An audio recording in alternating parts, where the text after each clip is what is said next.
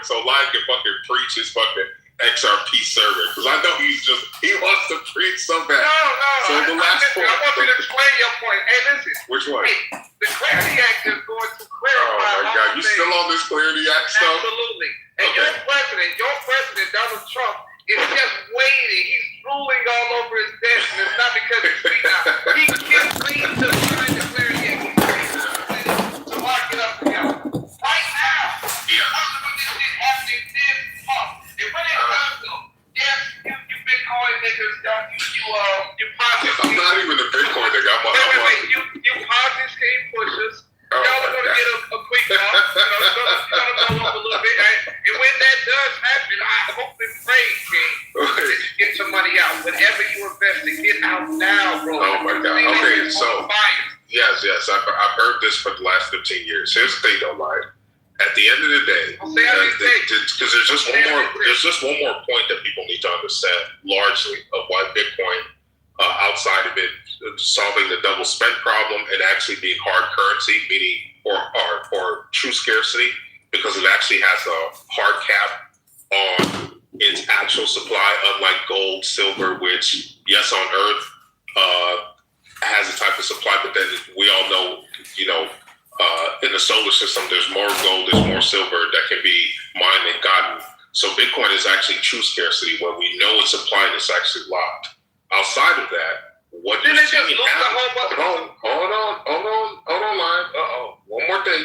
Outside of that, why I think people need to get it because it's going to $1 million, is that it's clear now that Morgan Stanley and the traditional banking system and the traditional asset management system sees an opportunity in everything said and using those aspects of Bitcoin and turn to the new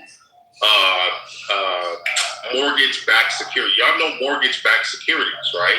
Literally the thing that created the whole housing market. They're going to do that same thing to Bitcoin, where they're going to use Bitcoin as a means of creating other financial instruments on top of it. And when that happens, because it's going to happen in the next 3 to 5 years, they're setting the stage now, Bitcoin will be $1.5 million at the least. So don't say I didn't tell you. Don't say I didn't explain it to you. I literally fucking did.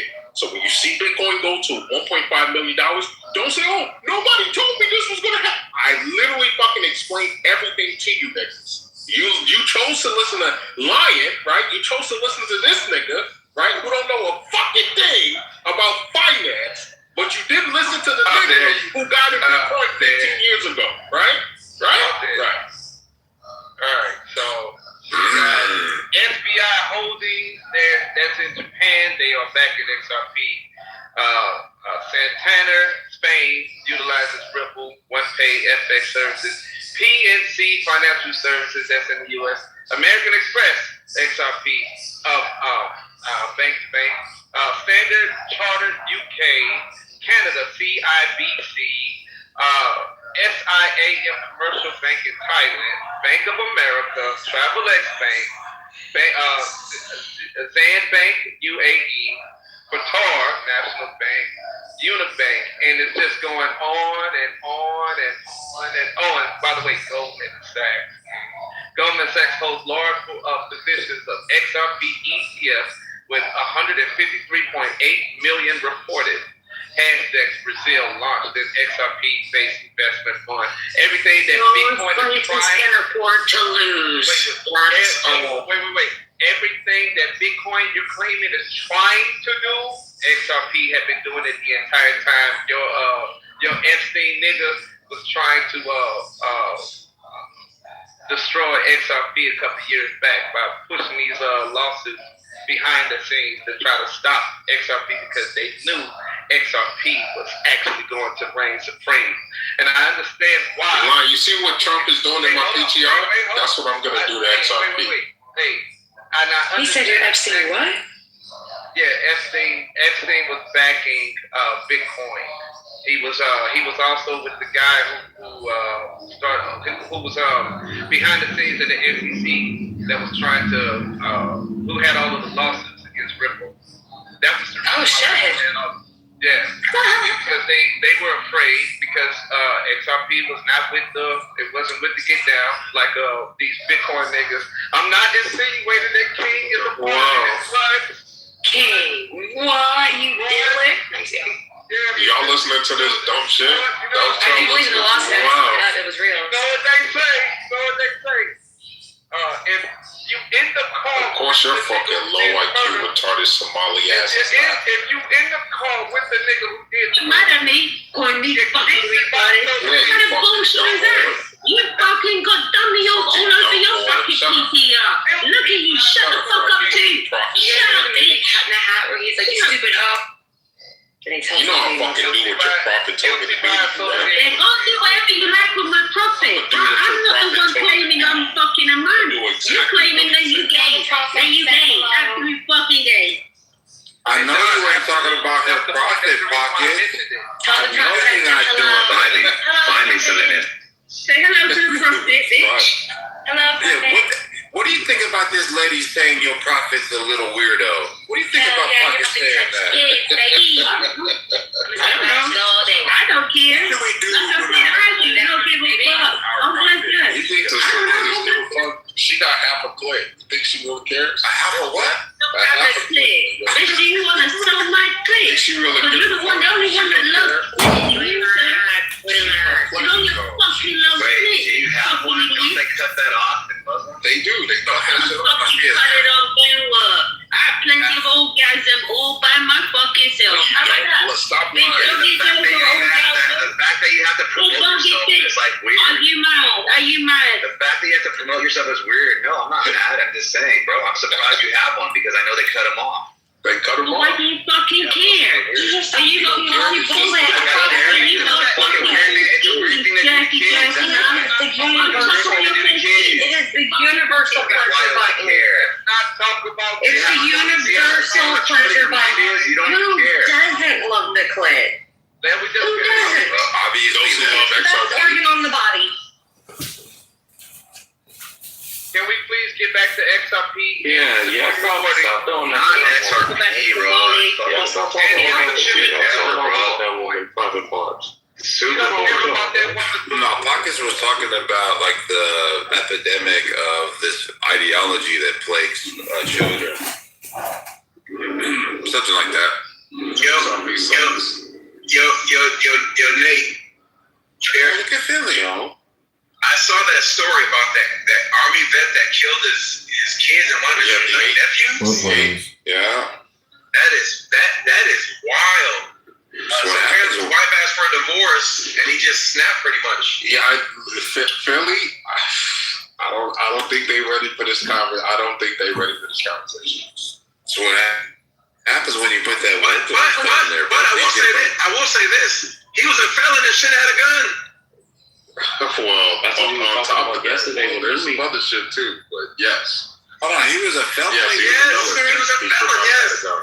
He's former military, but he caught a felony after the military. Yeah. And he got a gun because those are so hard to get in this country. Wait, you're trolling? now Philly. Serve in the milk. Have you seen the picture? Have you seen the picture of him and his kids? Yeah, I saw it. Conversation. Mr. Friendly, have you known when we ignored the problem went away? Yeah, I saw that. Yeah, I noticed it. I wish I was in all this. I don't know who. Yeah, who y'all talking about? Go ahead. Who y'all talking about? We ain't gonna snitch. I don't know who it is, but I wish I knew. I thought she said we like they talking about fried cake. Get it reset. Look at Pockets. I was in the whole time. I'll snitch. I don't care. I'm a snitch. I think You getting ready for your next career deal as a cop? That's what you're doing? No, I don't like when people disrespect Philly. I'm not with that. My thing though, Philly, is that Philly, I'm gonna have honest conversations. What you say, Ryan? You ain't got a problem when they disrespect me though. I guess. No, XRP defense lying more than me and you. Who the fuck defense lying more than me? Yo, King, I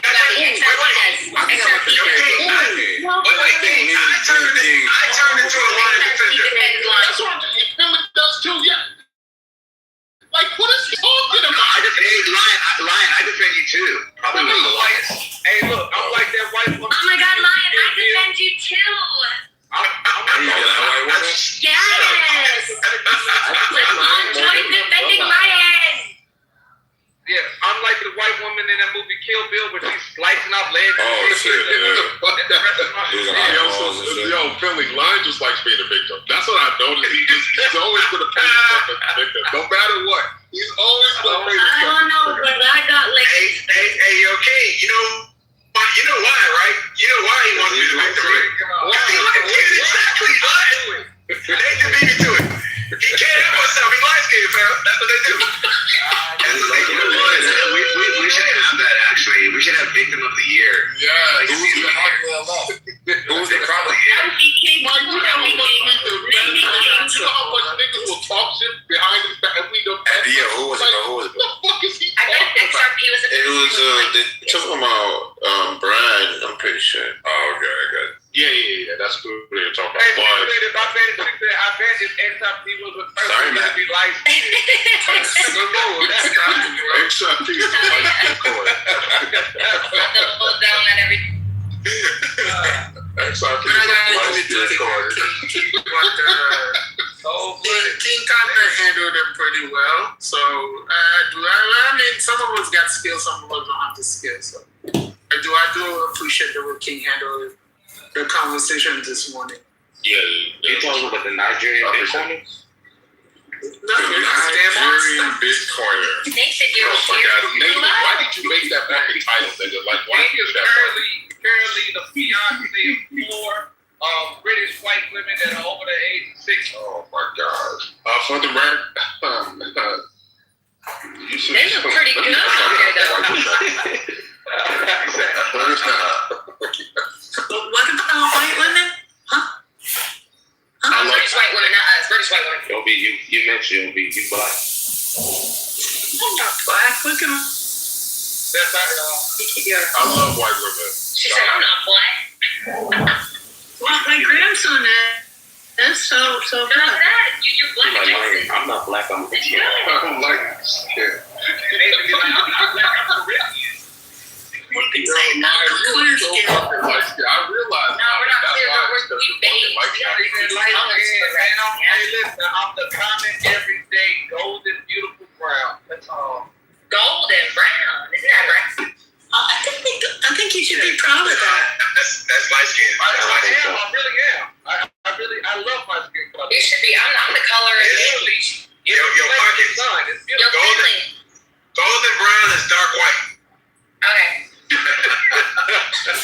So what's light? Like golden brown, hash brown. Shit, you're right. It was a white potato that exactly. I get it. Yeah. That's a lion.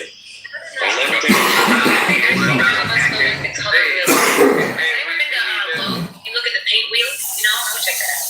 Just want to invite my Christian brothers to the stage. My Christian brother has been reborn. Yeah, congratulations, Mike. You became a real Christian brother. Congratulations, Mike. God bless you in Jesus' name, Mike. You're not like the Jesus, Mike. Brother Mike, Most people right now, Mike. Brother Mike. Continue to walk in the truth, Mike, you're Jewish? Don't be deceived, Mike. Christian? Yeah. Oh, same thing. It became brain dead. This nigga said, yeah. He went from an intelligent atheist to brain dead. Amazing. I mean, I'm racist. Look, how can somebody be angry and hateful at somebody like that? Yeah, I lion. guarantee there are no freaking atheists on this. We're so proud of you for touching grass, Mike. It must feel so. Yo, Mike. What's up, young sir? Yo, I think this nigga jealous of you, bro. You know why? Because he gave up his right to salvation. He forfeited his soul. So when he looks at you, he sees hope. He sees someone who's going to live after death. Someone who's going to sit with God in his kingdom and be known as an Israelite. He hates that about you. He's mad God is going to see you. He's angry that God will see you. Israelites like super angry all the time. Jehovah's cleaned my body, and then a baptized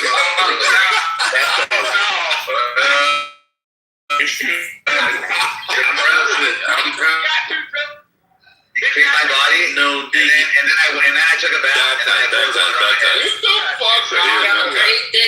Diddy, all that. Shout out to you guys. Bro, the worst time he did that was crazy work, bro. Oh, he cleaned my body from head to toe.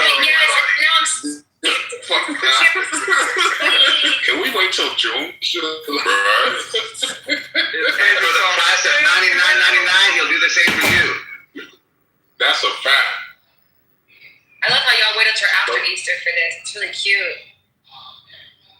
Did someone say party like 1999? You know what's crazy though, Mike? What's crazy, Mike? This is really a good thing, bro. You was able to do what most people can't. Somebody who walked from atheism and say, you know, I am now a child of God. Devil cannot judge me for my past. You are a new creature. Next thing you know, after all the tribulation and the struggles, you go to be coming out unscathed. Even if you have to lose your carnal life. Some people can't make that choice. Some people so scared to do that they say, you know what, God ain't real. You know what, I'm an Israelite, God ain't gonna hurt me. You know what, and when tribulation comes, God ain't gonna let me go through it, and I'm gonna get raptured up. But Mike, you're not like these people. God called you out of the world, so you will never be like lying. Never. I think that application is still pending for a little bit. I think, he's looking through it. You could get baptized and be cool. You know what's crazy though? He's the third baptism. My first was one of my friends. Wait, you for real baptized this too? Just man, this is the third baptism. Mike, are we being serious? Are we fucking joking? Yo, Mike, every time I do it, I lose a piece of Jacobus. And I become more into that new creature that he was talking about. Because I got another name. I don't even know yet. I don't even know that new name. But when he call me back, I'm going to be like, oh, that's me. When you say your name is Rockovia? I don't even know if I say the whole. I know it's something with an R. I know it's something with an R. They say Rockovia. Like, I'll keep. Rockovia is actually. Yo, That's actually fire. Raka is a bad word in Hebrew. That's the only word Jesus said. You call somebody that, you're going to hell. He said you call somebody Raka, that's useless. He said you call somebody useless, you're going to hellfire. You call somebody a fool, those two words, not supposed to call them people that shit for some reason to Jesus. He don't like that. Jews have the weakest God. Well, I have plausible deniability because I don't speak Hebrew, so. But you know, God is the God of the Old Testament. No. Their God is the weakest God. That's the God of the Old Testament. Yeah, remember he said, I'm defeated. I'm defeated. Let me ask you this. Do you think that this is like possible for God to say, my children defeated me? Nathan. And smile while saying, Hold on. You don't Mike is smart. Answer it, Nathan. Just answer smile. it, With a smile, Nathan. No. Answer it, Nathan. What's the Answer it, Nathan. God can do anything. Could God be not God? That's a contradiction. Thank you. So that means there's one thing that God can't do, right? So can anything defeat God? Can anything defeat God? Can anything defeat God? Yeah. Yeah. What? He allows it. His children. Wait, what? If he allows it, that's it. If he allows it, then that's not them defeating him. That's him letting them. Wait. Wait. Hold on, that's him still getting what he wants. Bro. Oh, he's just talking about anything he wants. With your kids. Say it again. Exactly, Nathan. Exactly. You ain't even read the story, Nathan. You ain't even read the You story. play a video game with your kids. Yeah. No, we get that. We get that with Jacob. We get that. That's not what Mike is talking about, though. Mike is talking about their God being defeated. That is true. The way the Jews describe it is not what we're talking about with Jacob. It's two different things. They're able to trick their God, and their God actually gets tricked. Wait, no, what? No. That is a fact. Oh my God, bro. The way described tricking Hashem. Hashem gets tricked. That's not a trick. That is absolutely correct. So Nathan, look. Look. Here's the point. Here's the point. The point is that they're saying that God confirmed that they defeated him. Correct. To confirm that Jesus wasn't the one. It wasn't Jesus, though. That makes sense. I didn't say it was Jesus. I didn't say it was Jesus. What they're saying is this. Yeah, the same. I'll tell you this right now. Look, same proof. they're saying this. Like the Torah, right, was the last thing, right? But God comes down and says, nah, bro, look, there's another one coming. And they're like, no, God, you're wrong because you said this in the past. And then they come back and then they say, hey, ha, ha, ha, ha. God said that we defeated him, ha, ha, ha, because there is nothing else. Because there is nothing else coming, ha, ha, ha. That's what they said. All right, so who do you think the coming is? Pause. Yeah. Nathan, what do you think the coming is? What do you think the coming is? You guys are being charitable. Let me tell Nathan. You guys always Nathan, look, bro. Yeah, you're talking about Nathan. He's not responding, but Mike, you're good. Let me just tell Nathan the story. So he asked Nathan. I think he asked Nathan a direct question, but he kind of broke up. Yeah, because he was trying to tell Nathan the story too at the same time. But let me tell Nathan the story so he knows what's going on. So Mo would know the story. Mike know the story. Here's a rabbi called Rabbi Eliezer. Eliezer means Lazarus in Hebrew. Right? I mean, in English. You say too much. Just get to the point, bro. No, he needs this. He needs the details. We all different. He does not, dude. Details. Nah, but look. So look. No. What's his name?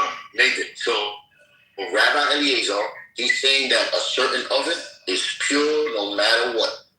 I'm gonna give you a quick Jewish law so you know why. A stone is always pure and sand is always pure. So the stone oven is broken and it's decorated with sand to make it perpetually pure forever. Nathan. Wait, Nathan. What's up, man? Let me tell him. Hold on. There's a we're doing right now. Can God lie? No. God can do what he wants. I didn't ask you that. Can God lie? Yes. Okay. How do you know that? He's capable of all things. He can lie. God can do anything. No, because it literally That's not. Where does it say that? Wait, hold on. Where does it say that? Where does it? He cannot. Hold on. So if God, wait. See, there's too many things going on. If God lies, is that antithetical to God's nature? God cannot lie, nigga. Who said that? I know, bro. Yes, he said I cannot lie. No. There's an inherent flaw. It doesn't have to be said. Could God? No, God cannot be God. So can God go against God's nature? That would be like saying God is not being God in that moment. Hold on, bro. Look, you're gonna ruin it, bro. You're gonna ruin it. This is meta shit right now. Hello?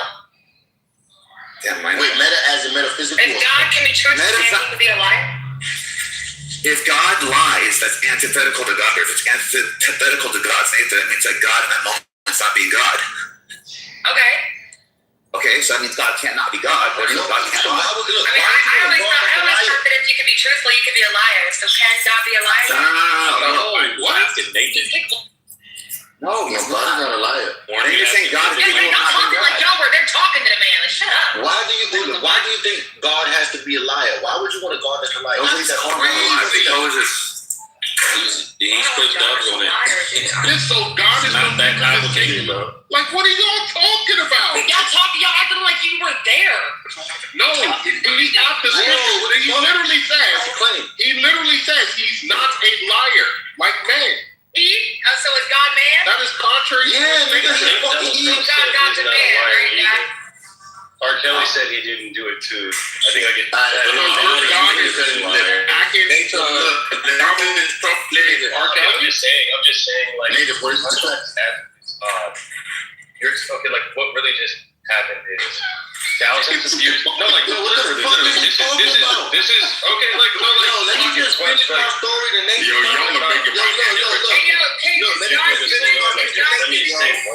let me just finish my shit to Nathan, because y'all gonna go on. I'm telling you. All right. Y'all got this is side. y'all niggas gonna go like on a whole rampage. Like y'all niggas about to start a whole Ethiopian church. Potentially. Y'all niggas gonna start a white church. Listen, that's what you subscribe to. Look, let me just throw this at Nathan. But that's what you can't be. As long as it's not antithetical to the nature, then there's no contradiction there. I didn't say that. That's a separate issue. There's other people that won't hear this part. I'm saying if they do that to the nature, nobody wants to hear it, bro. Nobody wants to hear it. You was lucky, Mike. You was able to be put in a room and get your own private lesson. These niggas got ADHD. I know those niggas not getting individual lessons, Mike. I know. What's the point of contention? What is this? Hold on. There's no contention at all. Get your name. There's zero contention. Alejandro, It's not a disagreement. It's just one. Everybody listen up. We don't have to. Jacobus, you literally own a piece of sight. Give him some room. No, I don't. Stop saying that. Look, everybody listen up. Wait, what the fuck was Isn't that? that what Craig told us? Listen. No, is that what you Let's heard? make this simple. Mike was able to get a private lesson from Jacobus because he got a special condition like me. So by him getting that private lesson, some of you, which is in the same boat, is not getting that private lesson. So you got a little mishap. You got to understand shit like you was in school, and you got to teach it. I don't care that you retarded. So basically, what I'm telling Nathan is, Nathan, I'm going to be teaching you in front of all these stupid motherfuckers. So look at this, Nathan. You don't have to say all the stuff. Just say the point. No, there is no point. It's the story. There's a point. There's a point. Oh my God, look at this, Nathan. Nathan, watch this. I'm trying to tell you the fucking point. You got shut the fuck up. It's not a point, it's a story. Oh my God, everybody shut up. Everybody Everybody Yo, King, imagine this. because they can be defeated by their own fucking people. Yo, King, imagine you was talking to Jesus and he said, I'm going to tell you a parable, King. Yes, Somebody next to you said, nah, you got to shorten up the parable. Are you calling yourself Jesus? No. I'm saying Jesus told his disciples, bro. Look, I'm saying, Why are you using that as an example? Jesus told his He disciples. got a gun, bro.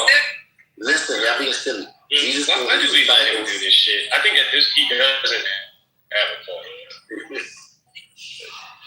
Yeah, because look at this. Is that my nigga?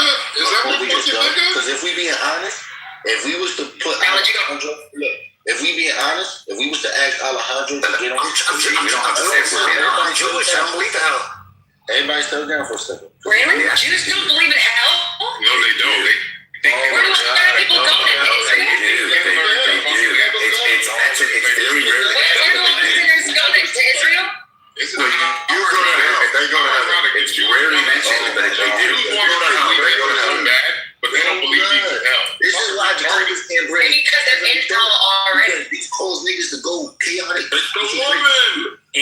So Nathan, I'll tell you the story. Nathan, I'll tell you the story. You want to hear the No, story? you just want to tell the story. Nathan, listen to me. Come on, my brothers in Christ. You guys are like warriors. I swear to God, Christ is not here right now with this happening. He's not here. Mike got a lot of, that's good. Jesus has zeal when he flips the table. Mike got zeal. Right? Zeal? So what is zeal? It's like you got a lot of energy for God that nobody can see, but you're going to manifest.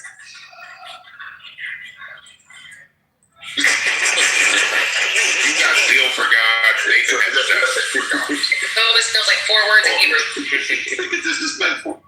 So Nathan, look, right? Yeah, remember throughout the whole Bible, they was talking about you are unclean. Like they could be a nigga amongst us right now with skin disease, and we all be like unclean, until the nigga get away from us. Like we'll shame this nigga so much. He comes to the supermarket, try to get an apple, be like, don't touch that, unclean, and we'll point at him, and the nigga run away being dirty. Now, Why would you want the apple after what happened? just pay attention to the story. That was good. So now, Nathan. So this Rabbi Lazarus, the same name, not person, is saying, yo, if you take a stone oven, mind you, stone is always pure, and you break it and separate it with sand, which is also pure, this oven will be always pure no matter what. And the majority of rabbis... Water on Mike? Right, y'all hear that? What the fuck? This is where we get everybody trying to be a comedian, and then nobody's getting paid for this. You're not getting paid to be a comedian. You're not even getting paid for the purpose. Point, dude. Who the fuck is talking? What the fuck, Nate? Yo, look, we got the disruptors coming in, doing this weird shit. trying to entertain niggas that don't even respect them. Wait, no, Jacobus. Because I'm about to go hard on Wait, Jacobus. I'm about to violate niggas right now. Okay, go ahead. Hey, turn your fucking cheek, bro. Turn that cheek. Do not meet force with force. Turn your cheek. They're gonna hold somebody together. Turn your cheek. Your one cheek is getting cooked. You gotta flip it to the other side so it's balanced. So your pockets Cook are both sides. I lost what you said when you said apple, bro. Flip the cheek. Jacobus, I lost you at apple. You gotta start. Nathan. Mike, I'm a Jews went and spoke to God. even defending you. And then they came back and then they told everybody else, God said we defeated him. Do you believe that to be true? I listen to the story. Don't listen to his story. Wait, who said what? Anything. So, History. Look. so basically, the Jews went to speak to God about. No, they didn't go to speak to God. This is the story. Yes, they did. Yes, they did. Are you How about reading the this? same book? No. Look, somehow, someway, forget about how it happened. Somehow, some way, the Jews spoke. Somehow, some way, the Jews spoke to God, and then after they do this, right? They come back, and then they tell the other Jews, "Hey, guess what? God said that we defeated them." Right? That's what happened. I don't know. This is Jacobus' story. Because what they're saying is this. Look, all I'm doing is I'm condensing it and I'm paraphrasing. No, Mike is right. He thinks if he fucking tells you about a bullshit oven, if the oven split up and then you put sand, now you're thinking about pizza and you want to talk about God, bro. Mike, I did think about pizza, dude. I know everybody did, bro. Gentiles. Well, then look, bro, just get to the point. Like, Jacobus, You know what he's saying is Jacobus, let me ask you that. Okay, Jacobus, let me ask you 2 questions, then I'll go on mute. You can say your story. You ready? 2 questions. All right. Did the Jews tell people that they said my children defeated me? No, God said it. God said what? Sorry, go ahead. God smiled and said, my children defeated me. Perfect. And stop, pause right there. Last question. And who said that God said that? That's what it says in the Talmud. Who said that God said that? Wait, so the Talmud is saying that God said that, or is somebody reporting that God said that? Oh, it's reporting. Yeah, and who's reporting that? Jews, right? Yes. And then, y'all heard that? Here, last question. Ready? Last question. Okay, now look, watch this. Now, are they referring to like a second coming or something like that? Pause. No. That's what I forgot. What are they referring to? Mike, remember I was telling you. Just say it. You don't go on as long. That instance. All right, so in the Mishnah, which is out the beginning of the Talmud, it says, those who say this do not have a part in the world to come. If they say the Torah is not in heaven, is not from heaven. That's what I told you. I gotta tell you the whole I'm confused. I don't get it anymore. All right, so look, here we go. So now, I'm going to teach y'all niggas this shit, so when a Jew come in here, he can't violate y'all. The Talmud is divided into 2 parts, 2 books. Oh my God. Wait, what kind of Jew? My kind of Jew or like your kind of Jew? White Jew. Okay. The niggas that look like you, right? So now, the Talmud is divided into 2 books. One is the oral law, and the other is the discussions. The oral law is telling us those who say this to the new coming kingdom that Jesus was making. And what you say, the Torah is not from heaven. Now, we go faster. We look at what's going on in the story.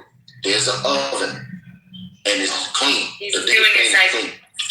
So now, all the other rabbis around him is saying he's wrong because the majority is saying he's wrong. Wrong about what? Wrong about the oven that you don't want to hear about, stupid. Dude, are you really talking about dumb oven? Listen. So, forget it. I'll take that niggas later. Because too much shit going on. Thank God, because after God smiles, I clocked out. So I'm just gonna say that what he said. Look, actually, you said that makes sense. What makes sense? Oh, the smiling part, like, that means he's human, right? That means God's human, right? No, there's no way. Why would God smile if he's not human? Yeah, there's no way that like God's gonna confront anyone defeated him, right? Even if he said, I'll tell you. Because God can't be wrong. recognize the omni factors of God, then you would know that there is no wrong in God. Now, if you look at it this way, who's the guy that was going to kill his son as a test? That wasn't his son, though. That was him. Stop. That was his brother. That was Nathan, only Nathan. Okay, did he pass the test? Yes. Okay, did he in that moment that he passed the test, did he defeat God? No. Exactly. Which means that God can run you through a test, and if you pass the test, it doesn't mean that you defeat God. So you can look at it that way. So even if the Jewish people are saying, hey, look, God put us through a little thing, and we passed. That's different than saying, my children defeated me. That's like a submissive, like fucking personality. Like, do you imagine how demasculine that is? Okay, let me ask you this. Did God play a game with the guy that was supposed to kill his kid? No, that's Yes, he did. I know, he fucked up Sodom and They Gomorrah. were all a test. Okay, look, so in what case did you get defeated if you got your way? if there's a game where there's winners and losers. Okay, could God ever lose? Yes. What? He allowed someone to win. Okay, if he allows them to win, do you want them to win? Yes. Okay, then who won? Can God fail to achieve his objective? Can God fail to achieve his objective? No, I got it. God won because he chose to lose. God chose to let someone win. God won. Look, to me, it's Mike, like if if I have kids, go ahead. And you're letting your kids play a game, let's say tic-tac-toe, and you allow them to win, and you let them win. Did you win? Yes. Yes. Yes, you did. No, you lost in theory, but you won. No, you chose to lose, so you have a choice. You can win if you want. Alessandro said it the best. All right, so Nathan, You accomplished your objective, but you still lost. Mike, No, you didn't. So Mike, I think I'm right. If we said it the best, said no one. So look, said it. Hey, Greg, think about this earlier sometime later. We don't know how fallacies work. So Mike, well, that's definitely not true. So Mike, I think I understand. Mike, I think I understand what you're telling me. I was making it too wordy, right? You're making it too wordy for everybody. All right, so look, I realized that. Look, No, I'll bring it up later on in the day. all right, so look, Mike, this is what I'm realizing, right? That's a fact. There's a reason Jesus gave y'all niggas the easy stories, because like the things I'm telling y'all is too much. So I realized that I gotta follow this nigga, give y'all like he's talking to kindergartners. So the whole issue is basically these Jewish niggas are saying we don't get our proofs or our reasoning or our teachings from miracles or fucking signs and wonders. Even though this nigga did the whole formula through the scripture, they said we can't agree with you because the majority doesn't agree with you. So God ended up speaking from heaven and saying, look, why y'all disagreeing with this person? He is right in every way. Everything he's saying is correct. Then they got up and said, look, yo God, you gave us the Torah on Mount Sinai. It's not in heaven no more. So you can't come down here telling us this when we had the Torah. And now the prophet Elijah is standing on the side and can I saying, say something? Can I oh my fucking God, Joe. Hey, King Solomon, my man. Yo, what are you doing? What is she King doing? Solomon. Somebody get this earlier. What's up? King Solomon, my Come on, fucking tell us chill out. That's my girl, man. Chill. Let's go. Come on, bro. Right, come for real, bro. You gonna tell your happy girl jumping on stage? Sorry. You kings. Yes. No, I never. Are you fucking desperate? You don't even know how to say it. Keep going with the short stories. Somebody else, they would have moved this. That's my point. Why, Come on, man. Chill. King, God is testing Like, this you. Yeah, I'm about to violate this hoe, bro. Come on, then do it. Come on. Why you He's gotta do right. that? Dusty you. God, I still love your rap. It's got she's got a hot accent. She does have a good accent, bro. Even when she's cussing. Those were already talking about they like voices, Joe. Niggas Yo, King is my man. Don't fuck up. Yeah, man, when I turn Hey, yo, King Cinnamon, you better do something. I choose on I think the focus was talking. My money go jiggle, it folds. Wiggle, wiggle. Isn't no, I didn't get That's what it sounds like. Yes, please, for me, no pause. Yo, Oliver, you there? Yo, Jessica, I respect you so much. I want to discover earlier and later. Yeah, I respect you so much, not only because you defended me, but because you used the AI picture to show your beauty. Because you never saw glory from niggas in the room. You never saw glory from niggas you never met before. You was never a sucker like that.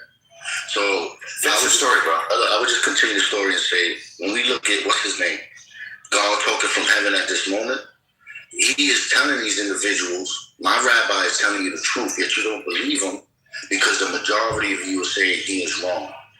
This is the common rule for all Judaism. If the majority say you're wrong, you are wrong. And now the majority is saying that God is wrong. No. They're saying God is wrong. Nigga, if God is saying he is right, God he is saying wrong? he is wrong. I'm confused by that. They're saying that. That's what I just said. Yes. You just, They're saying that. Yo, Mike, it just got That's right. Yeah, they're saying. And the reason why is because they're lying. They would rather have a weak God than make. why can't they be ignorant? Ignorant doesn't require necessarily making a claim that somebody said a thing. But Jesus said they're ignorant. He said they know not what they do. Can I ask you guys a question? That's in reference to them doing bad. But they're making a fuck. They're trying to say that God said a thing. And I mean, to me, the way I hear it, my understanding is just like this nature of God is what they're doing is it's so inconsistent to my understanding. And this could be just a credulity issue. My understanding is just so like God is just so one way. For you to paint God even in this way, it gives God a weaker spot. Her talk is feeling so okay, that's fine. Here's the point. Here's the point. It tells me that the fucking Jews would rather have it than a fucking strong God that proves them. That's a fact.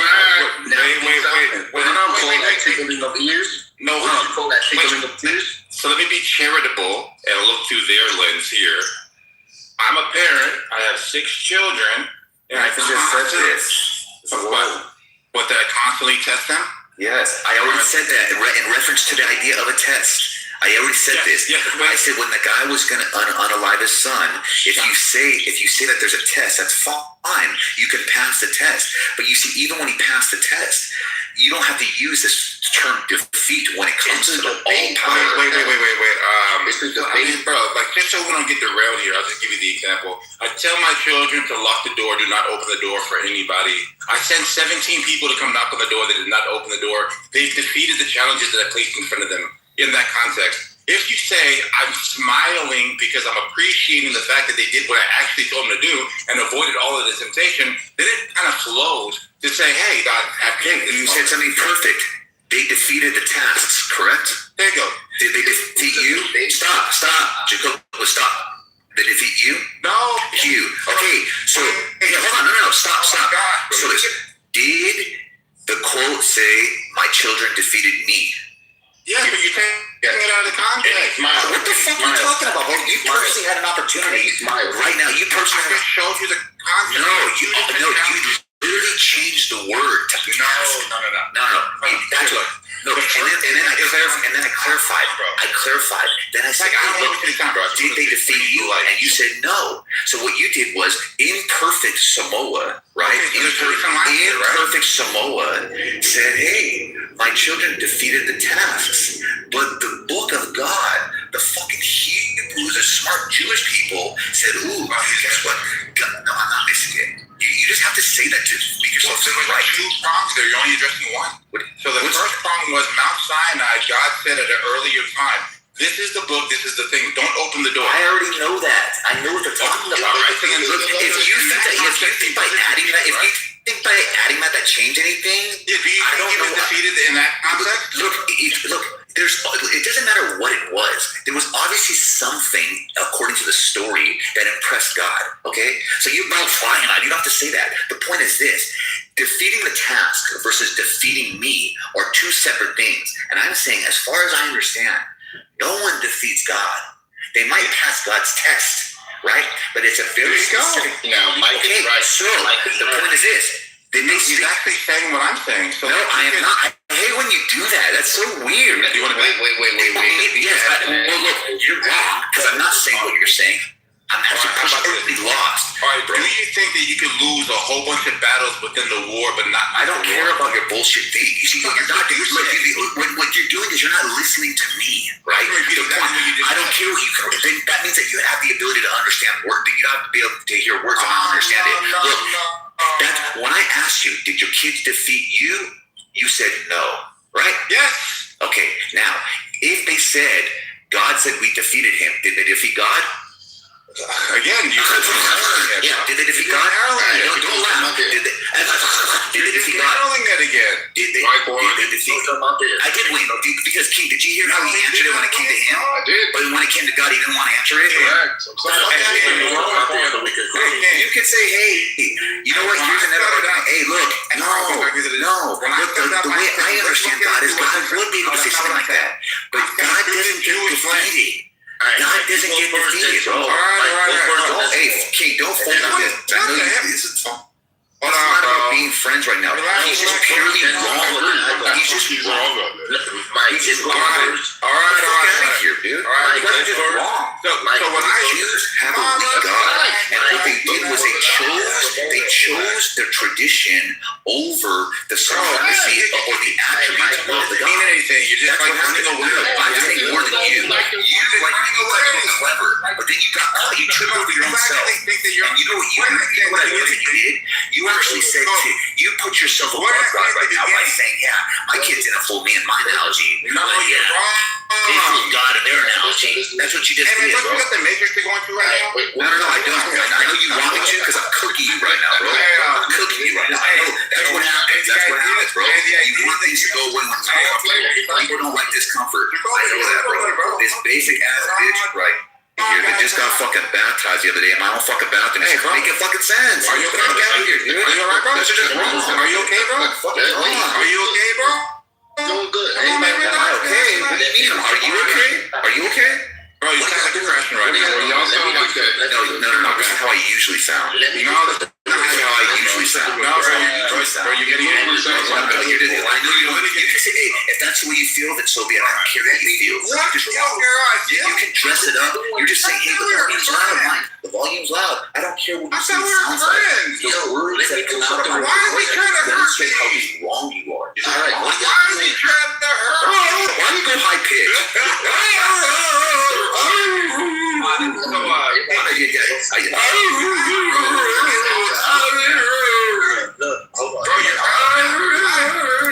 Relax, bro. Go on.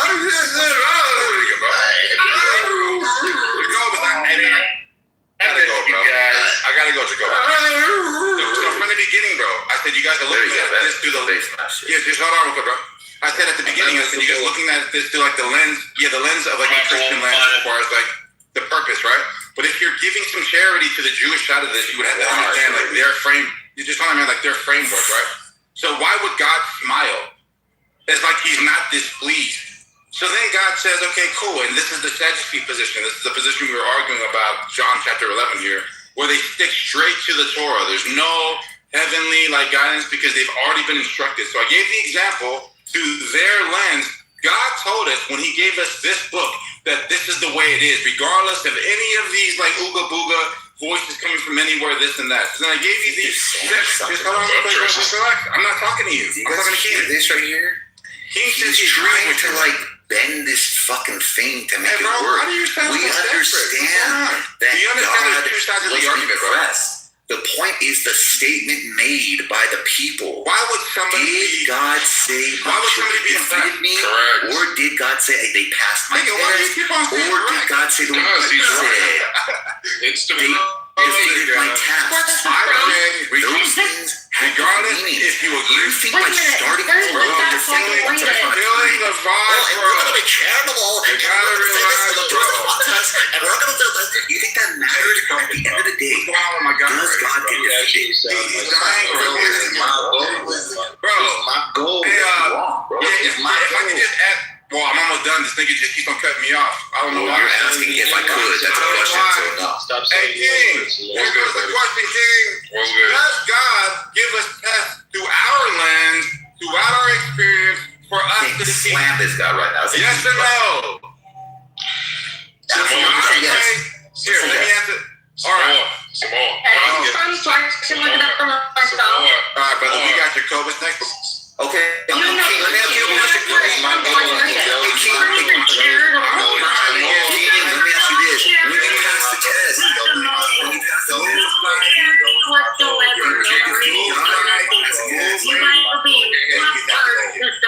It's my goal. Yo, it's my Yes, nigga. I'm trusting everyone. There's no Q. Yo, it's Yes, my there is a goal. Q. There's no fucking Q. You should have fucking made the most powerful voice fucking stand out. Get the fuck out of here. And now you want to disrespect. Yo, all of a sudden, I'm seeing, bro. Yes, nigga, there's a Q. You're not listening. Why? Who said there's a Q? Jacobus is saying, oh my gosh, he didn't even Who said that? Jacobus said, There's no I Q. Jacobus said, I'm next. Bro, 5 minutes ago, Jacobus said, I'm next. I mean, Jacobus said that. I thought Jacobus doesn't initiate the Q.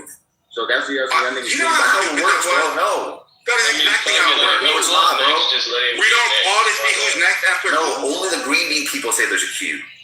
But if Because what's the difference of me saying that there is no Q? If our voices are equal, and I say no. He has a point, however, Mike is right. It don't matter. I just said it's my goal. All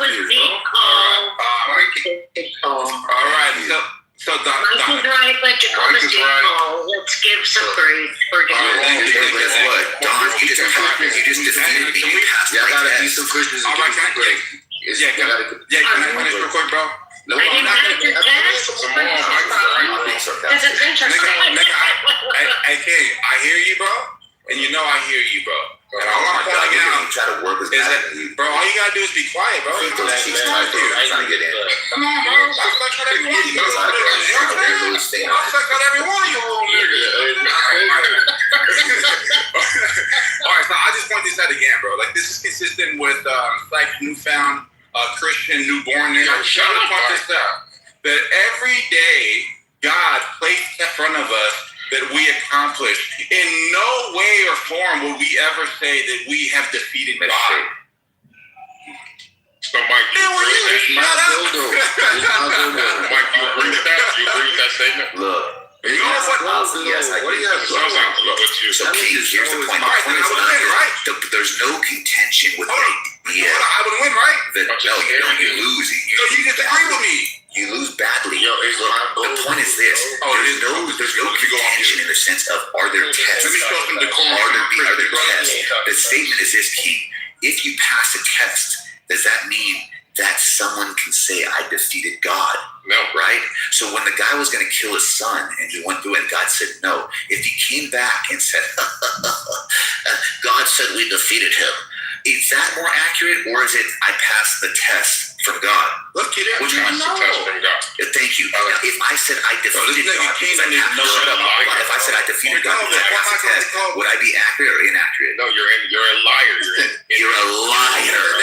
I'd say that again, a liar. Now, King, let's be charitable. Let's be charitable. Let's be charitable. Let's be charitable. You could just say, hey, look, buddy, Mike, they misspoke. And I'll say, okay, you know, I got you. They misspoke. You hear that?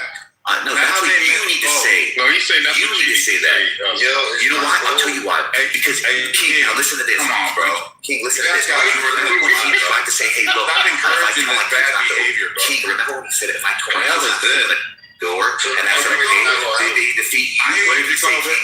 What did he say? Yeah, he said no. Okay, and I said that. Okay, he specifically said they defeated the class. King doesn't even know what we're talking about. Right? I know that shit. You see how King? You see how disrespectful that is? And King repeating what he said. Now you don't know what you're talking about. This is what a disingenuous person does. You understand. What part of time more are we talking about, King? I am not challenging the fact that there are going to be tests set in front of you. I'm not challenging that there's going to be challenges. I'm saying this. Maryland views or pass or fail, right? What did he do it? When he said fail, it's not a reference to what he defeated or God defeated you. Let him prove the point, Mike. Small. Bro, he's doing that. No, I already have. We know what it is. He can't lock it. You know who proved the point, King? He proved it. Oh, this nigga came back. The clarifying question is, this little nigga, he they came back. defeat you. What did he say? He said no. Yeah, right. Right? Well, I'm not going to Kitover. Exactly. And then I said, okay. And did he say they defeated the task? Did he specify that? If they defeated the task, or they completed it. Yeah. Okay. So perfect. So what you had is Samoa speaking with this guy doesn't know, right, as he usually does, and except for the time now, right? And then when I clarified, okay. So he said, "Oh, you gotta be charitable." I don't have to be charitable, bro.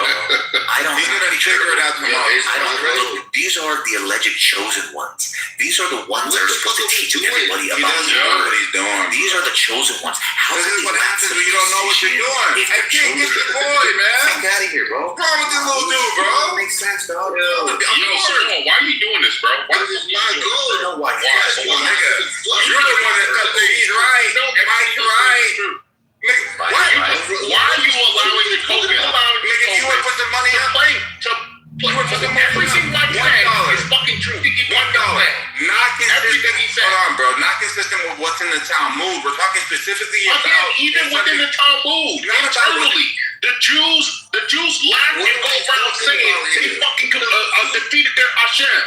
That is fucking disgraceful. Oh my gosh, bro. So were they wrong? I found a Bible verse that actually.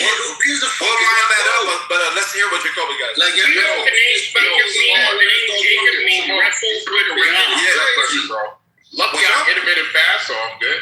But you raising my fucking blood pressure, Bro, you and I line this up. Blood pressure get raised, and you're not the one being cold. That is true, but this is not as basic as you think that this is. It is. Hey, watch what Jacoby says right here. Oh yeah, let's walk. No, you mean listen. See? Oh my God, figuratively. Oh my God. Figuratively. I swear this nigga, bro. Come on, I'm telling you, bro. Desperation. All right, go ahead, Jim. Did you just say desperity? Of course. A disparity of desperation, bro. You gotta combine the word. Wait. Oh, shit. We got the I need you to fucking help me teach these guys. Bro, just allow Jacobus to and then we'll start on my You guys are being like nobody can learn shit. From Shanola. Michael, that nobody can learn. It's not gold. Why is everybody? Yes, Tyson talks over everybody. Like sometimes I'm happy. Hold on, I got a message. I got a message from God. Sometimes when you speed, you drive right past your destination. Oh no! Damn! God said that. It means slow down. Let's get Jacobus his Slow down. My name. after we get Jacobus. We have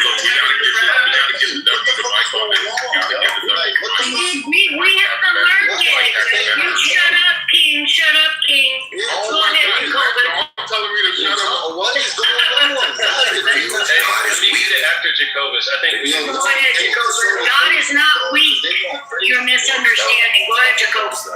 Thank you, bro. Can you move the next person down? That's 30 seconds on the code. No, we don't move anybody after that. You please don't interrupt Jacobus. Don't interrupt Jacobus. I got y'all. Alright, thank you. So I'm gonna say 3 things, and this is the first one. Father God, I know there's a lot of people in here who have a lot of passion. Can you move Tim down, please? Because I was praying, and I don't know what type of believer will ever do something like that. So, Father God, I know a lot of people in here have a lot of passions, and they have a lot of spirit, we'll call it. And they're not used to being patient and controlling themselves. So in order for them to learn and understand, as I did with Mike yesterday, brought him in a private room and taught him one-on-one, brought him through the scriptures like Paul said to do. And he learned. And now he has a passion, and I'm proud of it. And I'm confident he's going to narrow down. He's going to be a sniper. A sniper for Christ. Sell down. See? Yeah, I was a cat. So, yeah. So let me start off with if I was to ask King right now, what are we talking about? He's not going to know. Ask him, can you move him? He's not going to know. He's not going to understand what part of the Talmud we're speaking of. And that's not his fault, because his passions didn't allow him to be patient enough to listen and see what's going on. Now, I'm going to give you all the lesson I gave Mike. It is written in our oral law, Rabbi Eliezer wanted to prove that this stove was ritually pure and clean. According to us Jews, the stone is always clean. Sand too. And he said if you break this oven and break the pieces with sand that's broken, it will be pure forever. The majority of rabbis said, nigga, you wrong. You're wrong, because all of us say you're wrong. And it is written, they circled around him like a viper with litigations in their arguments. So after he defeated them with the scriptures, he started doing miracles. He said, I can make this tree go from here to there. Just like Jesus said, if you had a full of mustard seed, you can make this mulberry tree go from here to there. And he did that. And they looked at him and said, we don't get our teachings and proofs from trees. Then he made a river go from here to there. Then he said, we don't get our teachings and proofs from trees. Then he began to make the wall shake, and people almost died. And Rabbi Yehoshua got up, which is like Jesus' name, got up and was like, yo, wait, nobody needs to die here. And that's when he argued with the wall and said, yo, we don't get our teachings from walls. Next thing you know, a voice from heaven comes out and says, why are you arguing with my rabbi? He is always right. The law is just like him. Rabbi Yehoshua gets up on his feet and says, look, the Torah came down from Mount Sinai and it's here with us. It's not in heaven. Now, someone asked the prophet Elijah, what did God do with this hour? And he said, God smiled and said, my sons defeated me. My sons defeated. So the majority of rabbis right after that took all their money and burned everything that this nigga Rabbi Eliezer said was pure. And then his rent did that, all the people started starving. The dough burned ends. Everywhere that Eliezer looked, all the crops began to burn. Then they went to excommunicate him. And when they went to excommunicate him, they told him he wept. But that's not the end of the story. In another section called Toledo Jesu, where it talks about Jesus, he's the only rabbi that ever liked his teaching. And because of it, he got arrested and he was rebuked. So the whole argument here is of Talmudic teaching. And I'm saying, King, you will remember that story with Jacob wrestling with the angel. And if I'm not quoting you wrong, I would agree with you if that you would say that was Jesus. And Jesus broke that nigga hip. But he blessed him. But he broke his hip, showing that he could not defeat God. But in this story, it is saying God my children defeated me in a litigation, in a debate. This is different. This is niggas saying, even if we hear voices from heaven, that's retarded, bro. Just stop there. It's done. It's done right there. Let me finish. It's saying, even if we hear voices in heaven, even if a nigga do miracles, that doesn't mean it should go against Torah. We got our Torah from our sages. And our sages got it from the prophets and the kings. And the prophet from the kings got it from the judges and the woman, Deborah. And then they got it from Joshua and Moses. So all they arguing basically is saying, look, we get our Torah, and you can't say nothing unless it's in Torah. And because the majority of us say so, you are wrong. This is the whole argument. Now, whether Mike and Samoa are correct, you both are correct, and you need to be calm, listen to each other, and do what the rabbis did in the Talmud and have discussions. Nigga, don't say that nigga is right. He's wrong. Are you saying, wait, real quick, before I continue this, I'm asking, are you saying that you're trying to appeal to the consensus of experts while they disagree? Or not? No, you appeal to the Torah. The Torah. This is for your discuss and peace, though. You only appeal to the Torah. I'll just ask one word. Samoa, get into the line. I'm asking. I got you all in there, so to make the move. So it's on Alessandro. Ashley wants to read from it, and then it's on Liminal King, Mike, and Samoa Trap, guys. All I'm asking for, like, with clarity, Jacobus. I'm sorry, Don, can you put me before Mike? Just put me before Mike. Are you saying, Jacobus, that, like, you're going with the Torah and the consensus among most experts in that view?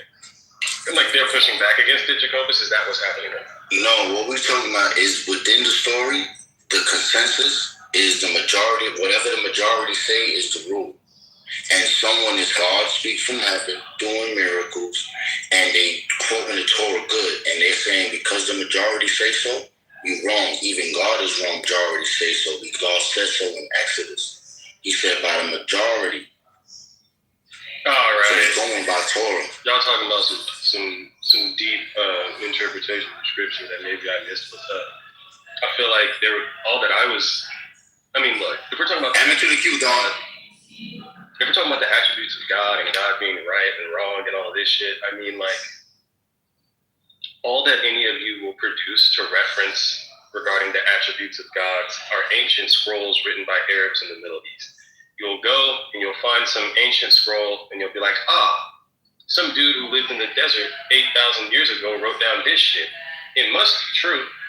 Right. And so I think, like, when we have these conversations about, like, the attributes of God, I think that most people are not thinking deep enough to even question how do we determine these attributes. Also, and that's evident when you're like, well, God is all knowing. That's why he told this dude to kill his son so that he could find out if he would really do it. God should already know whether or not he was with his son. God should already know what his choices are. God knows all the shit that will. So these little test scenarios to figure out what people think. Why is God giving tests if he already knows the outcome?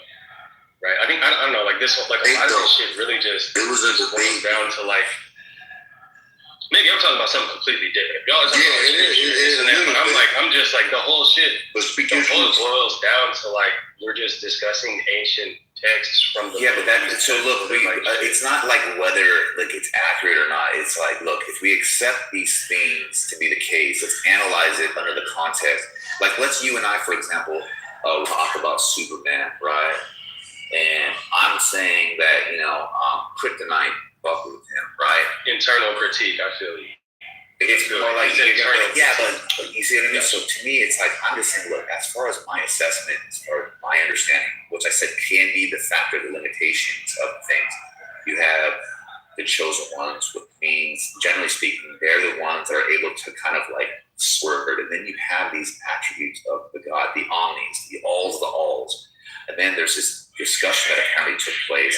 And then they come back and said that God was smiling and said, my children have defeated me. And I'm like, that's weird. That's the reason why. And the reason why is because I can understand if there's tests, there's challenges and all that. And you could say, I passed the challenge, I passed the test, I passed the task. But to come back and say, God, he defeated, that's the real question. That's what I'm Why that shit bothers you, though? But I think it does make sense, because for God to be defeated, I think this is where I feel where Mike's coming from. It's like, that would entail that God failed to achieve a goal.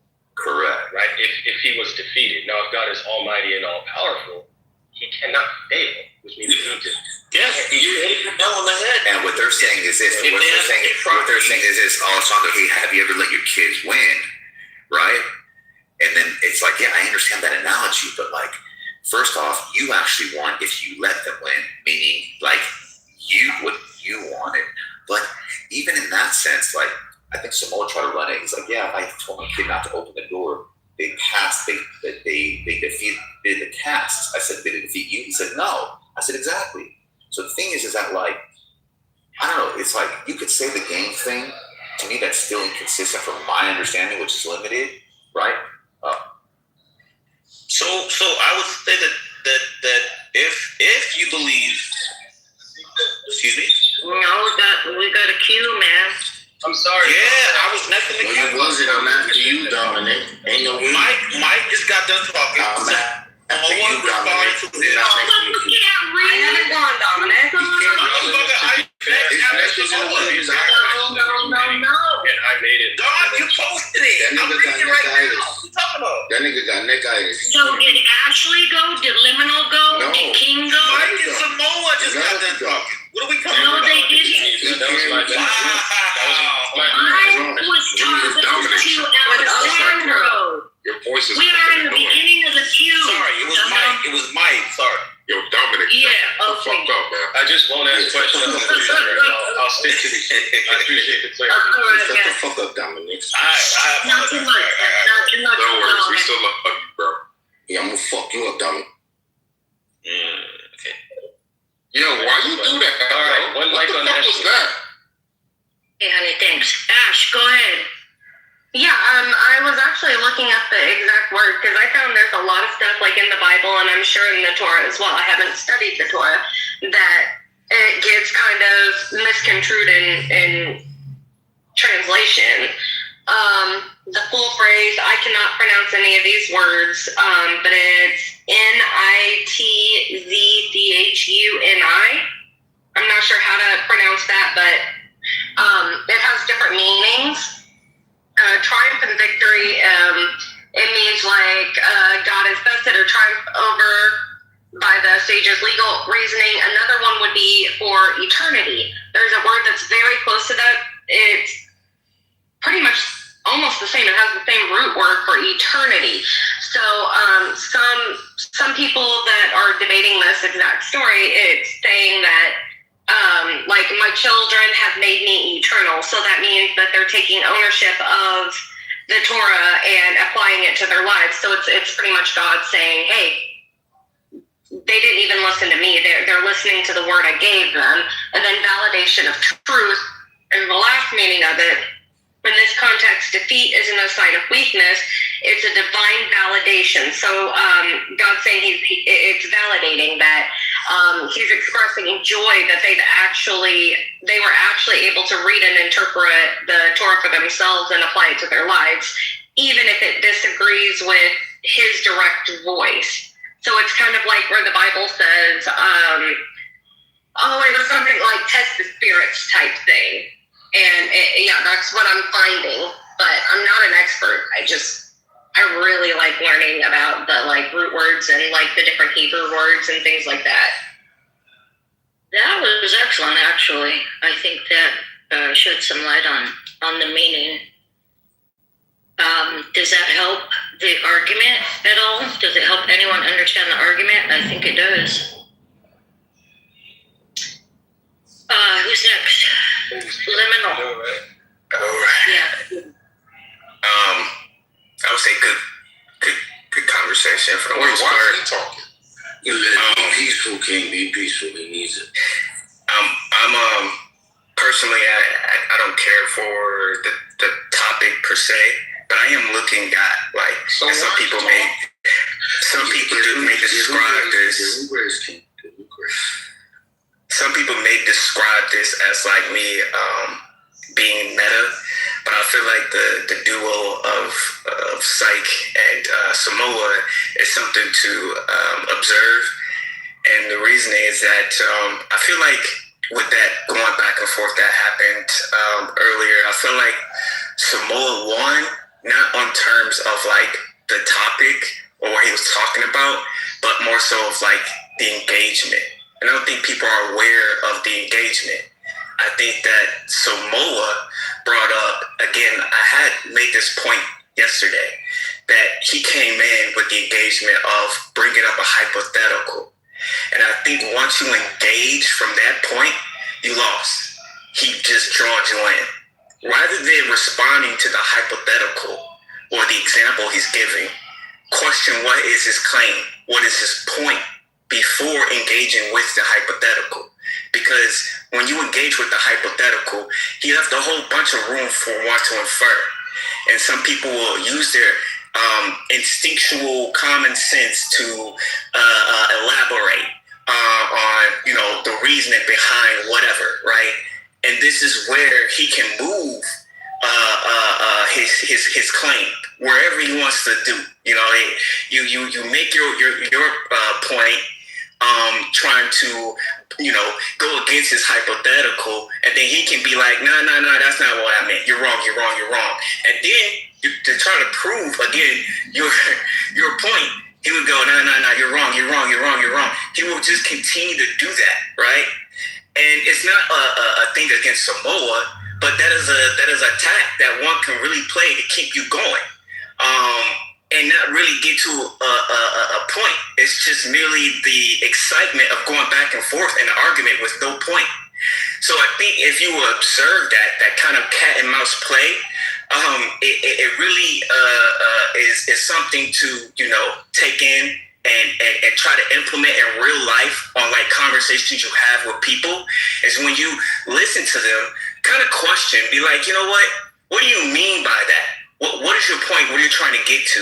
Oh, you're using that hypothetical as an example to try to clear up what you mean, right? These are good ways to have like a good debate, or I don't know, a conversation to get to a point. But again, just watch and observe how people engage. And sometimes you won't just go down this path of trying to always prove, right? Because then you pull down this whole like loophole, or I don't want to say loophole, but vortex to be specific, where you're in this place of trying to prove. And what are you trying to prove? Who are you trying to convince? Who are you trying to persuade, right? Is it the audience or your opposition? Right? So when people go down this path of continually trying to prove, they have to sit back and be like, okay, what am I really trying to do here? And I feel like some people get lost in that, where they're in this back and forth with the person, but, you know, they have the opposition that made the claim, but, you know, they're still like in this phase of, okay, I gotta prove myself. It doesn't matter who I'm trying to prove it to or persuade. I'm stuck in this mode.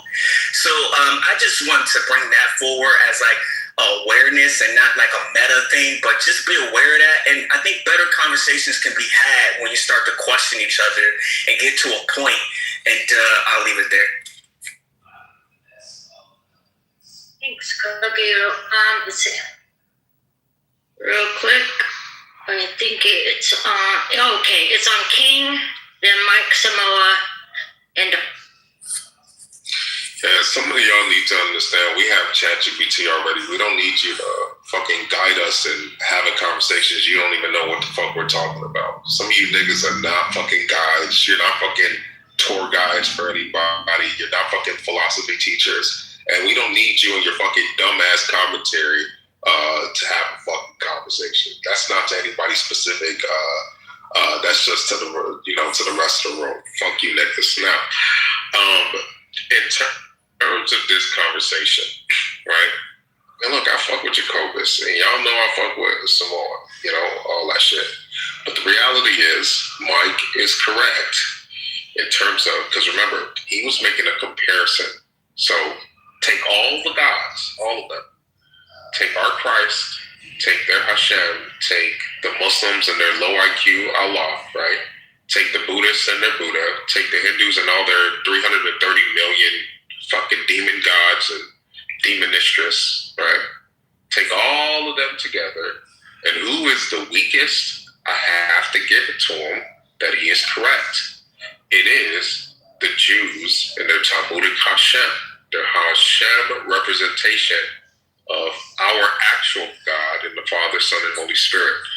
And so it is not just what you can find in the Talmud, because Jacobus did what the Muslims do with trying to portray their language of Arabic, and what Catholics do when trying to define their worship of Mary and their Mariology using legalistic terms to try and make distinctions to cover up that they're essentially worshiping Mary. Oh no, we just venerate. Oh no, you don't know the Arabic.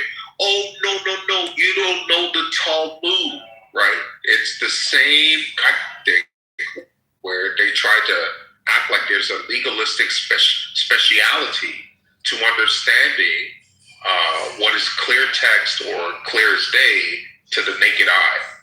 And it is that Jews, just like the Catholics with Mary, and just like Muslims with their retard language of Arabic, each is trying to hide or obfuscate what anyone can see and clearly see. With a lot of Catholics, just like Knowledge pointed out, they're actually worshiping Mary over Jesus. Not all of them. I'm just saying we can see that with the Arabics. You don't need to read the Arab. With the Muslims, you don't need to read the Arabic to understand that all of the translations are showing you guys are low IQ barbarians from the 7th century. And respectfully, with the Jews, when it comes to their Hashem, the way that they are able to trick him, the way that they are able to defeat him, that is a weak God. That is a problem. I remember learning this years ago, learning these things, because it's not just the Talmud. The Jews have a culture. They have cultural practices where they are able to trick Hashem. Essentially, God gives them strict rule sets, and then they're able to do little things that essentially allows them to get around the rules, and Hashem is tricked. So Mike was just one aspect of it, but there's even more than just that.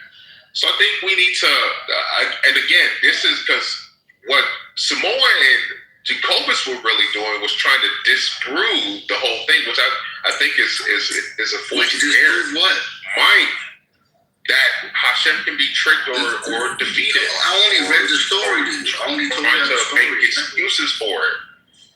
But still, the approach was trying to either make an excuse and or obfuscate, like I said, just like the Muslims do with their Arabic, the only thing I was trying to do was with their Mariology. And the reality is, Mike is correct in a comparative sense, bro. Mike is correct, Jacobus. I never said Mike was wrong. Okay, fair enough. So then I can accept that. I can accept that. Fair enough. So that means that's your. Wait, what the fuck you was talking about this whole time? No, because okay, so you can try to make it, Jacobus, like that's not what we were talking about, but you know what we were that's what we're talking about. He was making a comparative of weakest gods, and he said that the Jews have the weakest God. And y'all jumped off the mic to say he was wrong, but he is right. When you look at how Hashem is easily tricked, when you look at how the Jews in their culture make it like they can defeat their God, Mike is correct. When did I say Mike was saying that's not what you were arguing? When did I say Mike was wrong? Okay, that's why I said, Jacobus, I'll take you out of it. It's just Samoa then.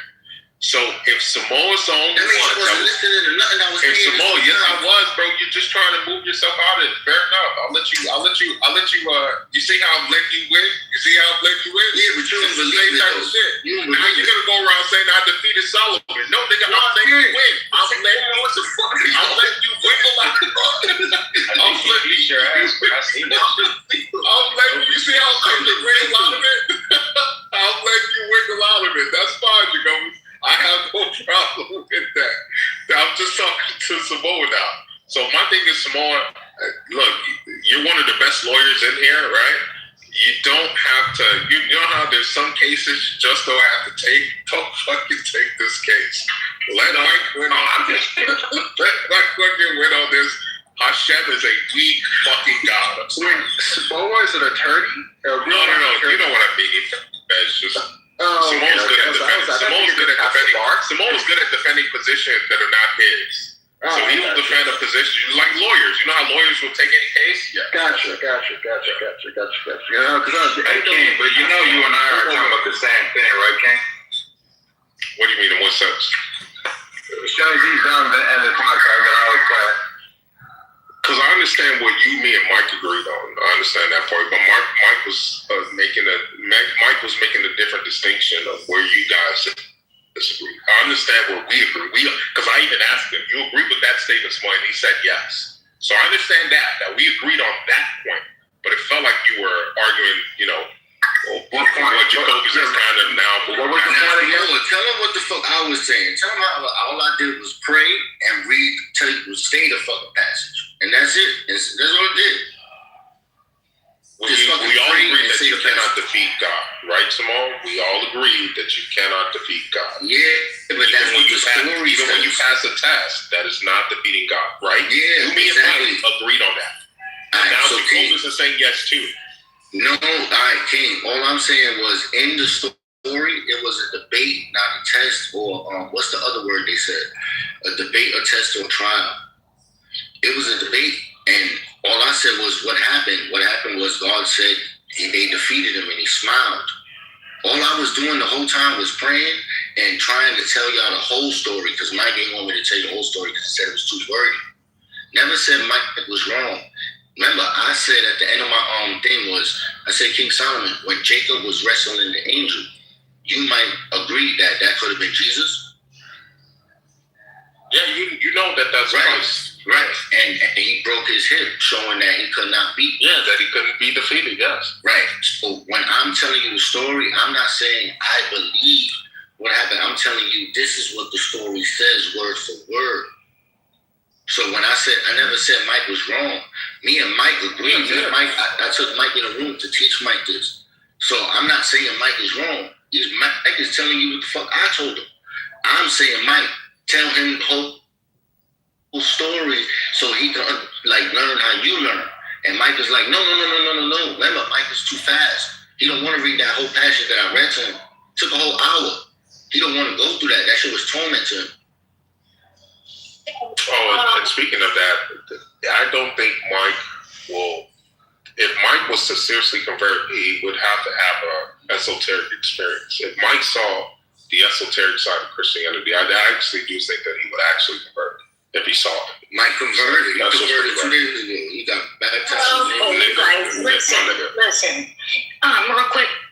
So Samoa missed, and Ashley wants to jump in real quick before, because then it goes to, after you, King, goes to Mike and then Samoa. I don't think Mike's and then here. on, right? I know Mike's not here, but he heard this, but Samoa didn't, and Ashley wanted to say something, but I want her to read again what the meaning was. Go ahead, Ash.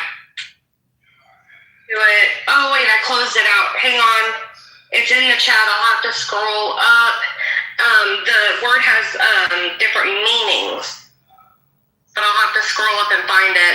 The first part of the word that was actually in there, if I can find it, I just posted it too. Hit the back button in your history of your internet browser. I don't have it up. God damn. I had to close everything out because Clubhouse glitched on me. But the first part, here it is. Usually it was translated, the first part of the word was translated as forever or eternity, and then victory. And then the other part, I don't know if the other part was as important. I mean, like to the choir or something like that when it comes to the Bible. But I think words like King, that's something me and you will disagree on, because I think actual Hebrew words and things like that are very important when you're actually digging into the Bible and when you're actually trying to learn the Bible, because I think things get lost in translation very, very easily. And if you don't break it out in word for word in the original text, sometimes it can get lost in translation. You don't think I like that's hermeneutics. You don't think that? Yeah. But that it was just that one statement you made, when we were talking, or when you first started talking. Yeah, I would disagree. Arabic? No, not Arabic. It would be. I think it was.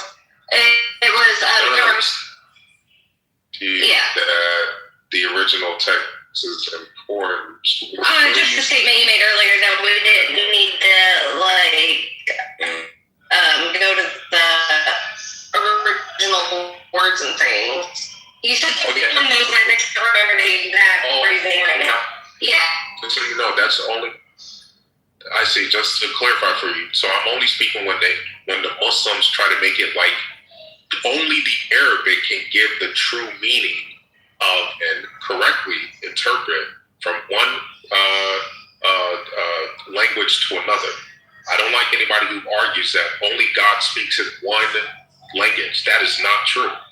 So that's what I was referring to. Not that the original language isn't good or no, of course. But anyone who tries to make it like, oh, if you don't read this in this language, you can't get the meaning. That's just another supremacist argument. And I don't think that that's okay, because God doesn't say that only this one language is the only language I speak in, which is crazy to me. So just so you understand, that's my view. That was so the word is Netzach, right? And it's translated to forever, eternity, or victory. So it's not actually God being defeated. She read it out. It's like a victory, and his children are actually, he's seeing them reading on their own, and that's a victory for him, right? Is that what you were saying, Ashley? I got some I'll put it in kind of like an analogy. It would be like if I gave my kids rules, and then I came and I kind of refuted one of the rules, and then they went back to the original rule I gave them and actually debated it out. And I think it was the way I read it, like when I was reading through it, was more of a pride thing versus a, oh my goodness, my creation has completely defeated me, I'm useless type thing. And Ashley got it. I'm proud thing. Yeah. That's how I read it. You there, bro? I'm here. What did she say now? That's so different. Hey, what happens when somebody asks you, King, if God came and told you that you have to interact with a 4-year-old in the most exploitive way, you would say this God, or this is not a part of God's what? Plan? Is that what you're trying to say? Yeah, you would deny this, like you would deny that this is the authentic God, right? If I had to interact with a 4-year-old? Yeah, in the PDF way. Oh hell no! What, nigga? What? Yeah, you would say what? You would say the voice. That's sick. That's not too far. Just remember. All right, so then you would say that the voice that I'm hearing right now, goes against God's nature. So you have a standard of God. Okay, cool. So now that we established that you have a standard of God's nature, and no miracle or no type of wielding would allow you to move off of that position, these Jews are saying our standard for that is the Torah, because God gave us this. Yeah, so God gave us this book here. And God said, hey, this is what it is. So imagine a voice or a rabbi tells you, hey, you can kill now. You don't have to listen to the sixth commandment. You would say, no, that's not right. No matter what they tell you, right? Of course. Yeah. All right. And then God would be happy with you. He would say, oh, good. King defeated my challenge with all of these tests that he just placed in front of you to move away from your standard of what God's nature really is. Okay. Right. What Sykes saying is, no, this is a defeat of God. God said they defeated him. Well, I don't think that's what he said. Well, then how can you get there by saying they have a weak God? Yeah, and because he's God hindered from overriding them. He's comparing to God, our God, and that's the funny. He's comparing our Christ in the Old and New Testament to the Jews and their Hashem in the Talmud and culture, and then all the other guys like Allah, And he's saying, when I look at all of them and what they're and how each God interacts with his creation, the Jews have the weakest because the creation is able to defeat or overcome or actually defeat, not just metaphorically defeat, actually defeat their Hashem. And I even pointed out other things that they're able to do, like trick him and some other stuff, which he did point out. All right, so I know that's what he was alluding to. So let me just point this out. So this is why I'm saying you and I have come up to different things. Like you're having this is right, this is wrong thing, and I'm saying I'm just being charitable to the position without attributing it wrong to show that he's taking what's being said in the Talmud out of context. Out of context. All right. How's that not a said, yeah, he said.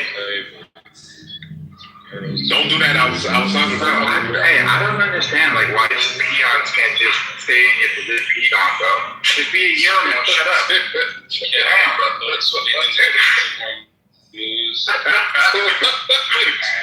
Hey, you're not all that. Listen. I mean, it took Ashley. Just how long ago, bro?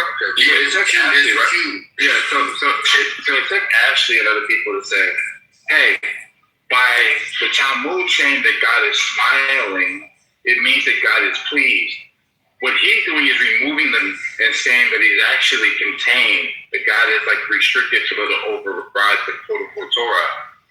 When every example that we've given is, hey, God has placed tests in front of you, you've overcome the test, and for that you stand to your standards. No, like I understand that interpretation. I understand that more. I understand he's pointing out because you're not being honest that other Jews, because these opinions back and forth. Jews will say they defeated their God. All right, so I'm taking it like there's some consensus. That's not true. All right, so I'm going to point this out again, bro. We're only speaking is he charitable to the positions of this Talmud 59? Charitability is not a necessary. No, charitability to characterize a person's position is absolutely a necessary thing. If you're saying you don't have to necessarily use a charitable, you don't have to. Well, think about that. Okay, I've thought about it. Especially when comparing gods. You don't have to be charitable. As long as you're consistent to everybody. Whoa, hold on. Charitable. No, consistency is not charitability. Consistency is absolutely charitability. No, it is not. No, it is not. And consistency is just the standard by which you would operate if you're going to compare. That being consistent across the board doesn't necessitate the charitability, because you can be consistently brutal and take the worst type of interpretation for each God, as long as you're doing it to everyone in the same way. So you don't have to be charitable. You don't. All right. So what I'm saying is, to be charitable, I don't know why you're doing this, brother, but you know I love you though. I'm just saying. To be charitable is to represent a person's position in its strongest form, not to nitpick around it to make it weaker to attack. That seems to fit into a definition that you and I are very aware of. I'm saying that if you are going to address this story, this specific story, regardless on what position, truth or false claim you're going to attribute to whatever side this is, we do have to represent both sides as what they are. If we're going to be honest. Yeah, I understand that. I just disagree that that's charitability. I just think that that's being consistent and having a standard that has integrity, where you're not, being charitable here, but you're being brutal here. I just think that that's more consistency than actual charitability. So, but even with that, because again, you can be consistently brutal across the board. So like, well, your Jesus was a faggot, all that dumb shit that these heretics love to say. But then with Allah, you said, he's a low IQ, he's a, as long as you're doing that across the board, and you come from that and you say, well, I loved across the board, I was brutal to everyone, and with all that, I'm going to, Hashem is the weakest. Like, as long as he's doing that, then that's something that... Yeah, that's why we asked him, like, what do you mean by that, right? And what he's pointing out is exactly what we're pointing out. So we know we're on the same page here. I'm saying that the argument is that, no, this God has created the standard of his nature. Well, no matter, like this is in Deuteronomy, this is in Exodus, no matter what trickery, no matter what is placed in front of you, you default to the standard. And what he's saying is, this standard is actually a containment or constraint on God's true power. And I'm like, what God? Even Christians believe that. So when God said this is what it is, and we won't change it. No, God doesn't change. That's true. However, God can. So God can't give it certain conditions. So if you're a Calvinist, obviously Calvinists don't believe that. But if you're someone like me, or or the homie Incan, where we're more, I'm more a Molinist, so I believe God has counterfactual knowledge about what people would do in certain situations. So with those models, God can temporally, within time, right? I agree with you, Okay, but the conclusion stays the same. Like, if there's a prophecy that this is going to happen, the means on how you get there could appear to be changing around because your lack of knowledge, but the conclusion will always be the end of the prophecy. Like, you can agree there. So God does have, you're right. That's why he has knowledge of all possibilities of even changing, all of that. So ultimately, yes, I agree that he's not really, in the ultimate sense, changing his mind, but temporally, from our perspective, it looks like that. But ultimately, that's not the case. So. Yeah, it's my goal. That nigga, so, like. I was actually going to get them for you because I wanted to hear your name. You don't give me shit. You don't give me shit. Listen. I gave the floor to you to go. You don't give me shit. You don't give the floor to nobody because we still got a queue. Yeah, Dominic left. Yeah, go ahead. Yeah. Jacobus and then Alessandro after Jacobus. Alright, so good looking line. I'll say this shit. How you call it? I had to look it up for her because I knew she was bullshitting. So the word that's used is called Nishuni. And in 100% of the context of that. What is that? What is that? Cold. I can't hear you.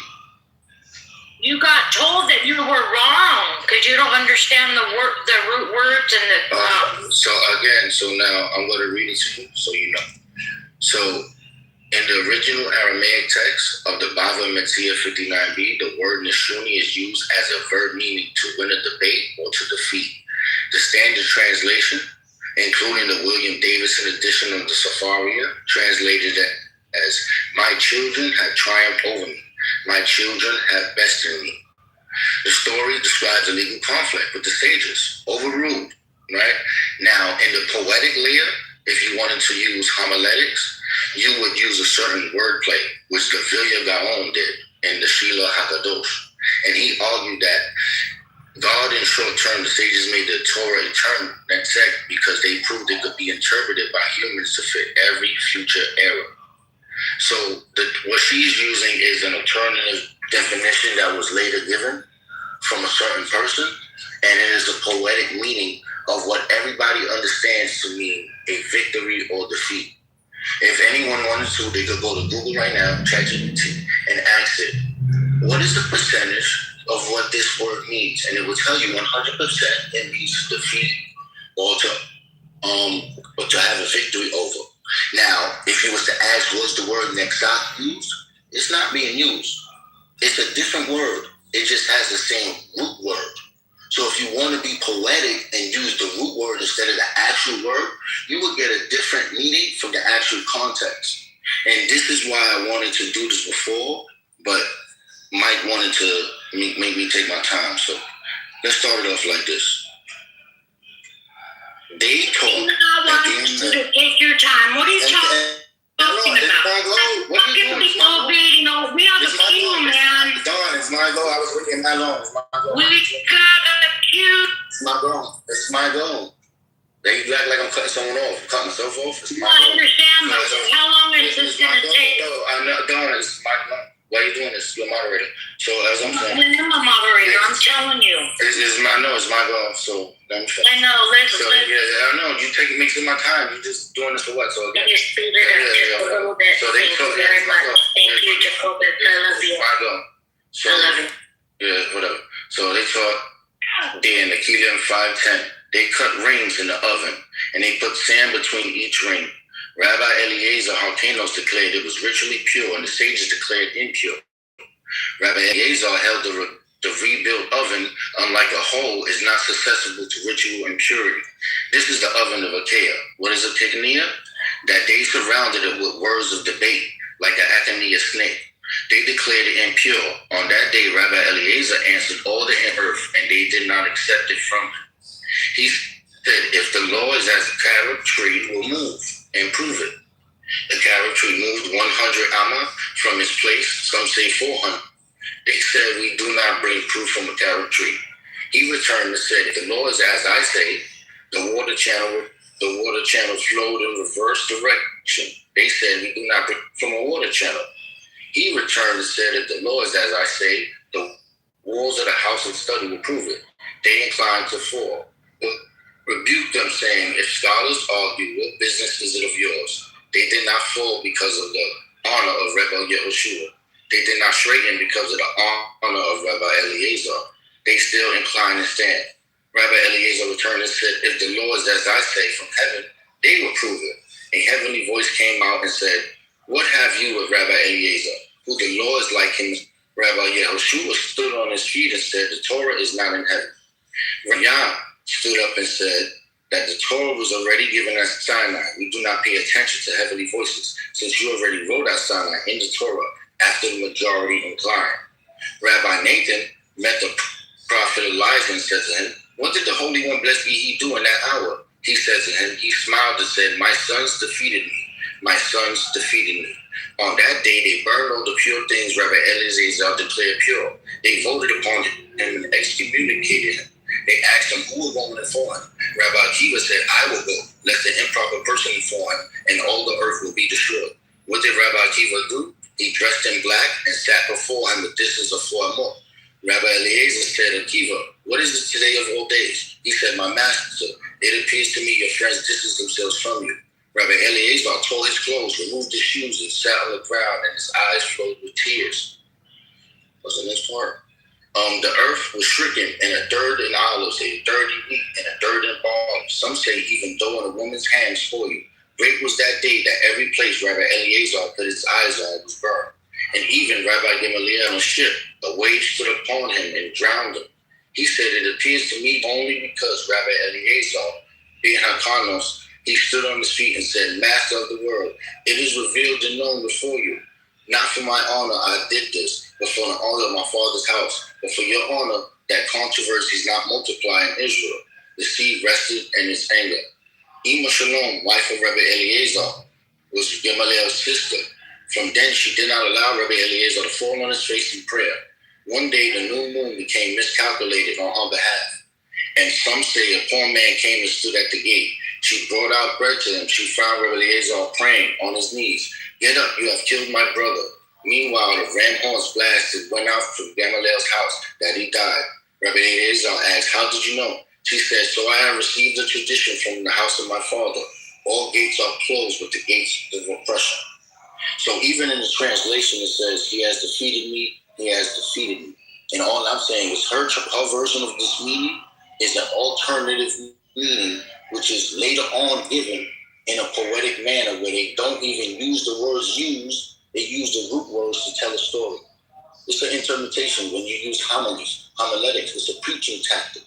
So Ashley tried to preach to you, and God is forbidding women to do that.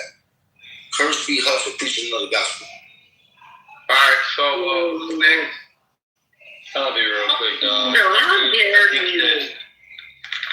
I mean, real quick, I feel like Ashley, I appreciate the way that you engaged. Ultimately, the best way to, I feel like, push back against whatever is being said is to dispute the meaning of the word. And I think you successfully did that, right? Jacobus, like, I'm sure that what you said probably makes sense. That word is not used, though, bro. But all I'm saying is, like, dog, like, you talk for 9 years and you usually are saying bullshit. So when you're giving a lecture, so you're not attacking all I'm saying is, like, bro, Jacobus. Nobody interrupted you. No one interrupted you, Jacobus. Yeah, because I'm not a bitch like you, man. All I'm saying is, like, dog, like, Jacobus, you are Jacobus. So just understand, if you talk for 15 minutes, nobody is listening. You are Jacobus. I don't know if the shit that you say made sense. No, it's you that wasn't listening. That's okay, good. Let him go, let him go. Let him go. You was listening. Jacobus, let him go. I don't give a fuck. Let it be. Let it be. Go ahead and put him down so you can speak the words of wisdom. And it's no disrespect to you, bro. You know what I'm saying? They saying you wrong. They saying everything I was agreeing with. You do have to go and understand. Not gonna let me. Yo, let them finish, bro. I didn't interrupt you. Didn't say shit. Stay quiet for 30 minutes. Nah, fuck that. Fuck that. Nobody was to the goo. I don't give a fuck, nigga. Okay, so I mean, this conversation was just for the record, I listen to you, Jacoby. I listen to you. At the end of the day, I agree with King. He's my Christian brother, but I do listen to Jacoby. Why do you let him go? Don't interrupt him. It's like, goddamn. So like, all I'm saying is like, yeah, nobody's listening to you. Cool, you're good. And you that's your line, Jacoby. That's it. So Jacobus, the problem is that you are listening and you're triggered. When you talk, everyone just starts fucking around on apps and playing games. When I talk, you get triggered and come off the mic because you're fucking listening. Because I'm more interesting than you. Right? So I mean, like, all that I'm saying. You don't even believe that. You were probably, cool, you're good, bro. You're good. You believe that. You were probably saying some interesting bullshit, maybe, but you're still Jacobus. So there's no fucking way I'm about to, like, listen to you talk for more than 30 seconds. You spending your time like, so what I'm saying is, like, cool, you spending the whole time. There you go, bro. Like, you're good, bro. Jacobus, calm down. All I'm saying is, like, Ashley was able to track it. Put him down. Put me down so you can end this conversation. Like Make it that simple.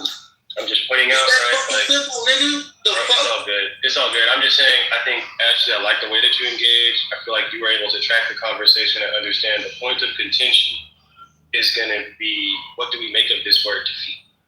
Right? So, like, if you're engaging and you're saying, okay, well, did they even mean the word defeat? It reminds me of the word like serendipitous. In the English language, the word serendipitous is very hard to translate. It's very hard. If I was to say, okay, well, this was serendipitous, there's not even a word in many languages for that. So if you were to like translate serendipitous into another language, there would be some confusion. There would be some, you know what I mean? And so I think like that's kind of what happens. In Spanish, it's el serendipitous. Right, el serendipicito or something.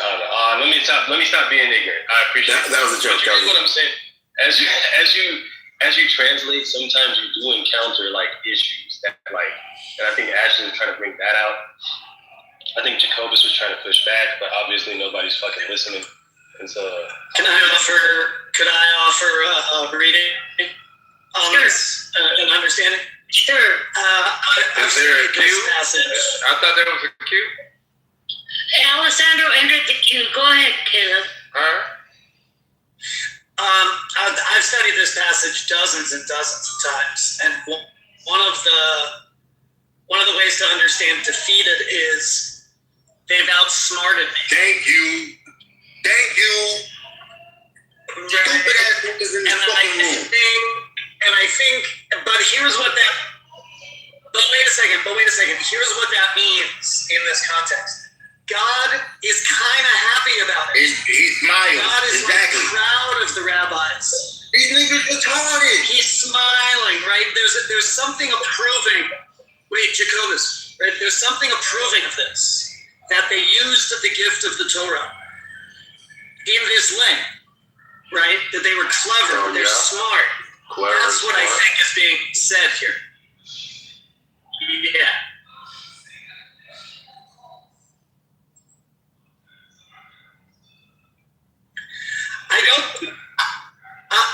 That's how I would translate it. Yes.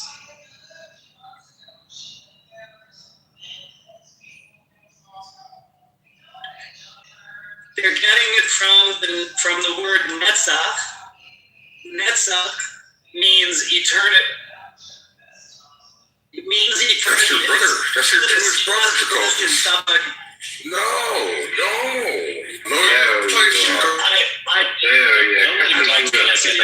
Slap you in the back of his head. He's fucking short. Don't let him talk about like you and Jacobus like that. Anyway, look, it's go ahead, man. Don't let Alessandro say that. To translate as eternity is a very, very poetic way to go about it. It hides the meaning of the story if you translate it that way.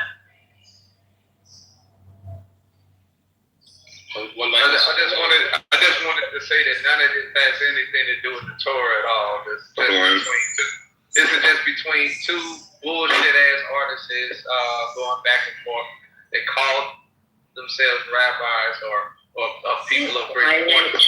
Go ahead, Samoa. It's the truth. Go ahead, Samoa. We stop communicating. You just simply show. No, we got a few. I'm after Samoa. Don. We have a few, Lion. To be fair though, Now I it's ended the queue and locked Yes, now there's a few. It's in the chat. It's in the chat. I did ask the Go ahead, first Samoa. one. It's just being fair. Like, I don't know. Crazy. Go ahead, Samoa. I'm after Samoa. Yes. You said shut your ass up, lion. Goddamn little bitty ass motherfucker. What's a fact? Always the little people. Yeah, like when you think about what Caleb said, what Jacob said, I think this is all kind of in line. King, me, like nobody believes that that there's this like idea that they're stronger than God. Or do you guys, or maybe I had that wrong, King, or anybody else, do you guys think you guys are reading this at the set and rabbis believe that they're stronger than God? I think it's a story about the idea that consensus and authority trumps truth, right? Because Rabbi Eliezer is really correct. Whoa. He actually does the miracles, right? But wait, but doesn't that kind of go against like the Torah when it says things like false prophets being able to perform these same miracles, voice that come to you and say, hey, the Torah isn't actually the standard. It's something that you should be able to dismiss because of this thing that no, hold on. The Torah was told to us that this is the standard. And regardless of voices or whatever this is, we're going to stand on the square that God gave us. So they're holding a standard to God. I don't understand anything you just said. That's fine. Okay, I'm trying to tell you what what the story is trying to convey. And I think what the story is trying to convey is the notion that authority and consensus and reason and using the Torah and trying your best to understand what the Torah means and then actualizing that has nothing to do, that process has nothing to do with the miracles that somebody can produce to prove that they're right. In other words, the idea that you can't prove it from the carob tree means that's outside of the realm of our system. We don't use that. You know what I mean? Yeah, I think you just said what I said. Like they're using the Torah, Mount Sinai, rather they're using this here as their nature of God. This is God's nature. And all these other things. Where do you think about God's nature in this passage? Yeah, so like the Torah in itself, what they're standing on. What God has given them, Mount Sinai, like this is what God has given us. This is our standard. That's why it's mentioned multiple times. Right? Again, I don't understand what you're saying. If you're they're using the Torah to fight against what their eyes are seeing. No, they're using the Torah. They're using the Torah to define their system of their. To deny what their eyes are seeing. It's not even part of the story that you're bringing up. The idea of denial. That's not what the story is about. This is a component. So just real quick. So the story is not about how the Torah justifies their position. No. Yo, what's the Yeah. So like in this in this Talmud, right? The seven people. Yeah, no problem. Yeah, seven more. He's so red on it. He's gonna look right up on it. I already called that this morning. So let me just point this out. I'm at the finish. All right. So there's seven Pharisees, or not Pharisees, rabbis, right? That are surrounding this one rabbi. And this rabbi says, hey, this thing, I can do this, I can do that. He starts showing miracles. The rabbis counter him by saying, no, the Torah was given to us. This is our standard. no matter what you do, you can't convince us off of the Torah. What Caleb just said is that's not actually what's in the story. That's what Caleb just said. I'm like, whoa. That's like, I just learned about this yesterday. Jacobus taught me. But I'm pretty sure I'm a pretty good listener. And I'm able to understand exactly like what the arguments were. I'm pretty sure that's what it was. Jacobus? I'm at the feeling you know he's gonna cry. Cry, you fucking airplane drop. I was gonna be a gentleman. I was gonna be a real Christian. And I was gonna let you go because y'all were engaged in the conversation. I'm about to do a quick conversation change. But now you can burn. Nate, you there? Nathan. The only answer is to Nene.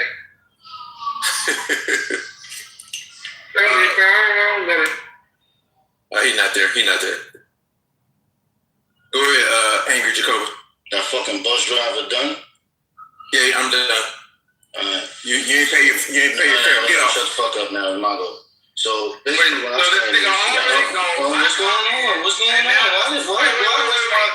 they do this shit? Why do they do this for Mago? Why do they do this for Mago? No, come on. You had 15 goals already. Dog, can you get this nigga? I will put you in. You want me to put you in, Ryan? Are you? Oh, now you want to? Whoa, bro, he asked to be put in a long time ago, dog. He just asked to be put in. He was disrespecting someone on stage, but he didn't clearly ask to be put in. So sit down. Yeah, sit down, dog. Sit down. I don't know, guys. I would say it was live. Sit down, you fucking dog. Well, you can say whatever you want, but I'm listening for people that be asked to put in and they didn't. And he didn't ask that. So I will respectfully put him in. Yeah. Sit your ass down. What is going? Every time it's a controversy. Don't you remember me saying that after this beat? Look, now he can't show himself. You guys are terrible. Every time it's my goal, and then they get mad when I spaz out. Let him go, Jacobus, please, and then you can go right after. Yeah, let that go ahead, Lion. Let that fucking dog. Go ahead, Lion. Go ahead, Lion. Go ahead, dog. Go ahead and let Jacobus go for the 50. No, because you started this whole thing. It's on you. I'll go after him. Then I'll go after him. Go ahead. You started it all. Go ahead. Go ahead. Go ahead, cutie. Go ahead, cutie. No. You brought it to light. Go ahead. No, let that nigga go for the 15th time and then I'll We're going to argue this. It's on you. You already submitted. Go ahead. Alright, so I just wanted to simply say that what you all are reading is not in the Torah at all. What you're actually reading is a conversation between two crooked-ass Babylonian Talmudic. And this is their concept, where they're basically trying to justify that they believe that they have outgrown their God. And now they are the gods. They don't need to listen to the words of the Torah because they believe that they've outgrown the words of the Torah. So now they follow their Talmudic doctrine that they created. Namely, if you were a Sadducee, the one where it talks about how it's all right to have sex with children, especially Goyim children under a certain age, and you can do whatever the hell you want to Goyim. That's the one that you're listening to. Nothing that you're going to read from this garbage will actually be found in the Torah. So these are two different concepts, and I hope everyone is really paying attention to what's being stated here. What the thing is, the reason why this is important, ladies and gentlemen, is because these are also the same fuckers that turn around and say that the Talmud is a commentary by their rabbinic Jews on the Torah, meaning they're getting their inspiration from the Torah. But as you can see, if you look up that phrase, that statement that was mentioned by Jacobus when he read, you won't find none of that in the Torah. There is no covenant, there is none of that shit. That shit was made up by these disgusting ass pieces of shit that Jacobus worships day and night, and more ways than one. I'm pretty sure he had a boy up there when he was a little kid, and some old ass pervert. It's obvious this man knows nothing about the Talmud. Some old ass. Don't interrupt him. He's a Gentile. Yeah, some old ass perverted ass white dude probably had his way with the COVID as a little boy too. It's all justified. I bet his mom just sat there and let it happen because it's part of this bastard ass culture that these niggas developed in Babylon, by the way, not under the God. And anyone, if you challenge what I'm saying, if you disagree with what I'm saying, please, I implore any one of you Talmudic scholars, if you want to call yourself that, but you really aren't. I know that for a fact.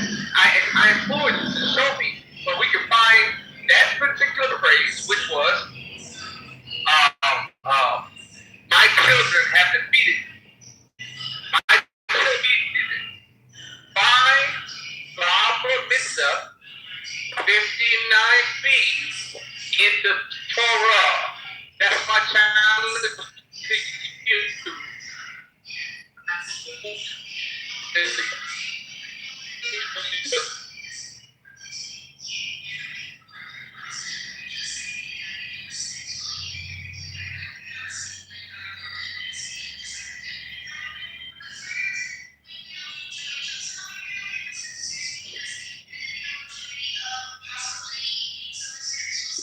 Great point. It's not there at all.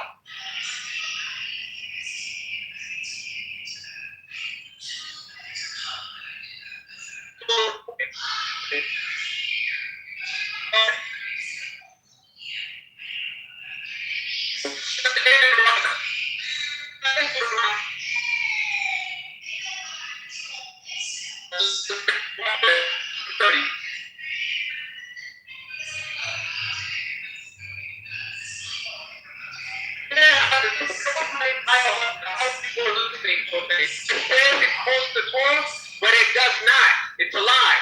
All right. So read. Please read. Deuteronomy.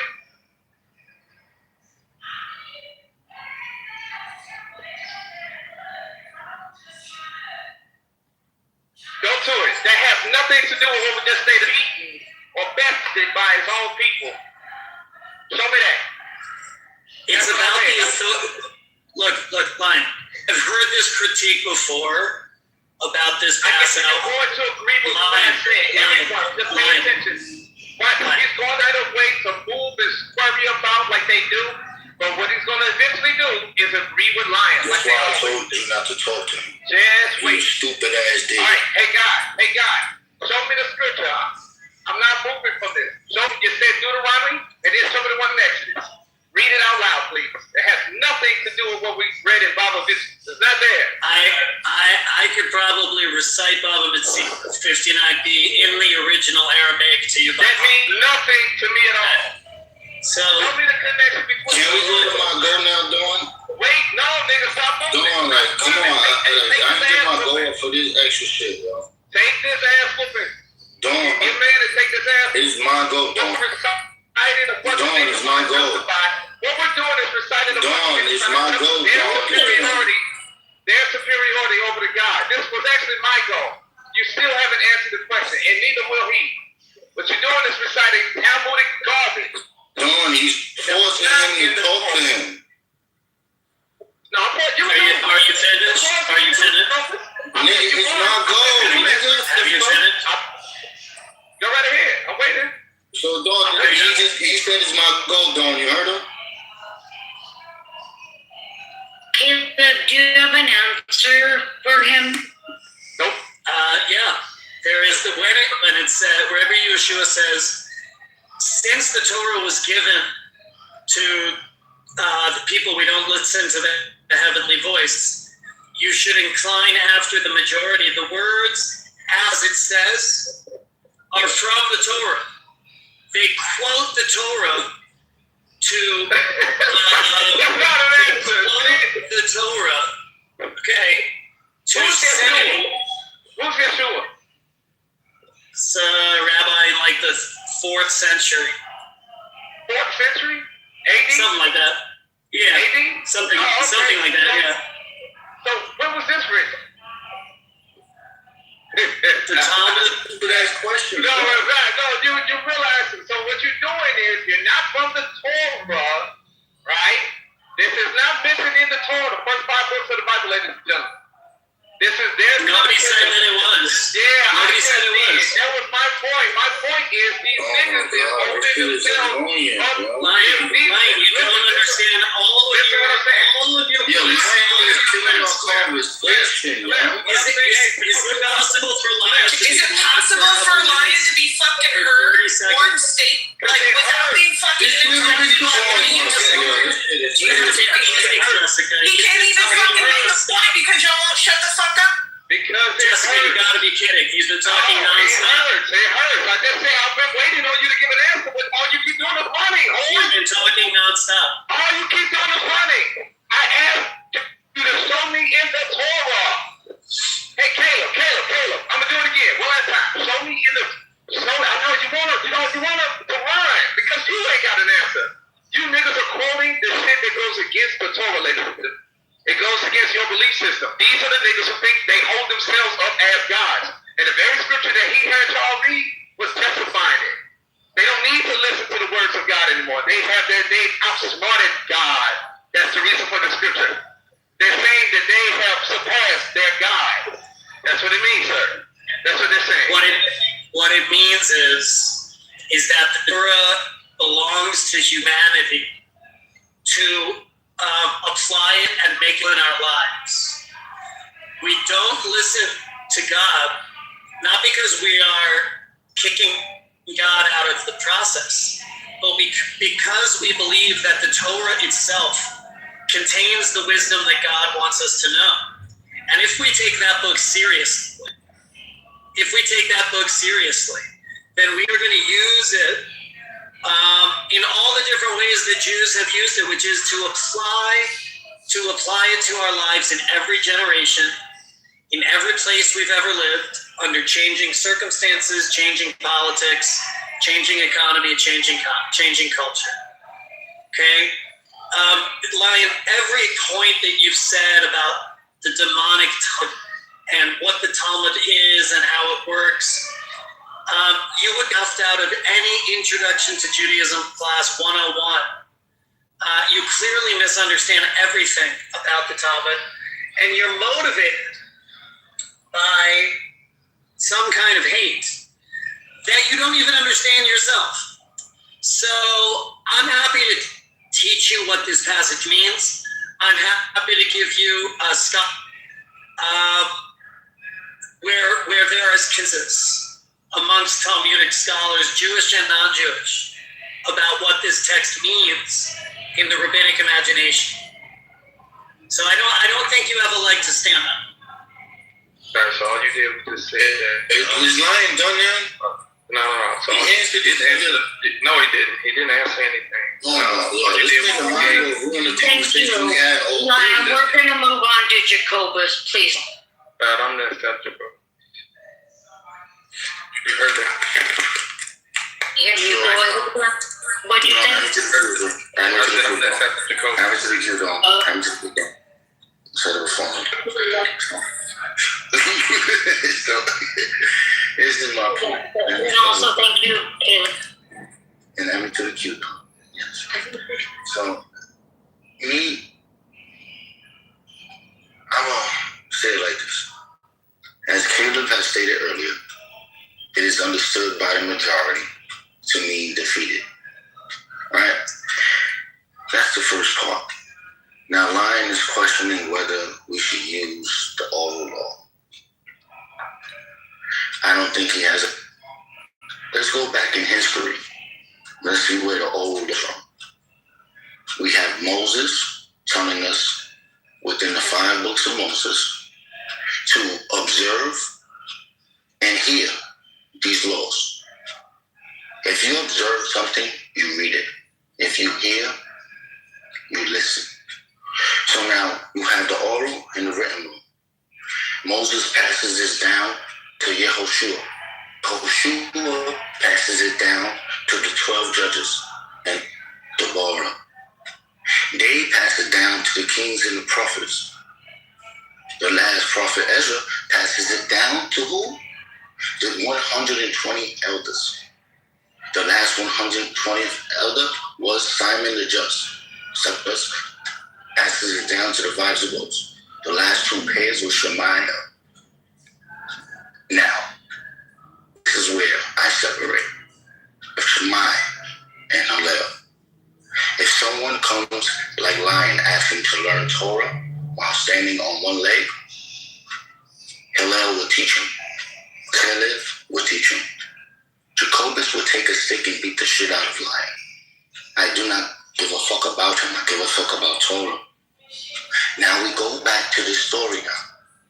The story of the oven. It is a debate. The debate about what? Ritual purity. Someone like me is saying a stone is pure, for it comes from the earth, and Moses excluded it from the rest of them that are ritually impure. Sand is also pure. The poem is saying notion. And he is saying, Rabbi Eliezer, whose name is also Lazarus, if you break this oven and separate those pieces with sand, it will be ritualistically pure. Now, the debate now, he wins this argument. It's very simple. The majority say he is wrong. And they say because the majority say you're wrong, you must be wrong. In order to prove them wrong, he shows signs and miracles. Even God speaks from heaven. Now, what they are saying very clearly is, no matter if God speaks to them, no matter if someone miracles something they never sees, it's the river, and most of it, and will not believe. Even if Moses told them in these scriptures, obey someone like me. And Moses even makes it easier and names his successor by that name, Rabbi Yehoshua. My argument is very clear for those who have an ear to hear.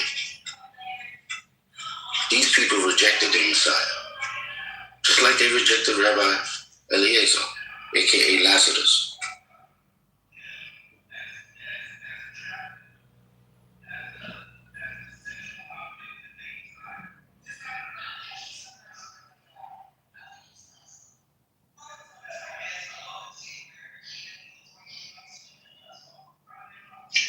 Kitover, thank you.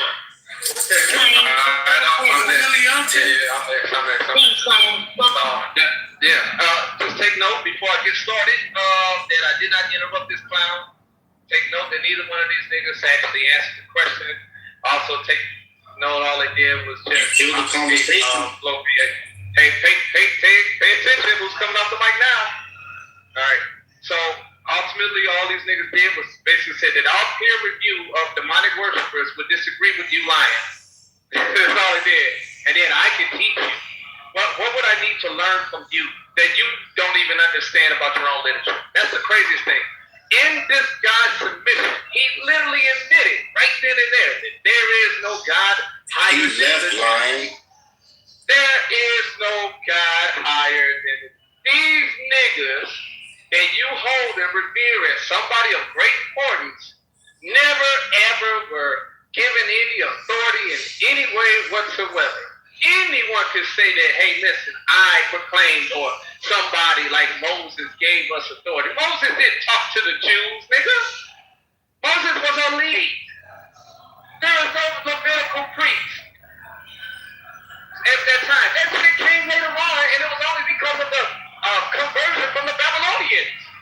Everything that you're talking about, you're just pointing out that, hey, listen, y'all make this shit up as you go along, and you already long wandered away from the Torah. You are not a legitimate religion. Judaism is a crash out. The whole purpose of Judaism today is to be this disgusting, perverted synagogue of Satan, which you have done beautifully. If your idea was to be the light of the world, you failed. You niggas are disgusting. And the world is starting to come to grips with that. And I can't wait till the Christians and the Arabs all align together and realize they've been played by you, people like you, and they all come and slaughter you motherfuckers wholesale. I can't wait. Wait, Jacobus is Jewish? He's a fake Jew like you, yes. You mean a real Jew? He's a, Wait, no, you didn't know that? No, I had no idea. Yeah, Jacobus. Of course you did, because all the disgusting shit that he said. Yo, Mike, this nigga killed the conversation. All right. So I can't wait. I can't wait till the Muslims. Nigga made everybody leave. That was Hey, Don. I guess they keep truth is away. Hey, mama, Don. Where you at? This is a perfect time for you to assert your authority. Yeah, I'm trying, Mike. It's okay. I was right though. He was. That's the point. So, as I was stating before, Christians and Muslims is prophesied, and you're going to come together, and you are going to vanquish the demons, which happens to be them. They're the reason for all of the debaucherous behaviors in your countries. There's a reason. They're the reason for your economy crashing and your own daughters having to sell themselves on OnlyFans. They did that shit in Germany to the Germans, which led to the correction, which I like to call, or the rod of truth, which I like to call Hitler. That's the reason why Hitler was able to gain success because people were sick and tired of your influences over their nation, and America is coming to that same conclusion as well. What are we talking about now? Wait, why are we talking about this? Because this nigga in this he killed the conversation. It's my turn to talk, Don. Tomorrow left, the two Jews left. Oh, are we in the queue? Yeah, we in the queue. He killed the conversation. That's the crazy part. Every time he do this every time he see people in the room. He's like, Come on. I know. Jehovah's, please don't make it difficult. It's one thing when you willfully sin. You're transgressing against me right now. You know that you should be silent, but you won't because you're a demon, and you don't respect. You lack the respect. Here's the obvious reason here, ladies and gentlemen. We're reading from the Talmud. The Talmud does not, ladies and demons, demons and niggas. It's so like performative. So where he is referencing the Talmud, I asked these two ass clowns to show me where they got it wrong out of the Torah. The Talmud claims that it gets its understanding and its inspiration from the Torah. I asked him to show me. Neither one of these clowns could show me. He mentioned Deuteronomy. I asked him specifically what scripture. The scripture he was referring to says nothing about any of this shit about an oven, any of this shit about some this man making a fetus against God. It's not there. So stating is, I hope y'all are following. What I'm saying here right now is that this is the made up rabbinical Babylonian Jew God nonsense, which they were using to try to justify their claim over the God of the Torah, meaning we don't need the Torah anymore. We have the rabbis. Do y'all understand? And here's the answer. This is Christ. If you all really want to know, this is Christ responding to that bullshit. This was Luke 6 verses 40. He said that the students or followers cannot expect better treatment than their teachers, which means the disciple is not a feature. These rabbinical Jews were trying to give a claim that they have their teacher. So this is also why, back in those days, they had a problem with Christ because he was against them, because they would make themselves above their own God. That's the reason why I came off the mic. That's the reason why I fought these niggas in this room. They can't find anything that can refute anything that I've stated. And I can guarantee that. He won't find nothing in the Torah that justifies their claim that they have surpassed or tricked or defeated their own God. Because it ain't theirs at all in the first place. Jacobus, do you speak any Hebrew or like say the prayers in Hebrew or anything like that? Yo, Mike, this nigga just heard this nigga speak Nazi word. Yo, really trying to Jew check you, bro. You want to go straight left?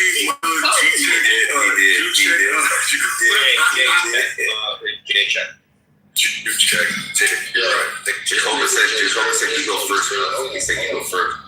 So Billis know that Jehovah is wearing a kippah picture though, right? You're wearing a kippah, right? Jehovah said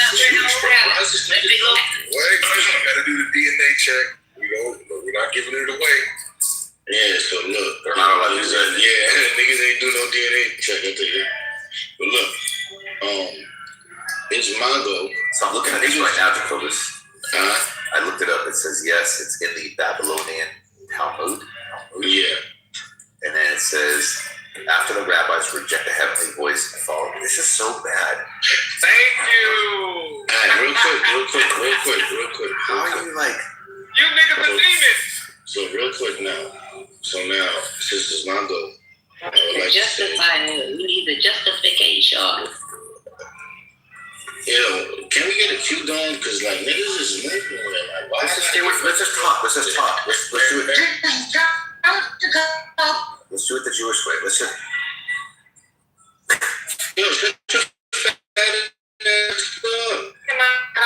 But guess what? Even when I'm not a fat ass, I'll still have a fat ass. So fuck off. I'm not quick to exercise. What the fuck? Yo, why is he still? Yeah, you guys argue about like whose turn it is to talk more than like argue about like actual stuff. Here's my goal. You guys do that in your room too, bro. I heard you guys. That's what philosophers do. Why niggas? No, They argue about how to argue. Like you don't have to queue up, but like They argue about how to argue, and then it's running around. They argue about how to argue. Yesterday, bro, they were talking about if a claim could be evidence. That shit is funny. It lasted 45 minutes. No, they were talking about if all claims are. I wanted to, let's see, Ryan with them, y'all was gonna ruin it.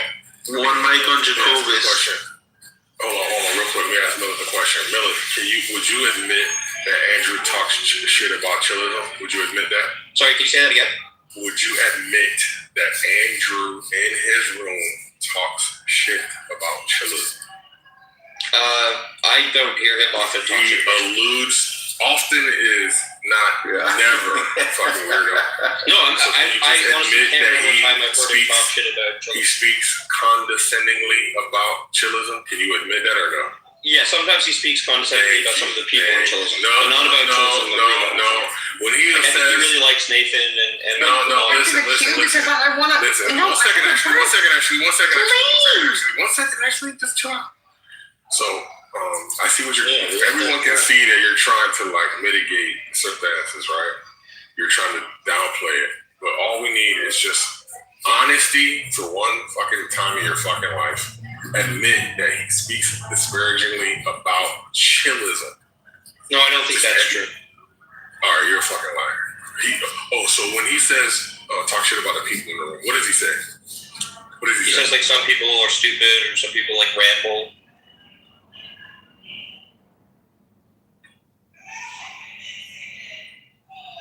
Well, that's true. Who are the people? I honestly don't remember, Ken. Oh, so he doesn't mention them by name. He just No, he does. What? He does. Shit, bro. Why He usually does. Okay. How could you forget the names that he would say that are stupid in the room? Because I'm usually working. Like I'm not super But paying you knew attention. it happened, but you don't remember who it happened. Yeah, I know he has talked shit about people in this room. Yeah, I know that. I just don't remember who exactly. And back to the queue, please.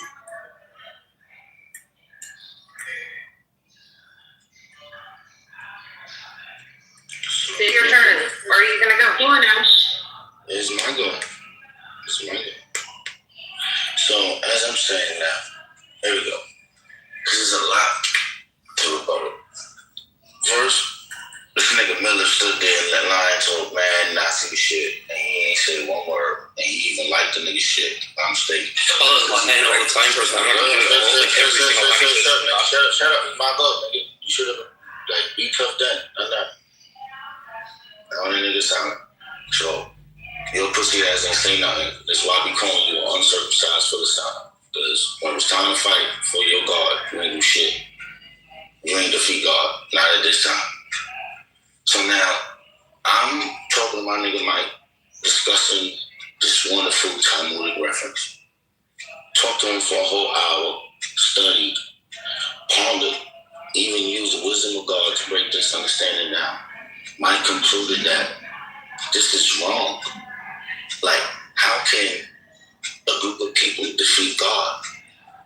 And what I concluded on another hand was, this is the era where many of the rabbis split. And we know this because there are more Talmudic disputes in this era than any previous era before. So whatever Rabbi Eliezer was saying or teaching was something that the previous generations were saying or teaching. For they said that Rabbi Eliezer never taught nothing his master didn't teach him. So basically, the next generation after Rabbi Eliezer was in disagreement with him. He was working miracles. He had heavenly voices supporting him. And he was kicked out of the synagogue. This is familiar, for Christ tells you, if you preach my word, you will get kicked out of the synagogue. You will get persecuted. And that's what happened to Rabbi Eliezer. Rabbi Eliezer's name literally means Lazarus. And if you remember, Jesus resurrected a person called Lazarus, who had a sister named Mary. According to Josephus, there was a person, Simon Barcius, who had a daughter called Mary, Martha, and a son called Lazarus, a.k.a. Eliezer. So says he was disdained. I guess he was something. And within the scriptures, you've seen Jesus in them, as someone called Simon, the leper's house, Simon Mercy. And you also see there's an extra book, Judas. So when I read these stories, I get an understanding of how it is meant to be understood. Every translation is telling you, it is saying, my God has defeated, my children has defeated me. My children has defeated me. When Mike learned the translation, he read it as, my children has defeated me. It wasn't until years later, someone says, let us use the root word and try to make a poetic meaning of it and say, it means eternalize me. My children has eternalized me. This is a debate. This is a complete rejection. When you look at what happens after, they burn everything that Eliezer said was ritually pure. The nigga who said something died. The one who rejected Eliezer was killed at sea because Eliezer prayed against them. They had a famine. So it's obvious that God was still supporting Eliezer when God spoke again and spoke to Rabbi Yahushua and told him he was wrong. And he even reiterated, we only did this for your sake. So when we have Gentiles trying to understand Talmud when they can't even understand the Christian Bible, we have problems. Mike, a Gentile who started understanding the Christian scriptures, understood that salvation was for everyone. He understood this without ever reading the Bible. And he became baptized, became a Christian, became someone when he dies, he's going to resurrect because he believes in Jesus, that he is the life and the resurrection. And he understands this message because faith comes from hearing. You have some people who will read the scriptures and think they'll find eternal life. They're going to have to keep on reading. They're going to have to keep on looking. So now, who's talking? Yeah. So basically what we need to understand is a mirror today or yesterday. Just like Rabbi Eliezer had voices from heaven and miracles. Mike was baptized in the name of the Father, Son, and Holy Spirit. And that is the name. So we don't care about debates. What we care about is that Jacobus went through something in the middle of the night and prayed for time and years. And God told him while he was studying, go into the room, talk to Mike, pull him aside. I said, God, this is not going to happen. Mike ain't going to go to a private room with me and study the scriptures, especially to the freaking Talmud. He's not going to do that. He said, you want to be like Jonah? You want to be in my belly of the beast? I said, no, Lord, I'm afraid. I don't want to do it. So I leaped on faith. I jumped in the room. I saw Mike. Oh, shoot, he's in the room. I said, Mike, let's go to the room. I want to talk to you about something. I don't think mine or anyone else is going to allow this to happen. I want to talk to you about it. And I told Mike, yo, I want to be honest, Mike. God told me to do this, so I'm going to do this with you. And boom, we did it. We come back in the room. We discuss it. Next thing you know, I asked Mike, like I asked my friend, like my pops. I said, hey, Mike, will be baptized? And I heard the sincerity and baptized him. Now he's a believer. Now he's going to line through fire. He'll like lime when he hears falsity, the genealogy. Paul said, don't listen to it, but listen to the true gospel. Flee from fornication and all this beautiful stuff. We're not going to be deceived. Hey, can I just get a match? Are we gonna try to react to him, or we do it one of Yeah, you can react to him while you mute yourself. You not understand what a Q is? Q. What's the Q? Can I get in there? Tell me my number, please. Lion, I have something for you from a statement you made. Okay. What verse do you think I'm gonna bring up? I'm sure you know. Sorry, I'm eating some little nuts. I said a lot of statements. Which one? Okay. Your last go. Do you remember what you said? They have no scripture whatsoever concerning. No. About the Christians and the Arabs. What verse do you think I'm going to point out? Sons of Perdition. Should we go to Luke 21:20? Yeah. What are the three leading religions in the world? Christianity, Islam, and Judaism. Okay, so if Islam and Christianity turn against them, what does Luke 21:20 say?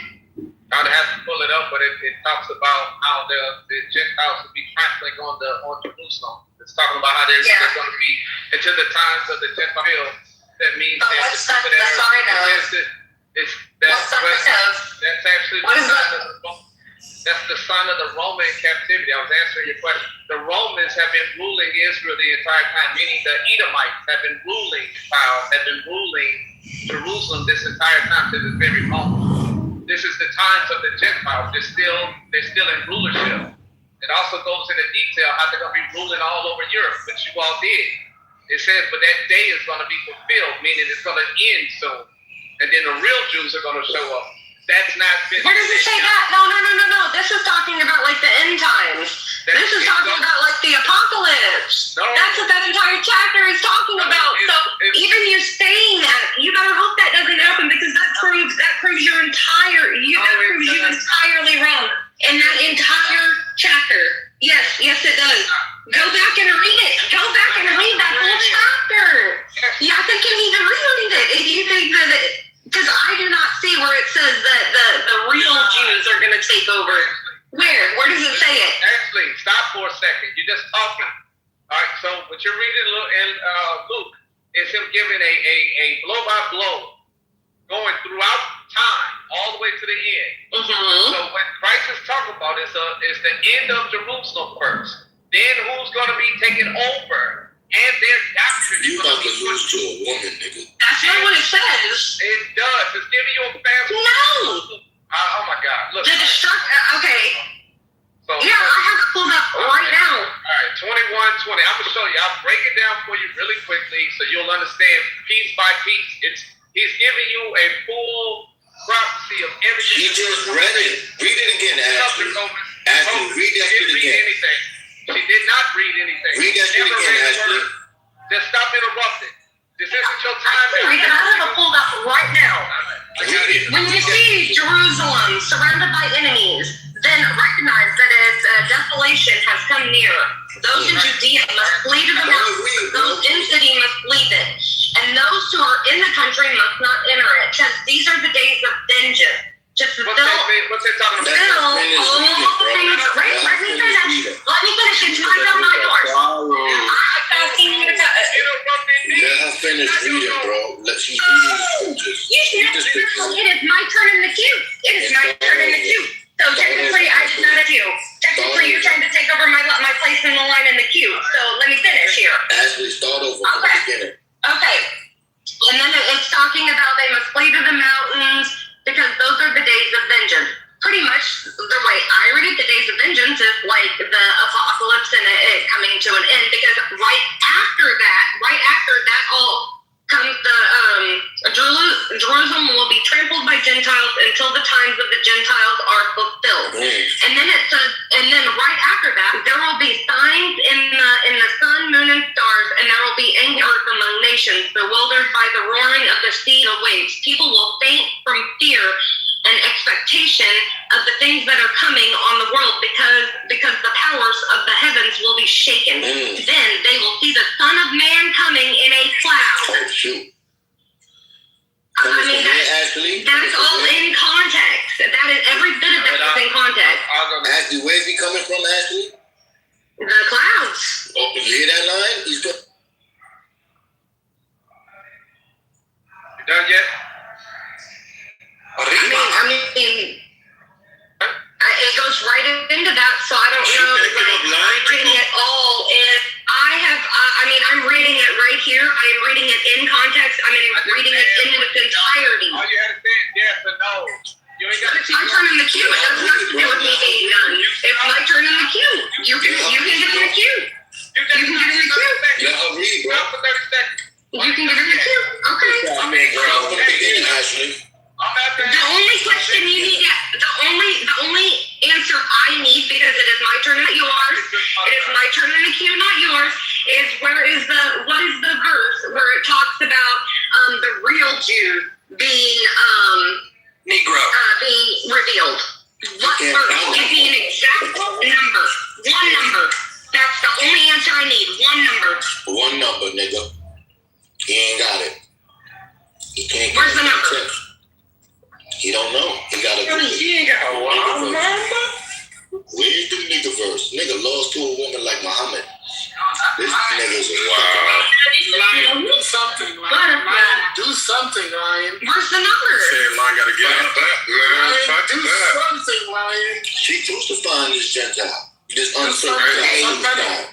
Somebody having some water. Lion can't lose. I think we need the chain count in there, man. Lion, of all the things that Lion has accomplished, beating up on Jews is definitely one of the. Wait, did you give me a number? Wait, I hear your voice, but you're not telling me a number. That's all I asked for was a number. One number. When is my turn? Where does it say that exactly? No, it's not. When is my turn? Okay, there is a queue. Okay. But you didn't give me a number, so I'm guessing you do not have it, and there we go. You don't have the exact number. Oh shit. Hey, I said Chunky. I'll give you a number. 1, 2, 3, 4. Get your booties on the floor. That's right. What do we have?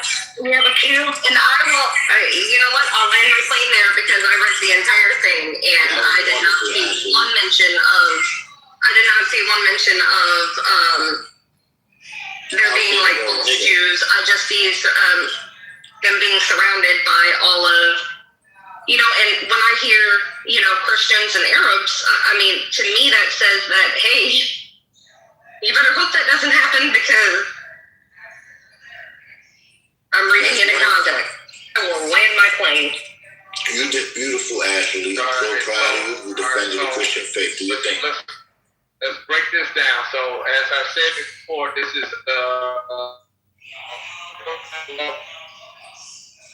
look how God works.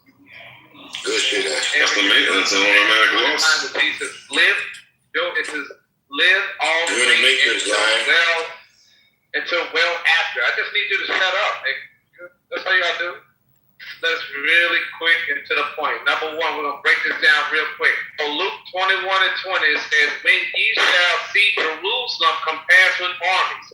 I know you don't know, so I'll just tell you. What he's talking about here is 70 AD, and then eventually 135 AD. So Jesus is prophesying that Jerusalem and Judea is going to fall to the Gentiles.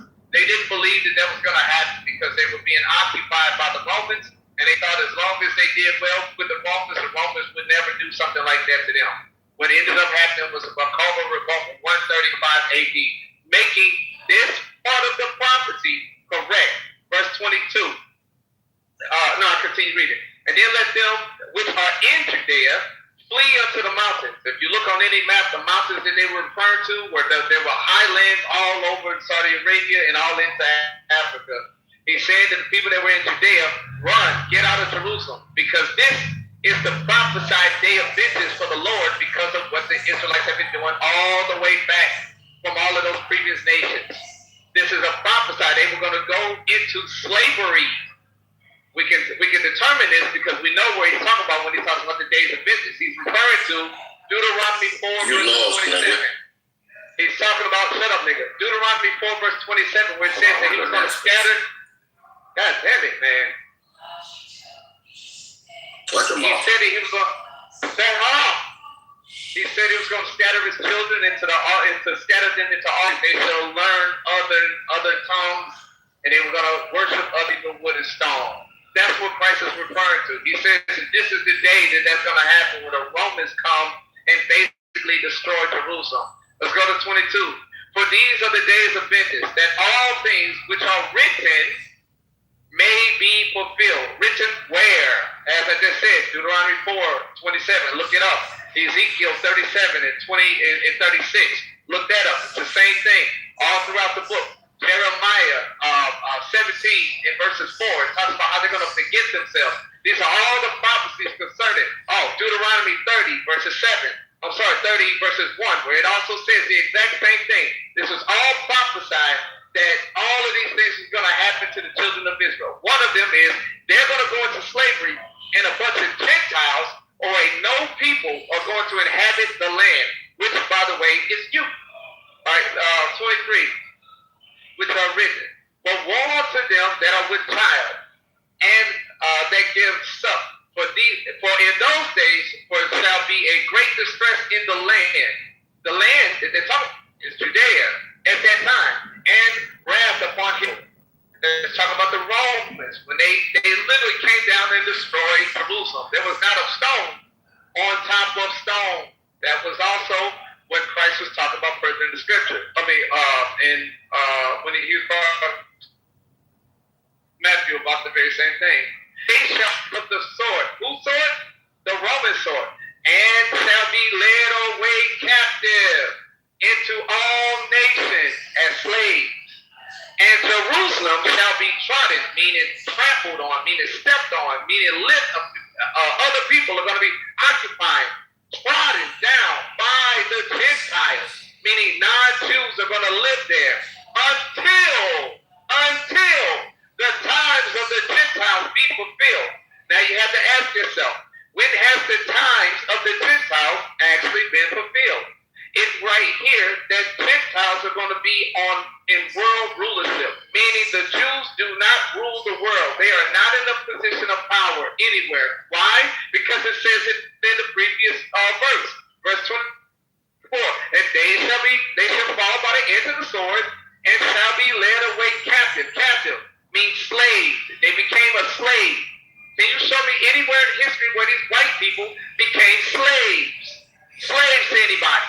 They're led into the country as slaves. When were you faggots, you cattle niggas ever slaves led away captive?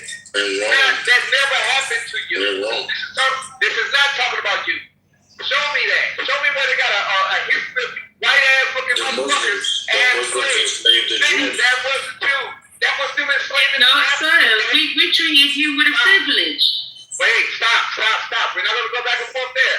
What I'm trying to say is this: that the Jews the Jews that survived, they fled out of the country of Judea and fled into North Africa.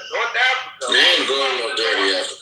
And Jews that stayed, they became slaves. Now, if that faggot in here wants to tell the truth about Josephus writes when he says that the Jews that the Romans had captured in 70 AD and what that he walked a revolt.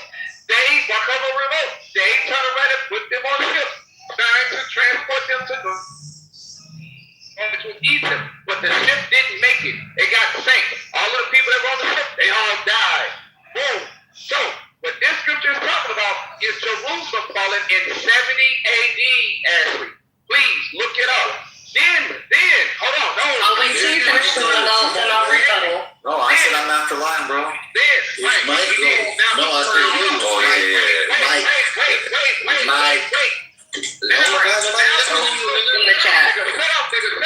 Now, after 24 is done, here's another thing. Now we're fast forwarding to the future. We're fast forwarding to the future now, Ashley. Verse 25. And there shall be signs in the sun. Yes, he did. Ashley, listen, now we're jumping to the future. This is not the same thing. So the Jerusalem falling. After 24, verse 25. Add it to the queue, dog. Shut up, nigga. And there shall be signs in the sun. He heard you, stupid.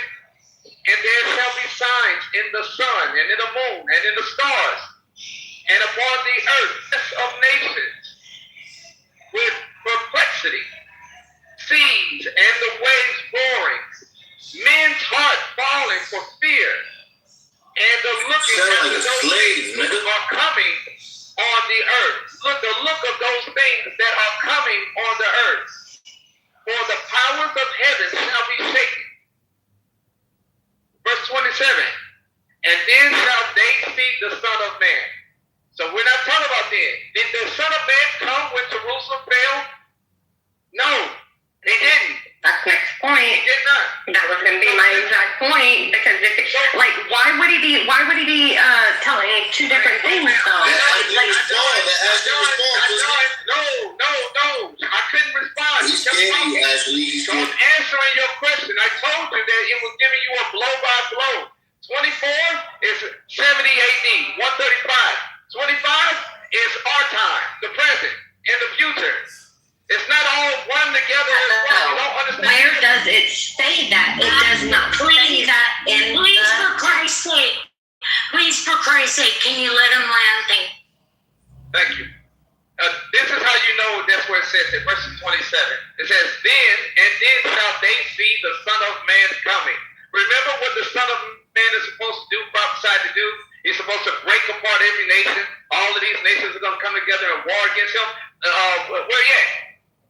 If what I'm saying to you actually is this: if the Son of Man came in this scripture right here, he would have came during the fall of Jerusalem. And if that was the case, then we're currently under God right now. All of the world is following under the laws of the Son of Man, which is the Messiah. We know that that's not true, because we're still living in a hellish condition all over the earth. Wars, rumors of wars, pestilences, diseases. The most foul, disgusting people are in places of power and rulership. According to the prophecy, he's supposed to make all things right. Are all things right? Actually, you ain't got to answer that. We know it's not. So we know that this is talking about another time. It wasn't talking about this time. It's talking about a future time. Verse 25 and forward is talking about when Christ returned. Verse 24 was Christ talking about when the end of Jerusalem happened. Two different time periods. You got to understand the difference. You got to do your research. Go right ahead, whoever. Okay. Welcome, Mike.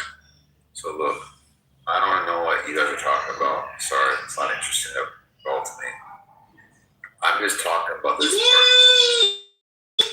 The idea of somebody. Okay, so I'm looking at this right here, and it's saying this guy Elijah told a rabbi that God told him, "My children have prevailed over me," which means defeated me.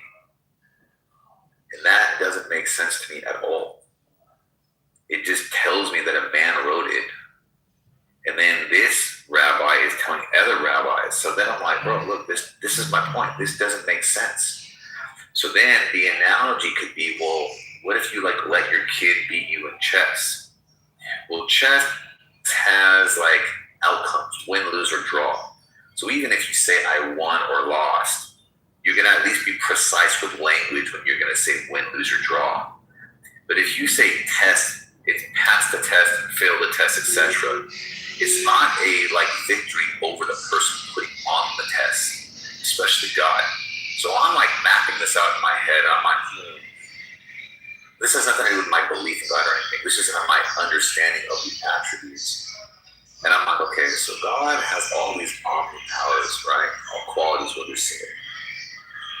And this is like a divine moment right here where somebody allegedly is quoting God. And God also challenges people in other areas of the story, right? So within the other challenges, you say, pass the challenge, you pass the test. Like, it doesn't make sense to me for me to hear the all-power, all-knowing say, because you passed an alleged test, we're just going to grant that for charity. You therefore defeated me. I just don't hear God speaking that way. Like I said earlier, this could be a limitation of mine. But if you look at the whole page, the whole story, which I haven't seen, but I have a general understanding of like the story. Like, when does God ever talk like this about God's self? I mean, if you think about the word defeat in God, it's usually like defeating bad stuff. But if I look at this, are the Jews the only people that allegedly defeated God? The devil couldn't do it. Like, that's what it would have to be, because I don't think in any other fucking frame or context or analogy it's used that way. So I'm just like thinking this, bro, look, I'm sorry, no disrespect to the Jews, but like they fucking reduced their God to make themselves better, right? You got it. And yeah, I know, it doesn't make sense at all. Like, if I don't, so they're just wrong, bro. So the reason why I say that is because earlier Samoa was trying to bring in the analogy. It's like, bro, the analogies don't fit.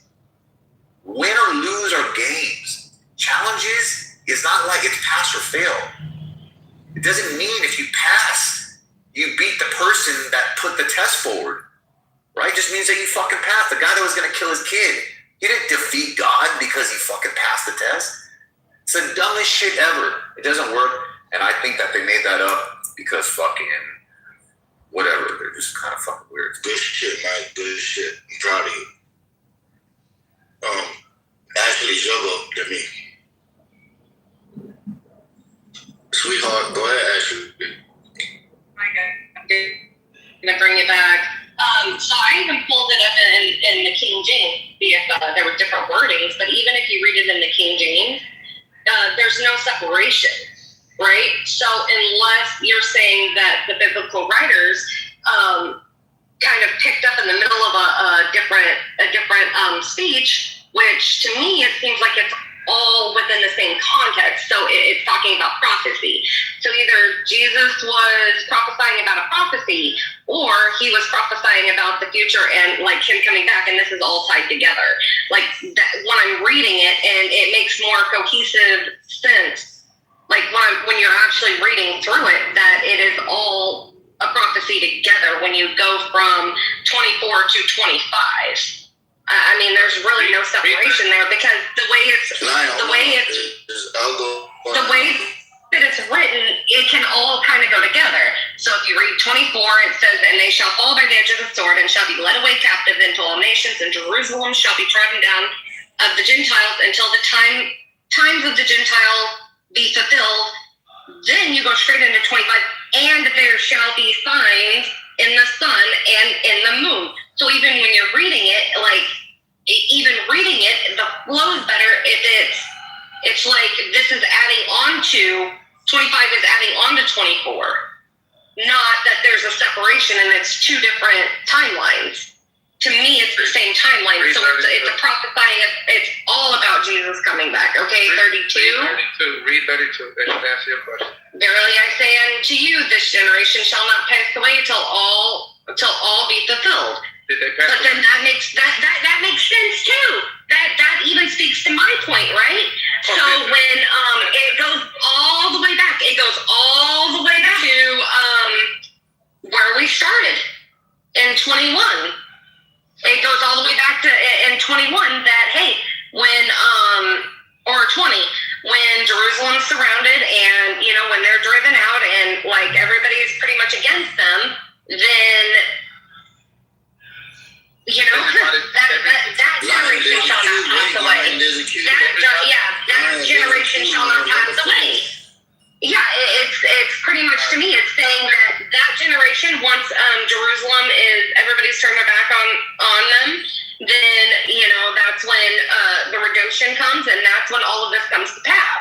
Like why would it go into Jesus coming back and then all the way down, like way later on? It's going into a timeline that goes right back to then it's completely written out of order. All right, so now thank you. I'll let Kitover go. Has to be in the queue, line. Don't do that. So now it's my go. I'm already in the queue.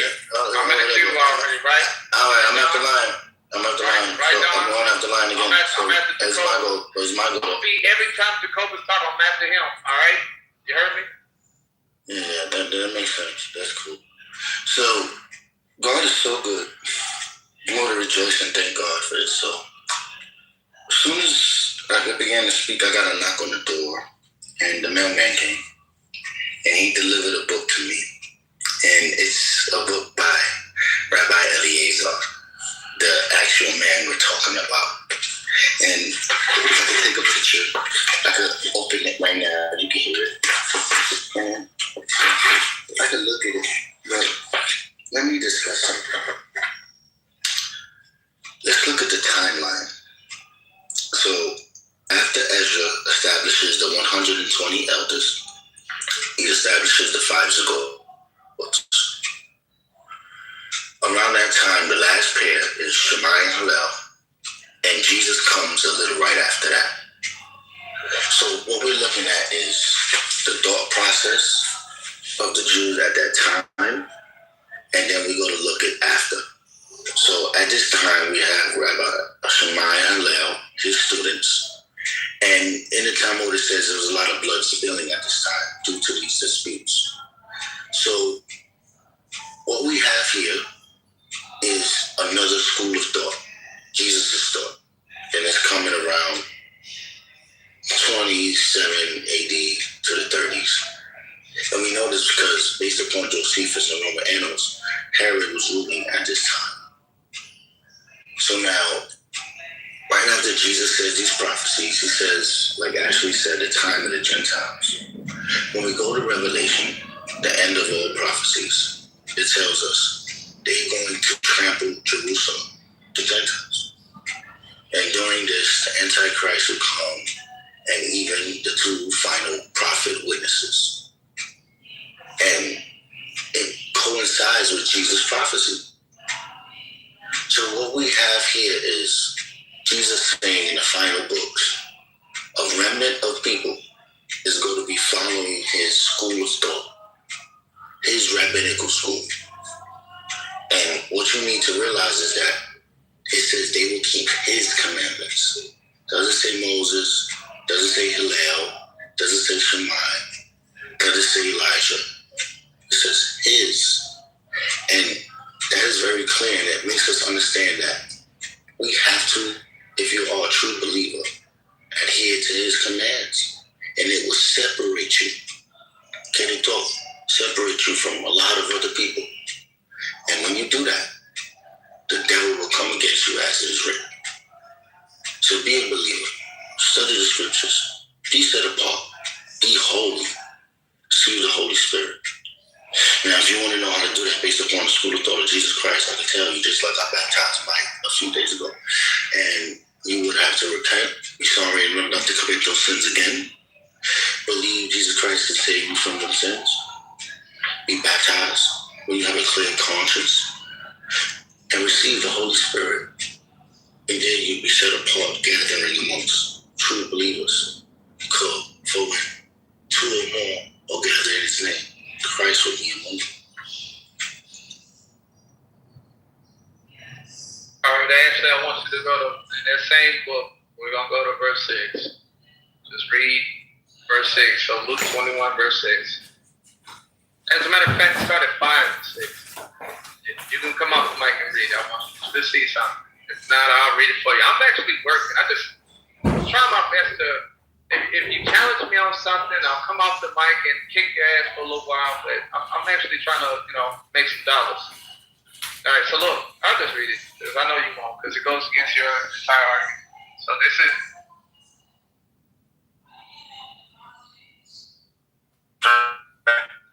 A friend from another room, Rich, try to calm your autism. A friend from another room was telling us how his father would not allow him to eat pink cupcakes. He was only allowed to eat the blue ones. And if the pink one was the only one left, he would not be allowed to have any cupcakes. Bro, I'd eat it. I don't give a fuck. Like I said, I don't even like sweets, but for some reason it's making me hungry, like for cupcakes. Yeah, I don't like sweets either. It's a really good picture. That's all I'm saying. Who gave me this gun? I don't eat. Because I'm gonna use. Keegan, you ever have a Frosty at a Wendy's? As long as you shoot the Nazis first, don't worry. David, have you ever had a swirly in the toilet?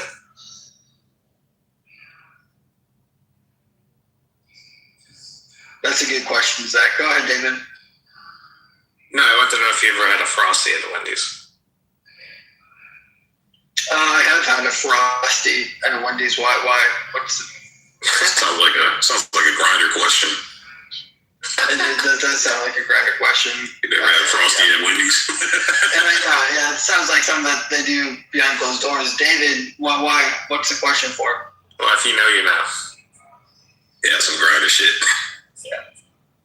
That's some Republican convention shit.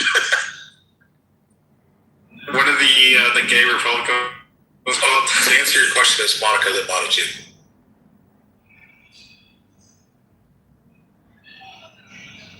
Was that one pastor that got caught fucking a male prostitute smoking meth? What was his name? Fucking Ted Haggard, yeah. It's a Ted Haggard question. Next. That reminds me of the TV show on HBO, The Righteous Gemstones. Hilarious. I actually which part? saw Ted Haggerty at the airport, and Ted Haggerty was on the plane, and I was taking photos of him, and it like freaked him. Were you flying first class? He didn't have. No, I was flying. We were both flying coach. But anyways, I'm just saying that he freaked out that I was photo. And this was the day after that scandal broke. And he never came up to me. He was staring at me with death eyes. Did he ask you if you ever read a chocolate Frosty at Wendy's?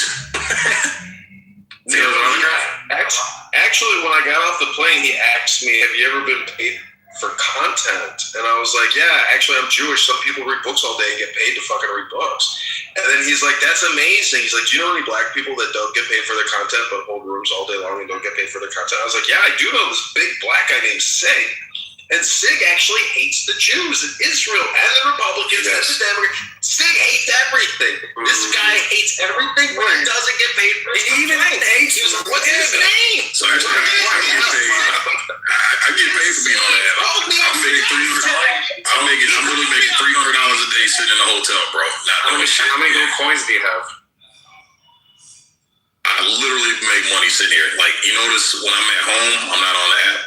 But when I'm out traveling, sitting in a hotel, making $300 a day, yeah, so I make money beyond. But what's your karma score? Oh, fuck that karma score. I ain't bought a liquor guard. I ain't spending no fucking money on fucking Clubhouse. This shit's a fucking scam, bro. Karma points. You get the membership, but if you get the membership, right, you're able to see other people's old pictures, and then you get like a star. Wait, did you think NBC is actually the gayest? See, NBC yesterday admitted that he is a white accelerationist neo-Nazi stormtrooper. Quote from NBC. Whoa. NBC is a chaos agent. This young man knows. NBC, I worry for your future. You could end up like. Wow. You have to start reading books as soon as possible. And you need to shut up. I'm telling you, my young man, if you don't shut your brain down, go with it. Yeah, go read an Ayn Rand book. Be more selfish, because at this point, you're giving your essence up to a conference call out called NPC, you're not listening. You're not listening. It's just a plantation. NPC, I'm here to free you from the plantation. You're not. This is a plantation.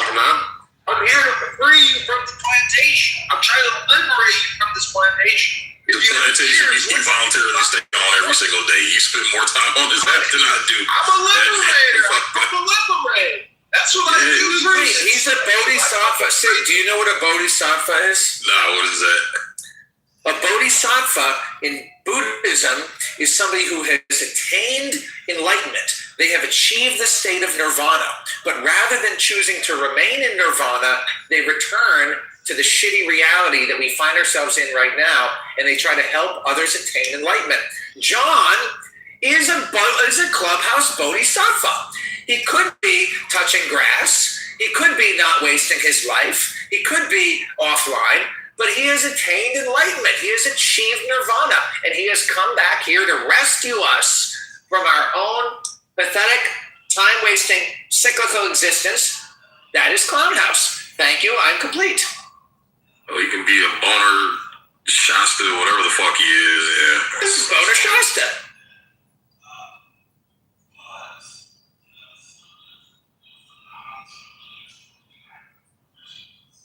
How many people have you liberated, Edmund? Just kidding.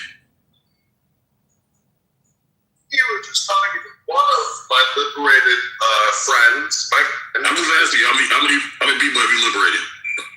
Well, see, if you compare the number of people I've liberated to the number of people you've liberated, it's at least 1 trillion% more than what you've done. So what's your number? Or is it? Well, let me just tell you this. I said this yesterday. Donald Trump can actually help liberate you from your own concepts because he is so powerful in so many people's minds because he has conditioned us to a very high degree. His color, his suit. If you were to actually paint Donald Trump on a piece of paper, you would do a blue suit with a red tie, blonde hair, and an orange face. That's how much he's basically viralized himself into your fucking neurons. And that's what I'm trying to actually reverse out of you, meaning that you're so Pavlovian conditioned. You've been suggested to for many years, but you actually don't read many books. You don't study Alan Watts. You don't read Zen philosophy. You don't know anything about Buddha. How do you know I don't read many books? Anything about Taoism. All I'm trying to say is I advocate for the book. That's racist. Right. That's pretty racist. I know about Taoism. For the book, you guys. I say we can have more fun reading books than having these stupid, Jew hate rooms that you put on. Reading books. The last book I read, Edmund, was called I know about Taoism.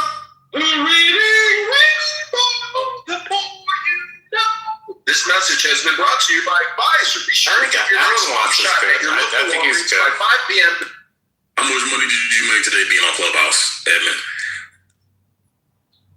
How many views on YouTube did you get? It's not about the money, it's about liberation. You just said it was. You just brought up money. I'm not hearing numbers. I asked you about how many people you liberated. I didn't hear any numbers. I asked you how much money you made being on Clubhouse today. I didn't hear any numbers. Let's hear some numbers. $100 today. Let's hear some numbers. I made $100.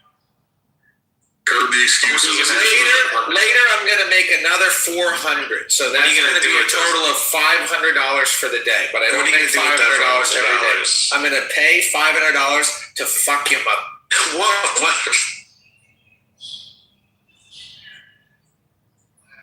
I'll go halfsies with you. So in response to your question, it's like my favorite quote from Bain is What's the number, man? I asked 2 numbers questions. I've yet to hear a number come out of your mouth. What's your numbers? How many people have you liberated, and how much have you made today being on Clubhouse? You brought it up. You brought it up. You said I don't make any money. If you were to actually the book club, you would use dollars as your bookmarks.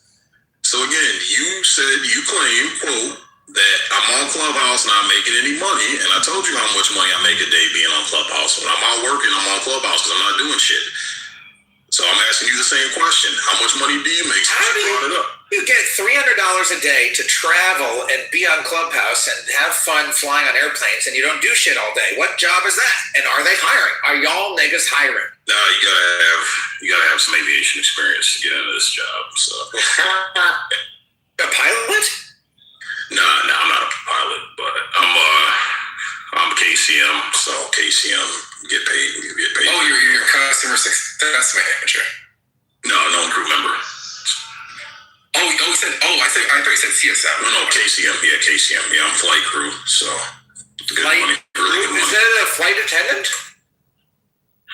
Kind of close, but I deal with cargo, so I deal with cargo across North America. Yeah, so I fly over, pick up cargo, weigh it, process it, customs, all that shit. Job. No, it's pretty good because it's on demand, so that's why I get to sit around a lot. You're like on call. You're on call. Yeah. We don't move unless the customer calls and they need some shit moved. So, but I get actually it's $360 a day. So yeah. Just imagine Sig as a flight attendant. Hotels. Can you imagine that? Yeah. Like he just walks out. Hotels. Do you want pretzels? They're called stewardesses. So Sig, how do you? If you're a manager, like how do you? I was imagining him as a flight attendant, thinking that was coffee or tea. So if you had a meeting with your manager and he said, "Sig, how do you think you could be more productive?" What would you?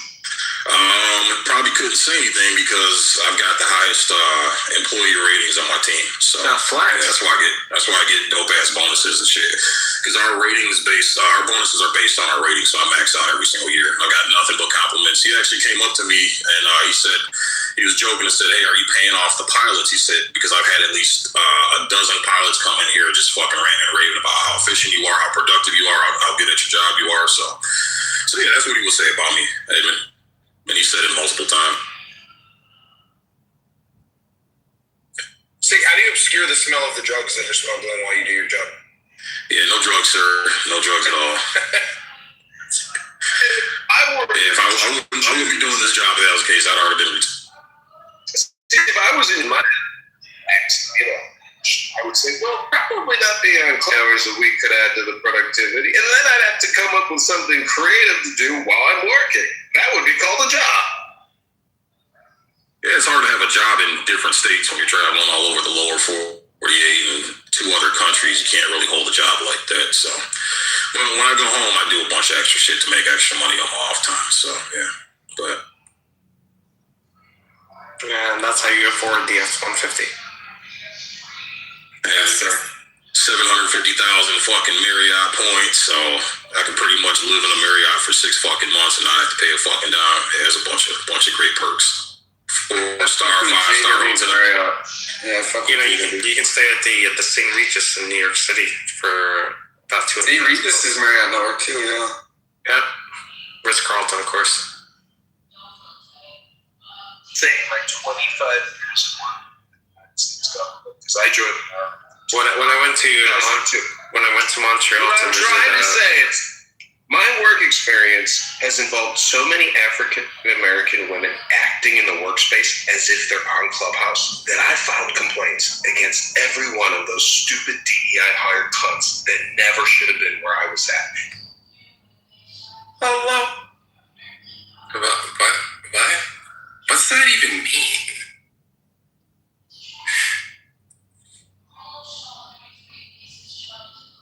I think he's saying he doesn't like black girls for Kitover. Okay. Well, why doesn't he get psychoanalyzed? Like the shit that y'all be saying, it's not even like Pepe does a better job than some of y'all niggas, and that's an embarrassment.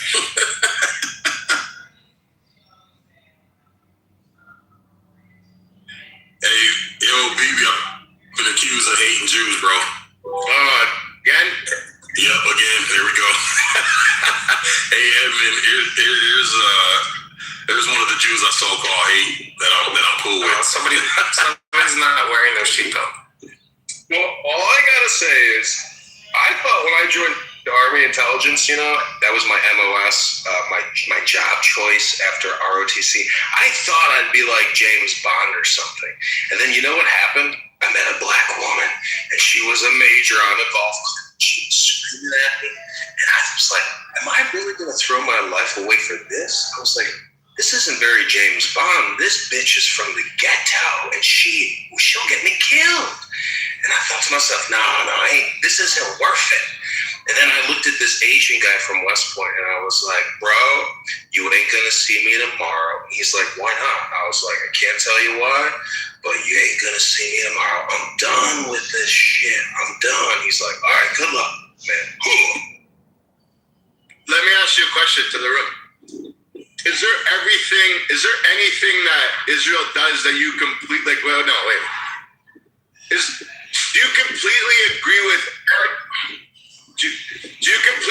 with every single thing Israel does and Jews do? If you disagree, criticize them, that doesn't make you a Jew hater. That just makes you a critic. That's right. There you go. I think you need to say that one more time, Fred. No, but I can't criticize it. There's a fine line, and then some people. No, but the problem is, but Keegan, the difference is that you cross the line sometimes. That's right. You know what I mean? There's criticize or have an opinion about certain. When he had a room the other day, at first my feelings got a little bit hurt too, but then I realized I'm like, okay, just a good room title. It's actually a great one. I want to open them too. Anti-Semites are people Jews hate. Yeah, what I was trying to say was basically, if you insult or you discredit or you discriminate against a Jew, you're called an anti-Semite. No, if Jews orchestrate all global events and control all the banks and orchestrate all the one world government. Not all the banks. My whole point is, if you're good at criticizing, wait, is that anti-Semitic, maybe? 9 times out of 10, you're going to be what's that? Maybe is that anti-Semitic to say that Jews are orchestrating all global events and there's a secret cabal and that they're trying? That's just being uneducated. That's somebody who says that. So you're saying Sig is uneducated? I got you. No, he's entitled to his opinion. Doesn't mean I agree with him. Yeah, but you said that makes him uneducated. So you're saying he's uneducated. No, I said that opinion. In your opinion. What if I question?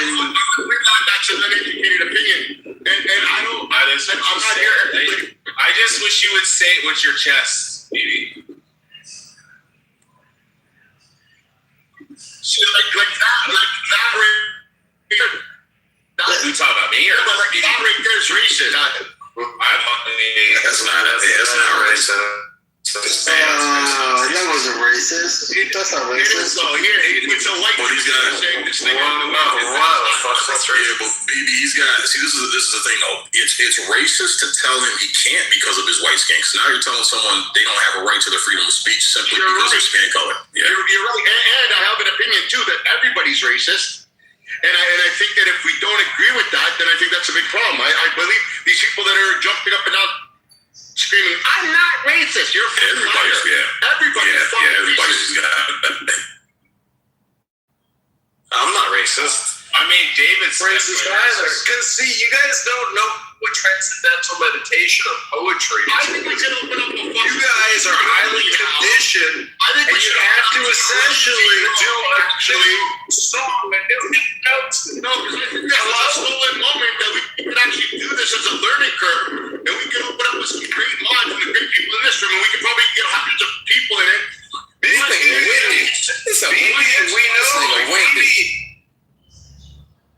What is anti-Semitism?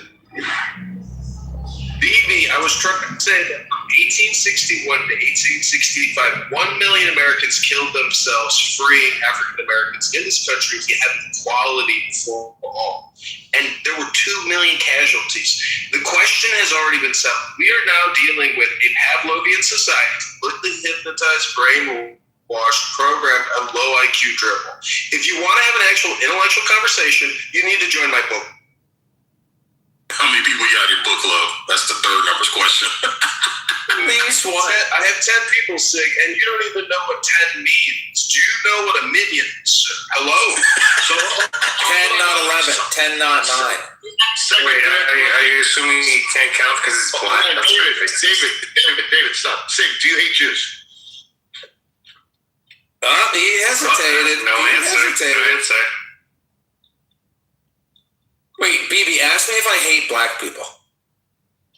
No. Why not? What about the Mexicans? Do you hate the Mexicans? No, I don't hate anybody. I love everybody. I love you, David. I think you're an amazing transgenders, Peruvian mathematician wino. That's what you are, a wino Peruvian. Yeah, but somebody should fucking ask you. Do you love black people? I love them. I love everybody. Everybody loves black people. You love black people? Black people are the greatest musicians you love of black all people. time. Right? Love black people, black lives. Yeah, look at Michael Jackson. We made him say, we want y'all hit up. White people and black people were made for each other. America, there were good times with white people and black people where they liked each other and they. Yeah, did you ever see So Zach, I guarantee you a bunch of black people took over your neighborhood and moved in, started parking their cars on their lawns and smoking weed and shit, had a bunch of little bastard niggas running around, bro. You become racist. So. Well, I mean, that's racist. Don't get me wrong. I have my opinions about cultural differences, but that doesn't mean that I don't love black people. Dude, you must like his talks, okay? Yeah, I love like.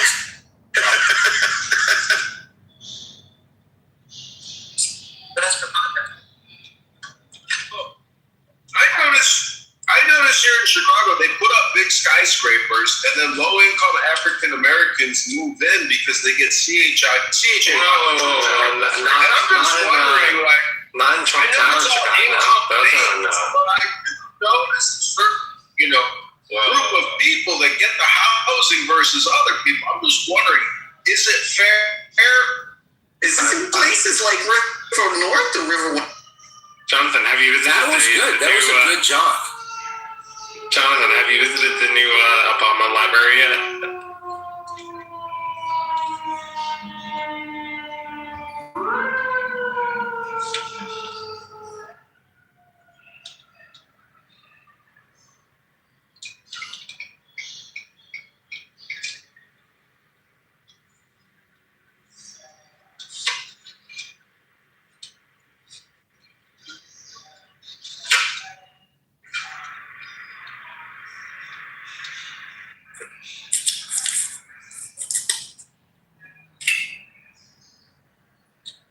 I'm gonna get at this is make Chicago great again, and it's gonna have John.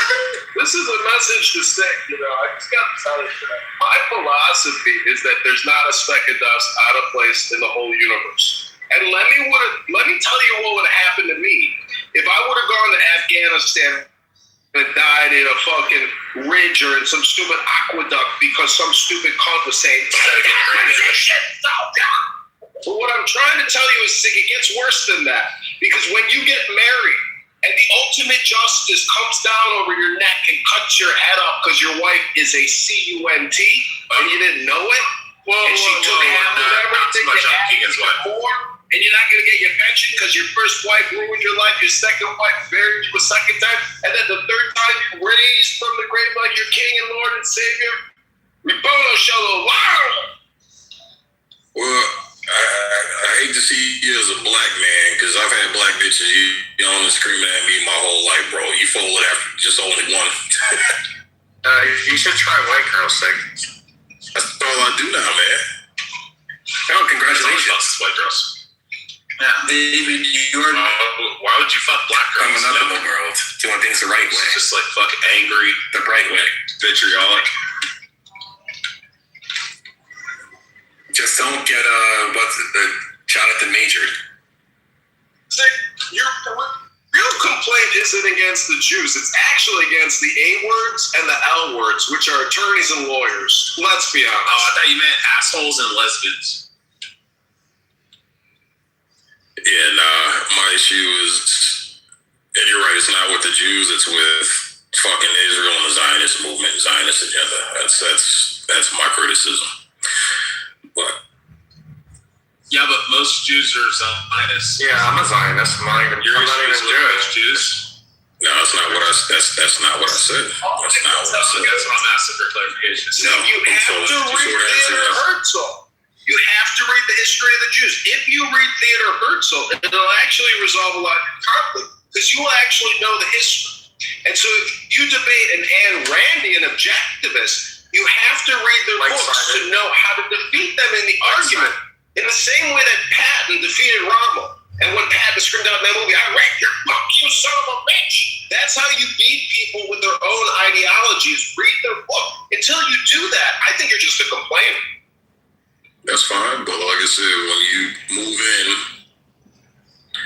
and you fucking annihilate a community of hundreds of thousands of fucking people and you rape and you pillage and you murder and you drive them out, it's called the area of sin, it's called the Nakba, yeah, so it's, yeah. Oh, the Nakba when the Muslims attacked? No, they didn't attack. Yeah, last year, if you go back, if you go back to,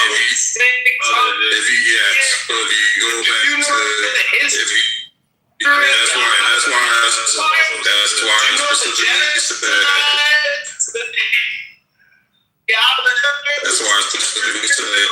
That's why I specifically said. But look at the areas. Wait, guys, I'd like you to talk at the same time if possible. 10 mics. Serendipity. So yeah. Hibbity dibbity. Yeah, so Rich, that's the narrative that the Zionists tell is that the Muslims attacked us, but if you go back a couple years before the area something, that was actually the Zionists. Hey Sig, every time I'm in a room you're always political. Why? just happened. All takes race and religion. Can we talk about something else? Can we talk about how gay men, their communities are thriving a lot better than straight men's? They have the best schools, the best neighborhoods. That's because they don't have any kids. That's because they have disposable income, They bro. don't have the You ever been to a gay nightclub? Gay nightclubs are way better than heterosexual nightclubs. They have the best streets, the best grass, the best sex. And they have the best monetary. Yeah, gays are rich because they don't just spend money on women. Well, that's right. That's true. And they don't. I DJ'd at a couple gay clubs, gay nightclubs. Gay? They hired me to DJ. Bro, walked out of that motherfucker with $500-$600 a night. You fuck, just. Did you have the bartender with his shirt off? No, just DJing, just spinning records. But yeah. No wonder why you called me outside. Busted. That was good. You acting like a little bitch cutting people off. in the gay neighborhood lets you deliver. You. And bro, like they're building skyscrapers now. Yeah, because they got disposable income because they don't have kids. They're building gay skyscrapers. Yeah, gay community's got a shit ton of money, bro. Andrew Tate says kids are actually cheap to raise. The working mothers. You know what I'm talking about. Well, yeah, Rico, like he spent all this money getting the girl, and then what? That's what men do, man. We just spend so much money on getting a girl. Whoa. That's just public. I don't know about getting a girl. I think it's maintenance and other things. Enjoying it.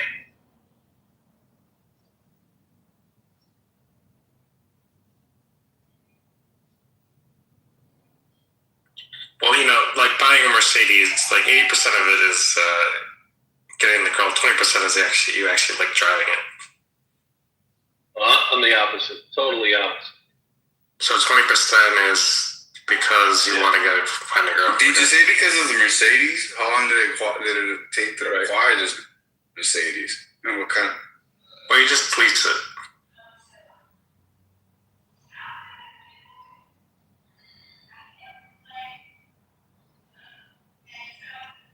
But the point is, if you're a straight man, please do better. Kids cost a lot of money, bro. That's part of the problem. That is true. I do gotta give you a shout out to the pops out there. If you're a dad, like, hey, shout out to you. I'm not a dad. Well, you should need to get married to kids. That dormant section of your brain. Mine is still dormant, but shout out to. It's nice though, because when you get all old and decrepit, you got somebody to take care of you, man. So, along with the wife. Well, unless they stick you in a home. Then again, did y'all behave? I'd serendipity. Kind of, sort of. Hi. Kind of, sort of. Got a little. I have to go I had to step in serendipity. This is why we get a nice. Don't want to keep you sick of being a decile. No. I'm a bad boy. Don't do that. Don't be a bad hater. Don't be a bad hater. Bad boys. What you gonna do? What you gonna do? I'm telling here comes. And they're coming for me today hard, man. I think I got his little panties in a bunch, man. That's a little Star of David panties. Who did? I said, Evan's been coming for me hard today. I don't know where this shit came from. So I got his little panties in a bunch. I've always been nice to Evan. I've always let him in my rooms. Always let him record. So, but it's okay. I forgive you, Evan. I forgive you. I'm good. Is he still here? Sure. Boner Shasta says. Awfully quiet. I don't even think he's here anymore. Zach said he's a boner. He's a boner Shasta. Yeah, he's a clubhouse boner Shasta.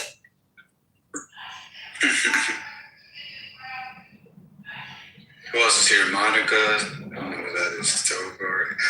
Zach, what made you come back to the app, man? Because you were MIA for at least a year and a half. I don't know. Sometimes I get my accounts deleted. Oh, okay. Gotcha. How you been, man? I haven't talked to you one-on-one at all. I'm chilling. I'm getting ready to go teach a basket class, and I have packed the Tao Te Ching.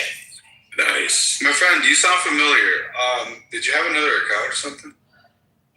I don't know. My name is Zach Ruda. Zach Ruda. But your account says you're my friend Trash Bag. Is this okay? I had an account for a while that was called Ishmael the Gorilla. Ishmael the Gorilla. Okay, no, it doesn't ring a bell. Well, pleasure to meet you, sir. My name is Sangre. I am a gangster from Chicago. Good to meet you. I am your friend, the Trash Bag.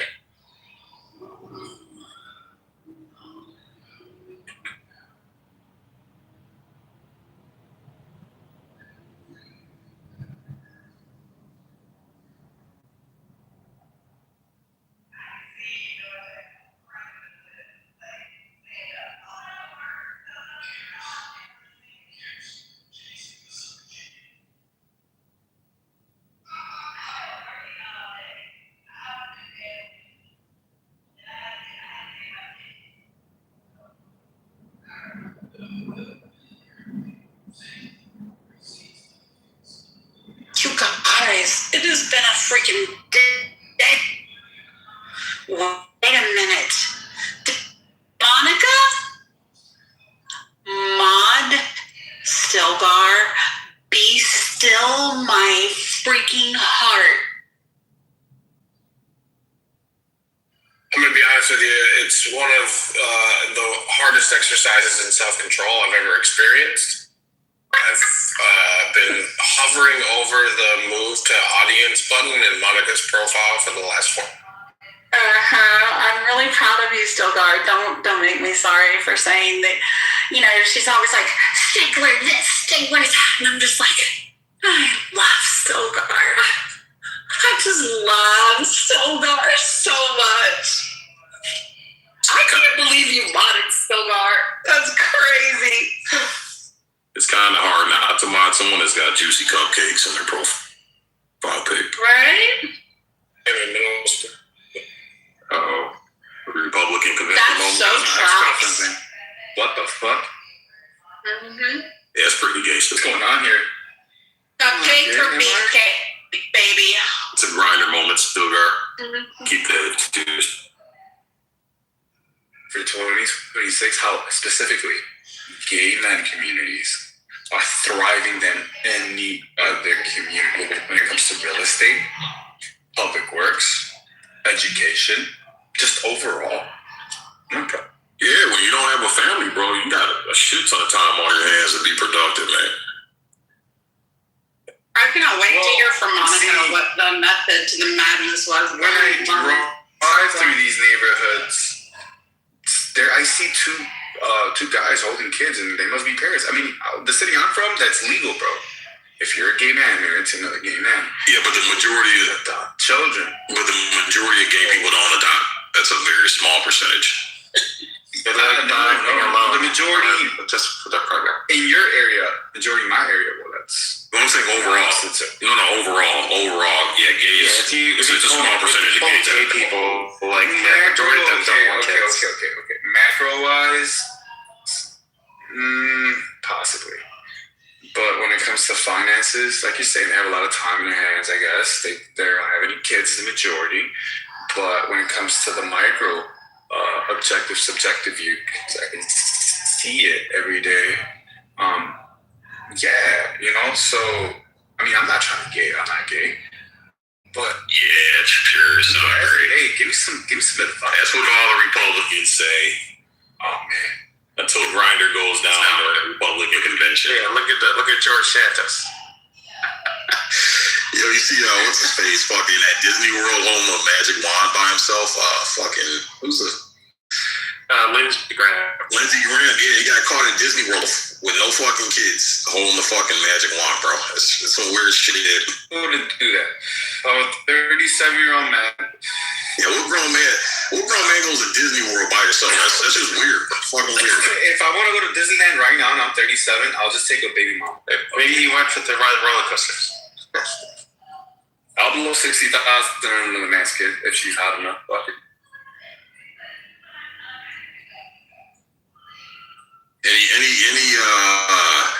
Any single adult man with no kids That shouldn't be allowed, dude. That should not be allowed. They should be questioned. Like, if I go in there right now by myself and I'm 37, I should not be allowed in there, bro. Same with a woman. What about women? What if there's a woman my age, 37, that goes in there? I want to go to this and that. But that means there's a lot of, maybe there's single moms there that can be raped. I don't know. I mean, I'm single, 41, no kids.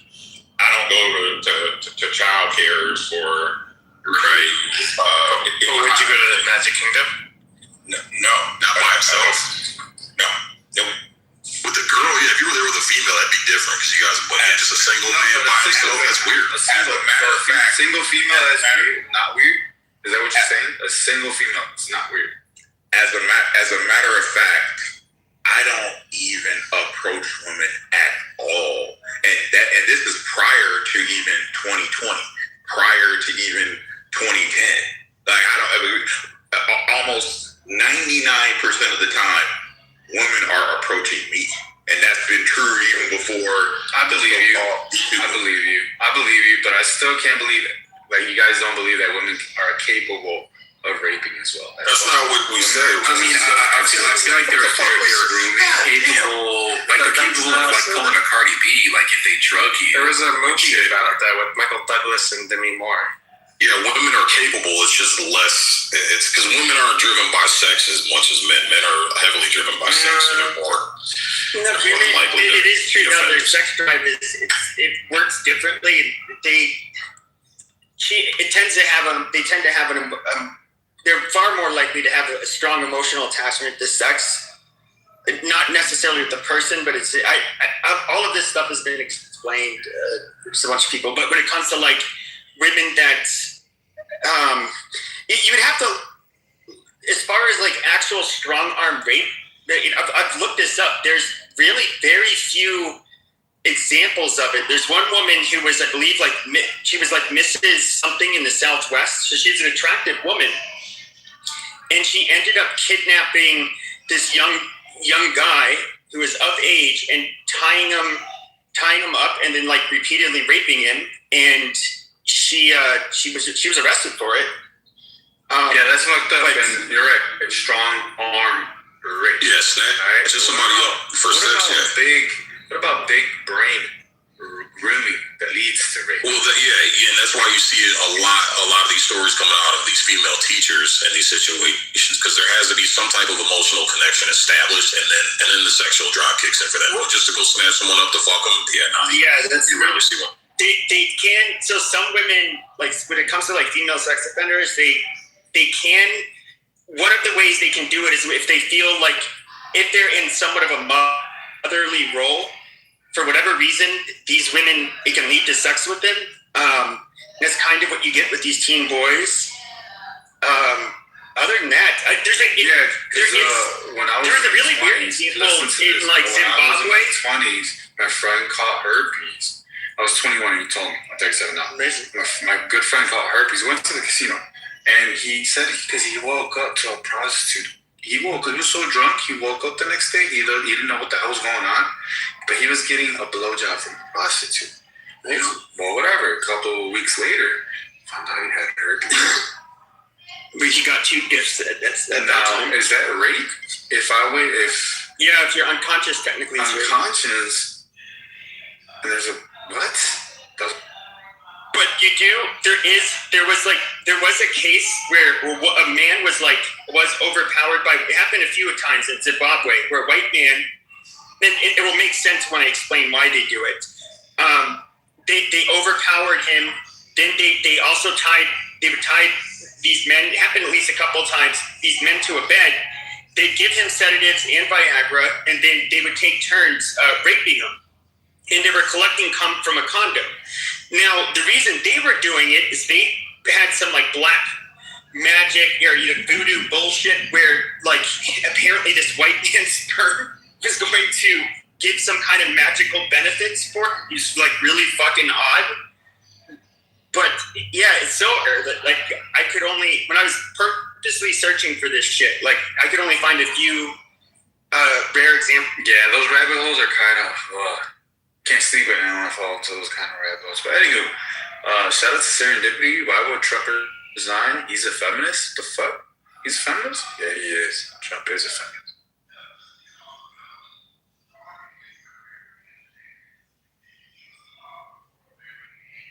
Sig, you never answered my question.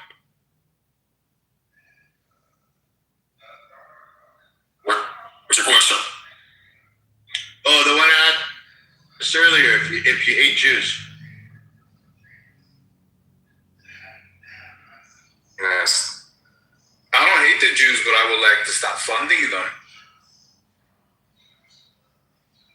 Well, and then I told him I'm a Zionist.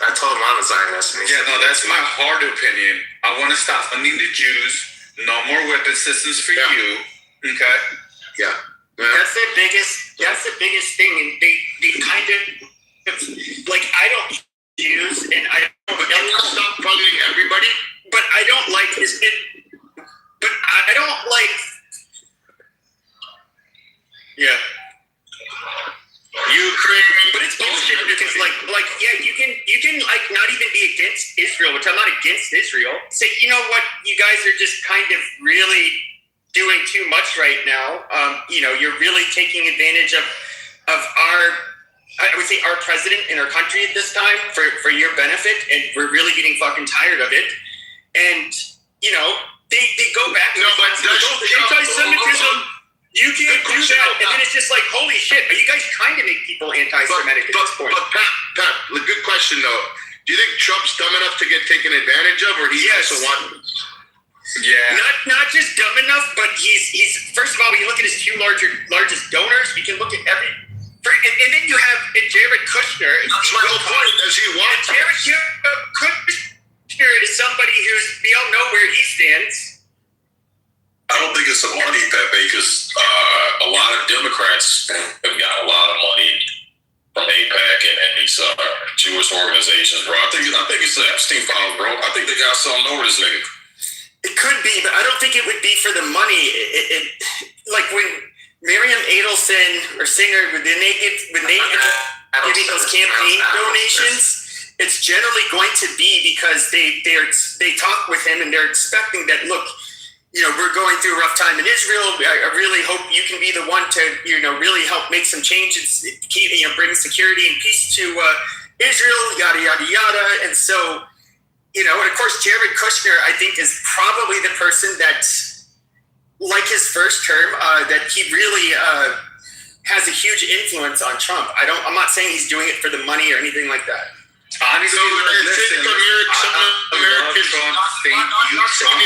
are in this room, but I think that some Americans think that Trump or the United States is just handing checks to Israeli citizens. Listen to me. All of you, listen to me. You guys are pretending like you just met Trump 2 years ago. Listen, Trump is. I've known about that mother. I read all his books. I watched all his shows. I'm a fan, bro. Okay. You got. Y'all knew this motherfucker who he was working for. All right, but y'all felt so patriotic. What do you mean by you people? Americans and Israelis and Mexicans and he's Canadian. Everyone. He's not like Canadian. Fucking. Now we got it. Are you need to put some narcotics right now, buddy? For real, Trump's in, bro. You do sound a little out of it, like you're on. Who's Canadian? I just woke up right now. As somebody that has voted for Trump 3 times, okay, at no point in time has Trump ever said that he was either not going to be a friend to Israel or not give anything or not help protect Israel. He did the opposite. He can't it. So yeah, this is 2016 Trump. So whenever you take that back. So to the small amount of people in the America First MAGA base that voted for Trump, whether you're Republican or independent or Democrat or unaffiliated, that small amount of people, if you did not vote for Trump on that basis, then you do what you want him to do. Because, I mean, the majority of people who voted for him, particularly evangelical base, that's exactly what uncertain terms have ever gave Trump our vote if we believed that he would not help Israel, protect Israel, be a friend of Israel, or even basically treat Israel like Obama treats Israel. We would not. There's no way we would go along. All right, Didi, I have a question. Do you think that if the government were to come out tomorrow and say that aliens were real, would be able to accept that? You broke up halfway through, bro, your sentence. He's gone. So, I mean, I'm just... do you copy Julia, bro? You said I wanted to hear it, but you broke up. Okay, if the government came out tomorrow... Matrix. Yeah, he's gone. Matrix. So, no, he's gone. So, I just... part of me, there's just certain people that I really don't think I have to people's accounts, but I guess I will. So there's just certain people have this view about Israel, even though there are 98 something other countries. Just open a new room. Just open a new room. You've been in the fucking Matrix so people couldn't hear you. Steal everybody. Don't worry about it. I'll invite everybody else. So I don't. And I mean, nobody complains when Congress gives a whole bunch of money out like candy to a whole bunch of for a whole bunch of dumb reasons. Nobody cares if if they're planning on allowing tax cuts to expire. Nobody cares about that. Nobody cares. Nobody cares if there raises their taxes either. I mean, because all these states that have taxes. So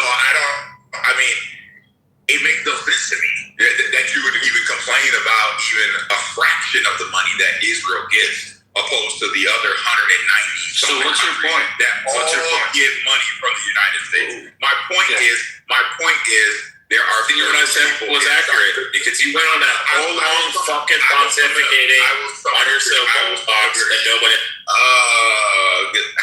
Thank you. My point is people. My point is people, for whatever reason, want to obsess about Israel as if there's nothing else going on in the country. And the same thing. I was trying to give you ammunition for being an anti-Semite. And the same thing for even Epstein. I mean, we act like there's nothing else going on in the entire country, and Epstein is the only case that has had issues. And over the 50 states, and all the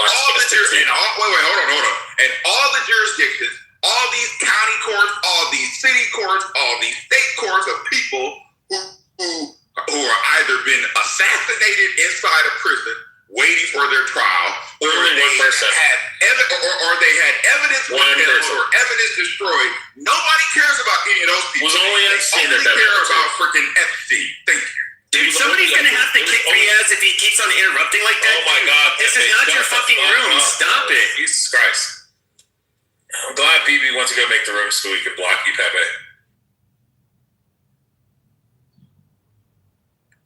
Can you guys behave, please? We're having a discussion. Say, do you think that society would accept the idea that Jews really do orchestrate all this? That was it. They can accept aliens. They can accept the idea that we do actually run shit. And we should fucking let them know. Yeah, exactly. No, I'm just intellectually honest.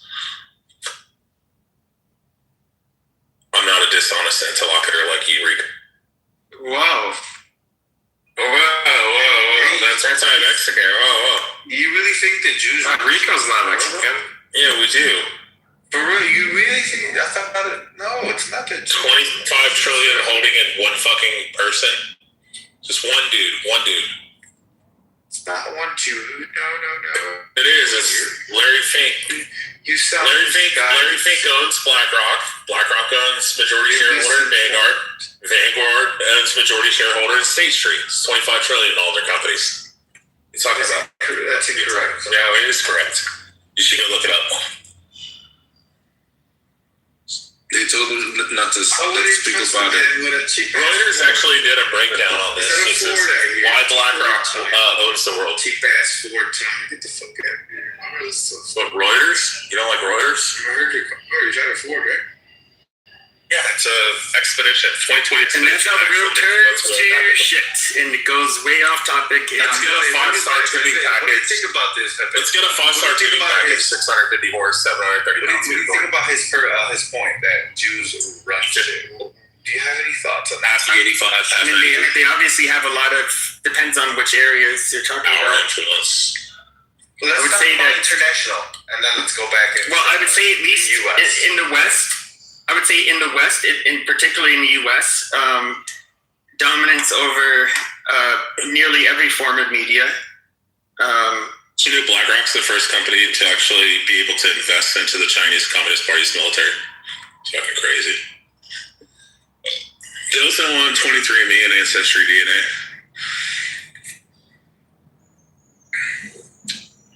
Is it possible for the United States to claim bankruptcy to start all over, just wipe out all 39 trillion or 34 trillion, whatever the fuck trillion we owe? That's not a bad thing.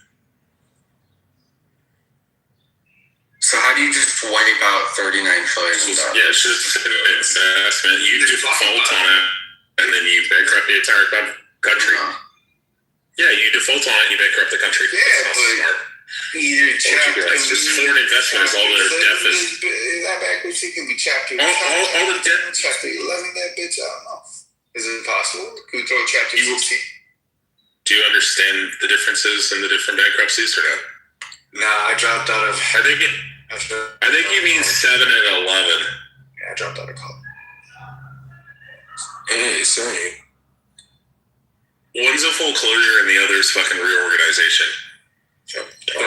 Full closure and reorganization, but yeah, like one's where you close the company and it no longer exists, and the other's a reformation. Okay, and why can't we go to the United States? Isn't it? Because you would be defaulting on everything. Fuck it, why not? Wait, aren't you gonna go to BB's room? No, not yet. Yeah, we're kind of now we can't have a normal conversation. Yeah. That's anti-Semitic. Oh, no. It's terrible.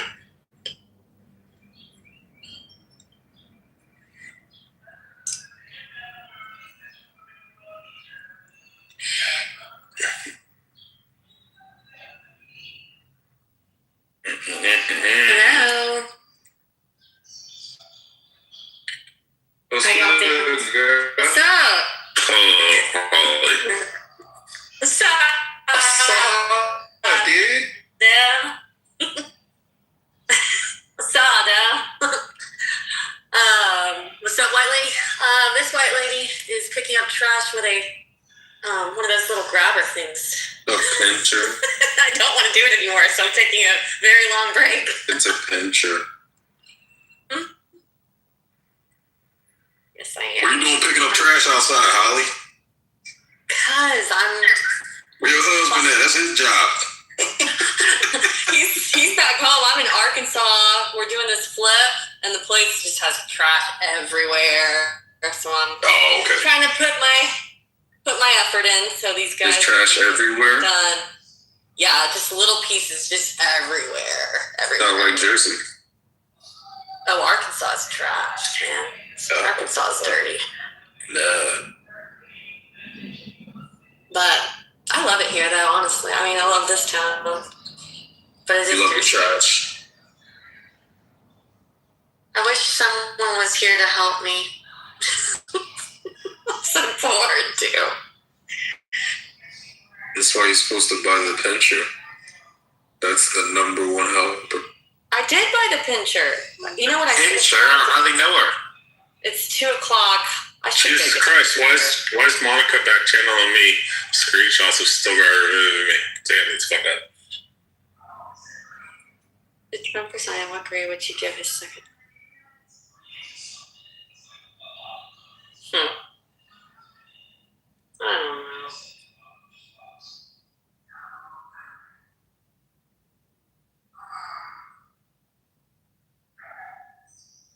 Sig, what you got going on? Did you end up buying a place? Weren't you looking at houses? Yeah, I'm waiting for this market to stabilize. It's just kind of weird. I don't want to get into something and fucking end up losing equity. Yeah, So most just being patient right now. people bought them for like $90,000 in the 90s. Never did full renovations or kept up with the maintenance, and they're asking for like $500,000. Okay. Why don't you just buy a renovation, one that's undervalued that you can add value to. I mean, that's safer anyway. I wouldn't buy turnkey right now. I'd rather buy just a brand new home, custom made. Oh, a new home would be my other option, I would say, because you can get some good deals on new construction right now. It just depends if you want to live in an HOA kind of situation. Yeah, fuck that. And then too, these new homes, man, they're so cheap, man. Well, that's yeah, they poorly made the quality, but I'm talking about custom made, bro. You hire the right contractors. I don't know. I think I've that's already built 3 overblown. homes. I've built 3 homes already. I know, but you can buy through like D.R. Horton, and D.R. Horton's good. You gotta get the HVAC Well, I guy. don't like personally. I don't think D.R. Horton's very good. It depends. I don't know. I'm not a big D.R. Horton fan. I like Ashton Woods. Ashton Woods. Am I saying that right? Yeah, I think so. All right. Building custom is great if you can not use a GC and do it yourself. But then you're talking. But it takes about 2 years. You can't exactly. Do it yourself. If you rush it, it's gonna come out bad. People just like to complain about shit. D.R. Horton's fine. People just like to complain. You like D.R. Horton? I just always found them to be kind It's of. just fun. For people, it's fun to complain, you know? I don't think it's fun. It's just my profession. I've just seen a lot of the different. It's just what I do. It's not my favorite one. But you can get good deals on new construction right now. That's probably the best thing, honestly. Custom's cool, but you're gonna pay like $220 a square foot if you use a GC. And then, not to mention the land can get real. It's hard to buy. It's hard to build a thrifty home unless you do what I did, which took us 3 years. You have to source all the material. It takes a while to source the material. It takes a while to source the talent. It takes a while to source talent. Talent is a I don't know if I'd use the word talent. How about just a warm body? with common sense at least. I work in real estate and do this for a living as an investor, and even for me, it was a painful process. Psychological torture. Yeah, that's why I like stocks and crypto better. You don't have to worry about grass, agents, and those shit. I wish I liked that. I tried to get into it for a while. It's just not my cup of tea. My husband likes that more. Yeah, it's a little bit more depressing right now. I stay in my lane. It's a bloodbath out there. But we're hitting records. I don't know how. We're hitting records, y'all. Dude, it's just the bear market. This happens every 4 years. It's the bear market, yeah. Oh, this thing is cool. It has a magnet, too. That's cool.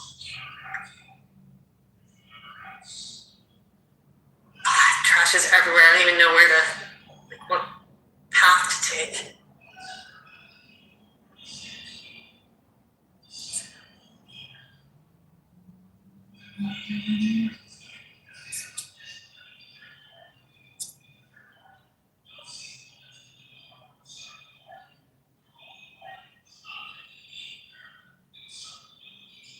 I was listening to music today while I was doing this, and had my car going. But then this lady that she was yelling out her window, and I don't know if she was yelling at me but I got scared. So I'm scared to turn on the music. What kind of music were you playing? That's probably. I was listening to like rap and shit. Like, she should have. Sig, I have a question for you. Do you agree or do you think it's okay for individuals with dual citizenship to run for Congress or any political office or, just become a part of the Fed or state level? Absolutely not. U.S. citizenship only. No dual citizenship. No. What? Yeah, I agree with that. But what if that person was born in the U.S., but they just decided to apply? Well, you gotta make a choice. So either give up the secondary citizenship or don't run. That's it. Why? I disagree, sir.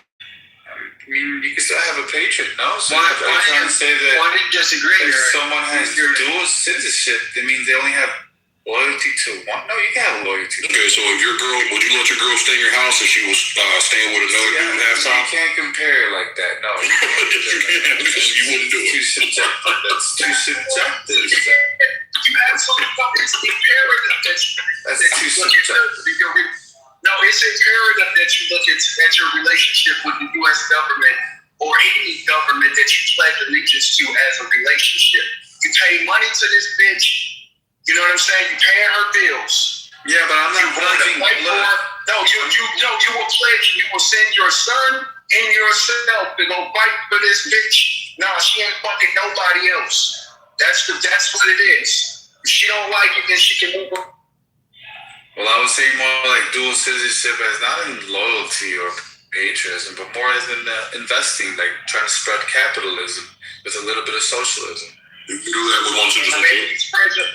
Now, baby, spread your capitalism with me. You only got capitalism. That's how it's going down. Sig, are people diagnosed with autism, are they allowed to carry a gun? Are they allowed to shoot down range? Yes. Yeah. I mean, if you're like obviously nonverbal and can't clearly can't follow like basic instructions, I mean, they're not going to really. You probably get kicked off the range and never allowed back. I wouldn't allow. If you have autism, no gun for you. Yeah, the only thing that's going to stop you from being able to own a gun is if you have a felony charge, you actively use illegal drugs, or a court has found you mentally unstable. Those are only three. Yeah. Those three things. I think it would be better for our country if everyone with Down syndrome had a gun. If we were living in that type of world, I think it would be a better world. You're a retard. They're the sweetest and kindest people in the entire world. They would never shoot a fly. Of course they wouldn't. That's why they don't need to have a gun in their hand. But that's why they would need a gun out of anyone. They're the ones who. No, because they might hurt themselves. I'm scared. That guy with the Down. The biggest danger to giving people guns is the danger that they are to themselves. Yep, that's true. There's some majority of murders, and then, of course, I wonder what percentage of injuries with firearms are from negligent discharges. Yeah, do you know how many women think they're big, bad, and tough and want to carry their firearm, and then it ends up very easily being turned and used against them? I mean, I mean, if you're scared enough to stick a gun within reach of somebody, I mean, they do have drills and stuff. It's interesting where they'll they'll end up. It's usually from when your firearm is holstered on the outside, like you're in the military, where they'll draw it and move their other arm up so they don't accidentally shoot it, and kind of shoot from the hip at a super close range. But that's I feel like that's something a cowboy hip draw. That's something that if that's I don't know, somebody's charging at you with a knife or some shit, I'm guessing. My boys make me go out with them every other weekend and shoot. You got the safety out. You gotta be well trained with that pistol. Yeah, these were Navy SEAls doing the fucking drill, so I mean, I'm pretty sure either. But I mean, I have a gun and I keep it in my home, but I don't carry it with me right now because I'm very uncomfortable with it. Yeah, I understand. That makes sense. If your bedroom door is locked at night and you have access to that firearm, you now have that wall barrier to separate you from the impeding force trying to get at you. And that's your little security window of opportunity to arm up and prepare. But the truth of the matter is the majority of the reasons or the danger that you're going to face is out in the streets. And one of the biggest problems which is why one of the biggest problems with the women have with firearms is how they carry them, because they have them in their fucking purse, and that's the first thing that's getting snatched. You know what I'm saying? So you got the pepper spray in the purse, you got fucking pistol in the purse, which is why I don't carry. Yeah, the I don't carry right now is my level of comfort. Yeah, my level of comfort in wearing right now is such that it would just ultimately probably be used against me, and I'm not going to hand them a weapon to use against me. I'd like to just get a little 22 revolver. You don't need like little big ones. You can carry like a. Yeah, I mean, if you so happen to shoot Shaquille O'Neal and empty out like a 20-round magazine into him, you'll still be able to rape you and kill you. Yeah.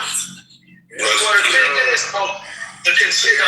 too is they have the way that women dress. Y'all are forced to open carry versus y'all can't conceal because y'all wear all that tight shit. They can't even open. Yeah, they can't even open carry. And that's the number one. That's the number one problem with women carrying is their dress. That's the number one deterrent for keeping women carrying. And two, the second one is the size of the gun. Because usually they got some fucking husband or some fucking retarded man telling them, oh, you can't carry, you should carry a fucking Glock 17 or a fucking 45, not 10 to 11, and then it's too big, it's too heavy, it's too bulky. Yeah, 45 with no safety on. My boys have all recommended, I do have a 380. That's what they all recommended because they're smaller. Those little sick P365s, like my dad has one, my brother has one. I want somebody to try to I don't know if they're not even funny. Those little P365s are smaller and carry more rounds than most of the old school 380s. It's kind of, and I've like shot them several times. They're actually like not, the recoil's not quite what you would think it would be. Yeah, how many rounds does your 380 hold, Sam? 8. Yeah, you need to go to the 360. You can get at least 10. It's a minimum. I'm sorry, 365. Yeah, and to the 365. What you got the easy series? Oh, you said right? I do. Okay. Yeah. So if you do you have problems with your hands like arthritis or pain or anything? I don't, but it's still heavy for me, and I'm not, like I said, I'm getting better. It's getting easier and easier to navigate it and to pop the clip out and to put the clip back in, but I'm still magazine mail. Yeah, the magazine thing. Yeah, that thing, and it's getting easier to load the chamber, slide the slide thingy back. Yeah, but I still have a lot of apprehension. Yeah, next time you go to a gun shop, ask them, do they have any of those Springfield Hellcat? The smaller Springfield Hellcat? Get your hands on that. The recoil, the recoil on those things fucking suck, bro. That's too snappy. It's too snappy. Trust me, I've seen a lot of women try to shoot me. Yeah, too snappy. It's snappier than a 365, bro. Yeah. Chamber to knives. Yeah, but the way the gun is designed, it's got a high bore access, and it makes it a lot more snappier. I've seen a lot of women trying to shoot that, bro. Yeah, it's too snappy for most of them. It's too snappy. I will say, and this is weird because I'm so left-handed. I do everything left-handed. My right hand barely exists, but I'm very, very accurate when I shoot with my right hand as opposed to my left hand, and I don't know why. When I shoot with my left hand, I have really bad drift to the left. But when I shoot with my right hand, I hit dead center where I'm aiming every time. Like my precision is very, very good when I use my right hand. You're probably cross-eyed dominant. That's probably. No, I'm left-eye dominant. Yeah, so left-eye dominant and left-handed is like one of the worst conditions you can have for shooting. Is it? Yeah. Probably your trigger. You probably got too much finger on the trigger too. Did you say cross-eyed dominant? Yeah. So if like optimally you want your opposite eye to your hand. I was just making sure you weren't doing a little bit of a dig to Southern Girl.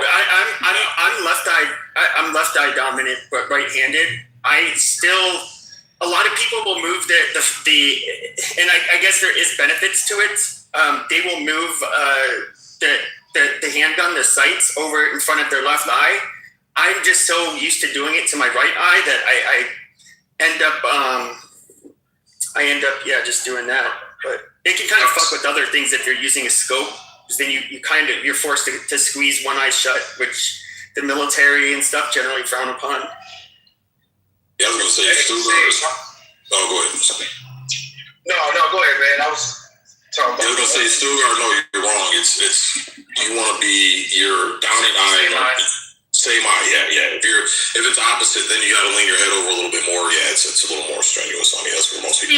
See, that's what's so weird to me. Because, like I said, when I shoot with my left hand, I'm definitely left-eye dominant. When I shoot with my left hand, where it lands always drags slightly lower and to the left of where I'm aiming.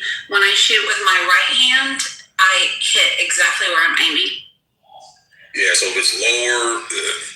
Here's the thing: whatever hand you shoot most accurate with, just stick with that. Don't try to cross-train yourself to become left-hand dominant, because it's just too much. Just stick with the hand that you're comfortable with, and then two, to get over handling that, you need to dry fire serendipity. So make sure that fucker's unloaded, put it in a holster, put it on like your concealed carrying, and just practice drawing, practice racking. Get some dummy rounds from Amazon. You get them for like $20 for like 50 of them. And practice loading and everything to get yourself familiar and competent with handling that firearm, you can do at home. You need money at the range. Right. Well, we have a field. We have a field where we go to. He brings out his F-18, which is incredibly fun to shoot. And that one I can shoot with my left. I have to because it's so big. I bet you hit everything clean with that too. Everything clean with that. Everything. What do you need an AR-15? That is over the clearance for the military. It's so much fun, and it's so much easier. Well, yeah, it's like, okay, if people say, well, if you can't shoot accurate with your handgun, you just need to practice. Okay, when you wake up from a dead sleep and three motherfuckers are kicking in your front door, good luck with shooting your handgun accurately. I'm just saying, people eating and they're not stressed out and their heart rate's not all over the place, they'll perform a lot differently than they will. But with the AR-15, it's kind of fail-proof method of most of the time at least of putting multiple rounds like on a target pretty accurately. Well, because you got 4 points of contact with a long gun, so you got both hands, you got your shoulder, then you got your cheek. Versus a handgun is just two hands that's floating out there, so it's harder for people to learn stability. And in order to get accuracy and stability, you got trigger control, you got follow through, you got breath control. Like there's a whole bunch of factors, but you need to consistently practice that shit day in, day out, day in, day out. The average person goes to the range probably once a year, if that, and that's just not enough time to get proficient with it. That's where a lot of people. And see, I was gonna say, my daughter she really loves that Beretta 92. She's pretty damn good with it. Oh, it's a good gun. Yeah, that's a great gun, man. Yeah. Yeah, I still have one of those. They're fun to shoot. They are very accurate. I from the box too, man. Really good triggers. Said Italian, man. Get some Italians to make good guns. I honestly think the world will be better without guns. Yeah, good luck with that. Unfortunately, it would. You can go down the rabbit hole and say, like, well, even if you look at warfare 1,000 years ago, they were using long spears, archery, all kinds of fucking shit, poisoning people, deliberately causing famines, and it's just like, I don't know, people are going to create weapons. That's that. Yeah, but we should be smart enough now in 2026 to accept the fact that the world will be better without spears, poison, or bullets. What do you do if there's a rogue elephant that's going through a village in India and it's no guns, okay? You pretty much with the big elephant, you'd probably need like at a minimum, like I don't know, a 30-06 to the fucking head of an elephant. Why were you multiple there? times. That's the elephant's territory. Like, why were you there in the first place? Okay, I can go like in Alaska. They have this problem. You get people that get attacked and eaten by brown bears. Stay away. You know you don't have a gun. If they're hungry out of hibernation, they will absolutely ambush you and attack you. That's just you need to go hug a tree, nigga. You need to go hug a tree. Bad, bro. Like a little bitch. Better without guns. Well, all elephants aside, when people say stuff like that, I always wonder, like, how do you plan on implementing that? Like, how do you? Like, getting me to turn my shit in is probably clean. You'd have to do it with guys with guns. Right, yeah. Yeah, what about the bad guys? What about the... Well, I'm just saying, a law-abiding citizen like me, if pressed enough, I'm probably just going to do it, right? In most cases. Fuck that. But what about the... I know what you're saying, but I'm saying, what about the criminal stuff? Like, what about the criminal? Yeah, they never turned their shit in. Yeah, Canada just did this shit. Canada's doing it right now. They just did a mandatory buyback. No fucking criminals showed up. There's a bunch of less than 10% of the population. There's a bunch of old ladies whose husbands died. They found dusty ass rifles and shit and shotguns in the fucking closet. They just wanted to get rid of them. That's all that showed up. So less than 10% of the population turned in their guns for the mandatory buyback. And then the fucking whoever's running the show there, I forgot the fucking bitch's name, but she is demanding law enforcement go according to their national registry and go door to door and confiscate these guns. And every single law enforcement agency is like, fuck that. That's a fucking suicide mission. Nope, I'm good.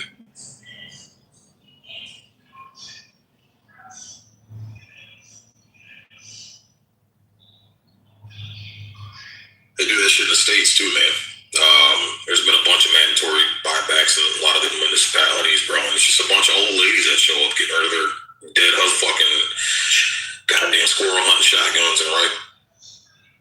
And then, it's funny how, like, after the buybacks, you hear a news story about Canada, like Toronto or something. Somebody done kicked some of the criminals who's armed and shit. And it's just funny how, like, that never makes the conversation. Like what are you supposed to do about shit like that? Well, they're pushing, and you notice handguns cause the most deaths, but they keep pushing for long guns, man. I tell people, wake the fuck up. They're pushing for long guns because long guns win revolutions. Handguns don't. Handguns are a shitty fucking weapon. If you're on the battlefield, bro, only reason why you're pulling a fucking handgun is to fight your way to a fucking rifle. That's it. It's a last resort weapon, but handguns are shitty weapons when it comes to, war or battle. So we're trying to get rid of all these fucking long guns. They're trying to pussify all the fucking men, and they're trying to get these men to vote against their best interests after they pussify them to get rid of long guns. That way the government doesn't have any fucking viable resistance to this shit with a pop off. That's the whole point of it. Just want to know how they're going to pull that off. No one's going to fight for the government either. It's going to be funny. Dude, in Michigan during COVID, all the niggas showed up with long guns, man, because we got it baked into our constitution. We can legally carry inside of our government buildings, inside of our state buildings, which is a good thing, bro. Dude, like, it's probably like 2,000 niggas showed up fucking armed inside the fucking Capitol. Oh my God, dude, they were fucking shaking in their boots. Like, the next day, all the elected officials were on TV. I know guns are allowed, right? But okay. cameras, cell phones allowed? Yeah. Oh yeah. They were filming and everything. But all the public officials, hold on, let me finish my statement, Sangre. Hold on, man. God damn. So what I'm saying is, the very next day, all the fucking Lansing Capitol elected officials wanted to change the Constitution. They wanted to change it from being on because they were so fucking scared.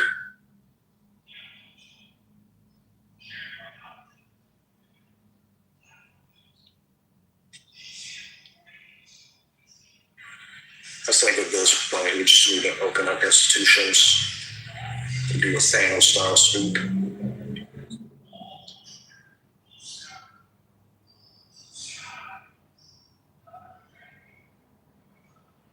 Everybody should be able to own a gun.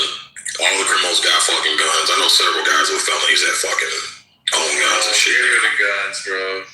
You can't. You can't. There's two.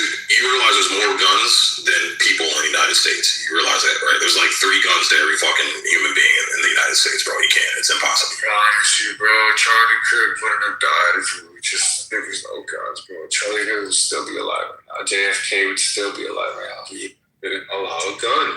So how do you go? Okay, so let's take the United States alone. How do you go about getting rid of we should all make the sure guns? puppies never grow into dogs. Savory, how would you go about it if you were the leading official in states and you wanted to propose that and enforce that? How would you go? I don't qualify. No, but how would you? Because you're advocating for it. So how would you go about it? What's the best way to do it? I'm unqualified to give you a full how I would do it, but like society would be a lot better. So you're pushing for something and you haven't thought. Crime rate will go down. I'm telling you. Get just no guns. But if you're going to advocate for something, you should have enough research or thought process on how you want to I'm gonna implement get it. defeated whatever point I bring up. Right, so then why say it then? If you know it's stupid, then why say it? It's not stupid. I'm telling you. It's 100% retarded. Yes, better off without guns. Okay, I'm going to check this. So we're going to be bring back legal prostitution, bro. So I know you're trolling, but you say we're going to be better off. Okay, then. Would you prefer it quick or horrifying and painful? Question. That's an honest question. Quick or horrifying and painful?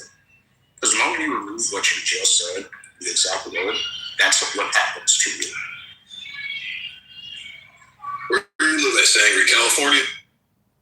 Nah, I'm living in Chicago. Oh, okay, yeah, there you go. Yeah, you see what happened in Chicago, right, when they allowed concealed carry? Like, literally overnight, violent crime dropped like 33%.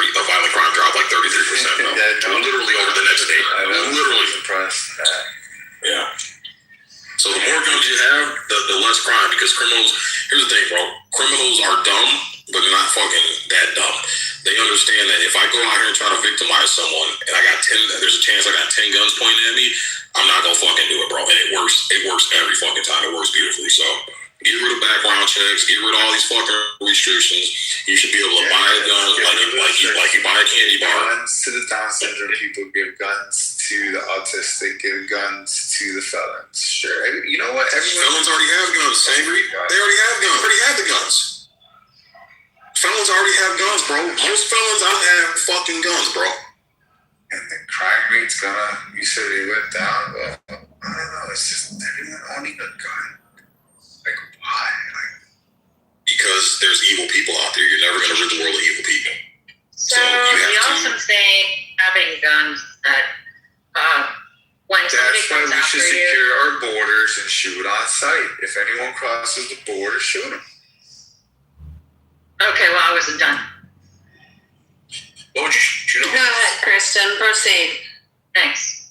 So, in all of these,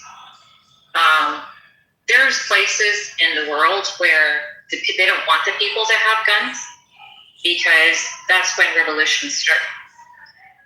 So, if a government wants to take your gun away, it's usually because it's not a good thing. And you look at any kingdom in Europe in the past 160 years, and that went from kingdom to whatever of the people. That's why England won't allow their people to have firearms unless they have a very special license. So it's a multitude of reasons. I do also believe there needs to be more regulation. Any schmo can get one, and they're so dangerous. But you know what? They can also get parks, and I think there needs to be more regulations about that too. So that's the news. That's all I had. What regulations would you like to see, Kristen? And what? For guns. Definitely a background check. But you already have to have a background check. I didn't. Was it a private sale? A what? Was it a private sale? Because that's the only. No. Let me see. You know what? I think I did have to have a. Yeah, I'm saying because if not, you're a felon. That's a felony. If you want to come without a background check from a distributor. Because we did have to make sure that I didn't have it, right? Yeah, so you had to fill out a form 4473 when you went to the. Was it from a gun shop? I don't recall. I was an electronic form, but that sounds like but no, what I'm talking about is like there needs to be more like, okay, so they scanned to make sure I wasn't a felon. What else? But you got all kinds of people that need to have like, listen, Wait, what if you're a sex? Oh, let her finish. Sangry, shut the fuck up. Let her finish. Go ahead. Thanks. No, go ahead, man. Fuck that nigga. Go ahead, you got it. Nah, I've lost interest. Goddamn, Sangry, you fucking Tourette's-ridden fucking retard. Jesus Christ, man. Well, Christian does still let you know, and I think 43 states, most of the states, there are 4 to 5 requirements generally that are mandatory by national, the NRA, I believe. Background checks are first. A psych eval is second. In a lot of states, you have to do a psych eval. Most people usually produce that to bring it in. The third is a heavy amount of questionnaires based on the psych eval. And the fourth is usually, this is the new one. They basically scan for any general comments or anything on the internet to suggest maybe a terroristic threat or plans. That has been mandatory as of 2011. The fifth one is depend on state, both law, constitution, and just how much the fifth one would be any sort deeper background checks instead of just the general criminal record. If you are military, ex-military, they look into that. So there are actually flights to go to a publicly licensed gunsmith or store. This is what's going to happen to regardless. In most states, this is what's going to happen. Those 4 things, the fifth one, like I said, based on state enforcement and decision. Where's the where do you go to get what states specifically require a psych eval? Because I'm not familiar with any. I think he said it's going to happen. I don't think he said it is. I think he said it's going to happen. I thought he said most. Well, that's why I said it's more of the 3 that are required, but a 4th one would probably, like I know in Virginia, they've always required psychological evaluation. No, they don't. There's a couple of No, they don't.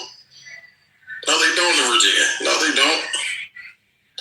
It's not enforced, but it is on like. It's not enforced. What? Yeah, no, they don't. Yeah, there's no psych evals required, and I thought you were saying what they're gonna do. If you're saying that they have it now, no, there's no states that require psych eval. There's 0 states.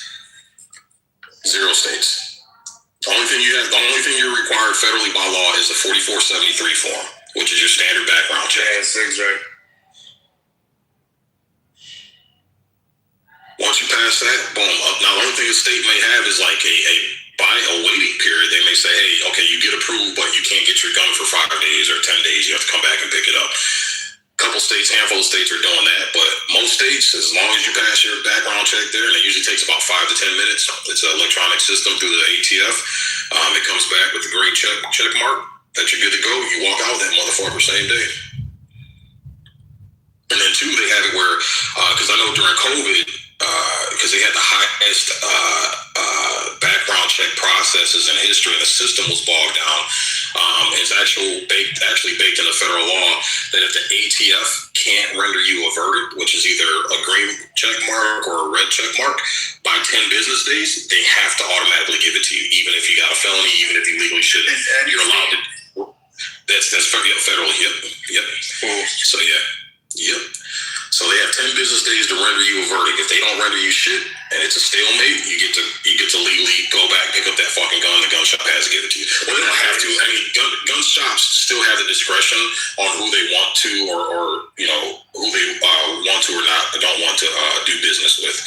But if it's a gun shop that's just, hey, I'm just trying to make my fucking money, you come back 10 business days, man. 11 business days, you come back. You got that gun. And that was happening to a lot of fucking people, yeah.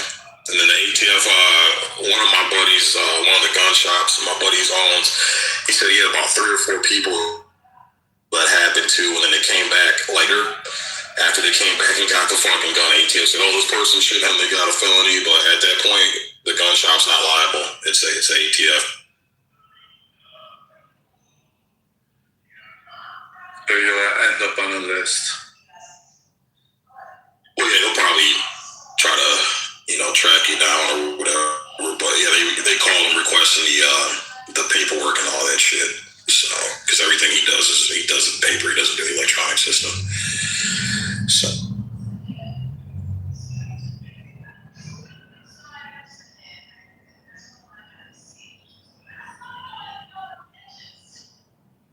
Yeah, background checks are fucking retarded. They don't.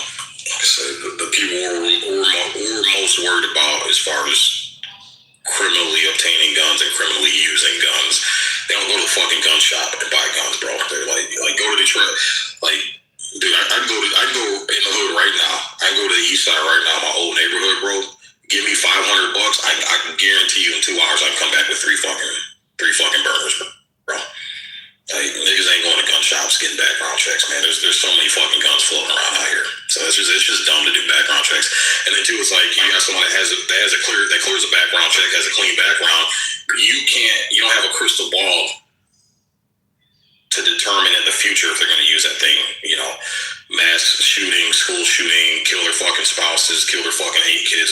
Like, there's just no way to fucking tell. It's just. So what about that case, I believe in Texas, where the homeowner shot 4 suspects, I believe killed a couple, but he's going to prison because the suspects were running away from his garage, and the guy with the gun shot him in the back. So the judge said, hey, that's not allowed to be. And yeah, it's going to depend on who the prosecutor is. Texas is very, very lenient with their gun laws. Like, Texas is the only state in the union you can actually use deadly force to protect property. Every other state you can't. So I forgot what state. It's not Texas, but yeah. Yeah, because Texas, you can shoot someone for breaking into your neighbor's home. You can. So what do you think? Should the gun owner go to jail? Did he not assess the situation right? My personal opinion, if you can prove that you used deadly force because this person was illegally on your property, infringing on your property, on your rights, in a violent fashion, or burglary, or fucking, stealing your property, I think, yeah, fuck them, man. Fuck them. I'm reading something really interesting, and I this is slightly off topic, but I'm reading about cadaverine, which is when people die, it gives off. People say, I've never smelled the body that has been dead more than a few minutes, but that is like a horrible smell that it's unlike anything else. And it says that the odor commonly associated with bacterial vaginosis has been linked to cadaverine and putrescine. Putrescine is the other chemical that your body releases during putrefaction, which is one of the stages of decomposition. So yeah, it's pretty interesting. So bacteria vaginosis, in other words, smelly vagina will smell like death. Just rubbish.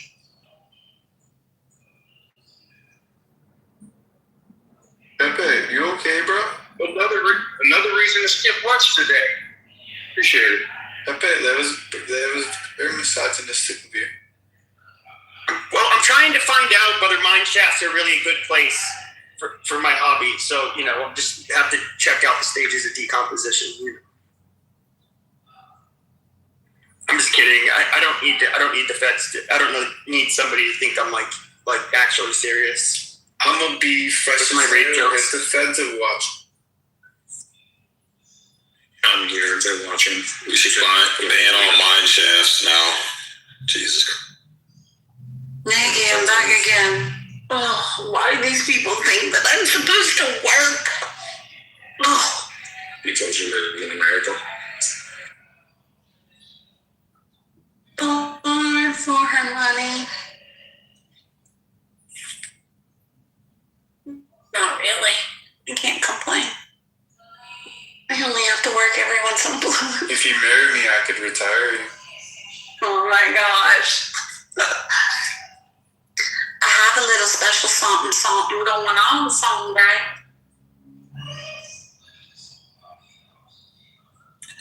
She's pro-gun, so it wouldn't work out. So she probably shoot you on that. Oh my gosh. Oh, speaking of pro-guns, a friend of mine said that the new governor or some elections are trying to do gun restrictions back in my home state. I'm like, bro, the ATF has a notice for VA. These people will enter a gunfight with you. They usually just stay out of state. Yeah, that's the new governor of Virginia, man. That chick totally switched up when she got elected, bro. Like, you guys, yeah, Virginia's got I think something like 30 new taxes she's implemented. Yeah, there's a gun bill, a gun ban for all rifles sitting on her desk right now. She's about this time. Yeah, it's not going to get enforced. Like, everything I'm hearing, I'm like, one, the tax. Yeah, I hear people saying it, and my only thing is how is she going to enforce any of the stuff? Because if the counties decide you do not have the authority for me to enforce, guess what? That county can just decide not to enforce the law. That is how a Commonwealth works. It's not a governor shows up, makes laws, and then everyone follows it. No, a governor shows up, and then everyone sees, well, I don't care to enforce this. So good luck to the lady. It ain't going to work like that. Yeah, I see that happen in a few states with the magazine bans. Pass 10 round limit magazine, whatever, and the cops are supposed to arrest people who they see, or reports that they get of people that are breaking it. And every single parish I've seen, the cops are like, yeah, fuck that, you go fucking kick rocks, man. They ain't enforcing that shit. No one wants to take it around to the chest, which is not even just, it's not about being smart, it's just Bible.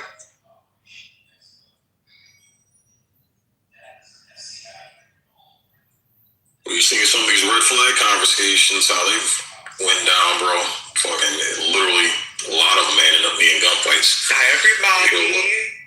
They roll up trying to take somebody's gun on this red flag shit, man. That motherfucker starts popping back. Nah, man. Like I said, I'm anti-gun. I'm anti-abortion. If you cross the border, shoot on sight. But if you don't have enough guns, how are you going to shoot on sight?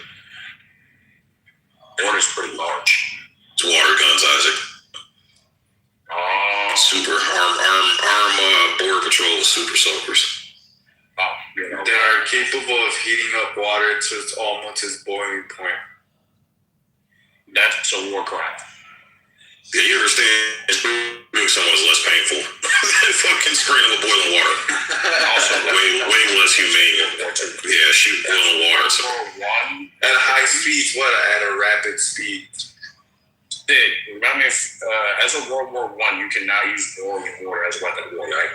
Oh, I have no idea, but definitely that would be inhumane as fuck, man. Yeah, that would never pass. I know you can't use boiling liquids. I just don't. But sending copper over 200 miles per hour, Yeah, getting shot is way more humane than getting stabbed, bro. Yeah. They're considered humane ways. Makes sense. I get it. Yeah, it's considered a humane way of murder because it's literally the least painful option. Talk to anybody who's ever been in a combative situation or self-defense, whatever, they're going to tell you, Sangry. They'd rather get shot than stabbed. Getting stabbed is fucking horrible, bro. I'd rather get shot with boiling water than brass. You got more chance of surviving a gunshot wound than you do a fucking knife wound. Especially if the bullet is fast. It just goes clean through you. So what kind of bullet was it? The one that killed Charlie Kirk, in your opinion, though? Or where are you getting brass bullets? What you observed, Mr. Sick. That is a great question still, dog. Where do you get those? You don't think it's brass anymore. The shell, the casing is brass. The projectile's copper. Copper or nickel, depending on what you get. Yeah, copper, nickel, or lead. Combinations. Yeah, you know what I'm talking about, right, Steve? There's all types of ammo. The material could be, well, you have your powder, of course. But what's the powder called? Yeah, Charlie Kirk supposedly was shot with a 30-06, but that's in debate right now with all these court proceedings coming out with analysis of the bullet. Shit, definitely a 30 caliber, but there's no definitive analysis. It was a 30-06 as of yet. I have 8 bullets made of depleted uranium. I don't know if that's legal. Hey, you need to stop smoking weed and taking mushrooms, bro. Cheers. Yeah, I don't know. I don't know if that's illegal. I know you can have, what is it? There are a few depleted nuclear materials, but I don't know if uranium is one of them.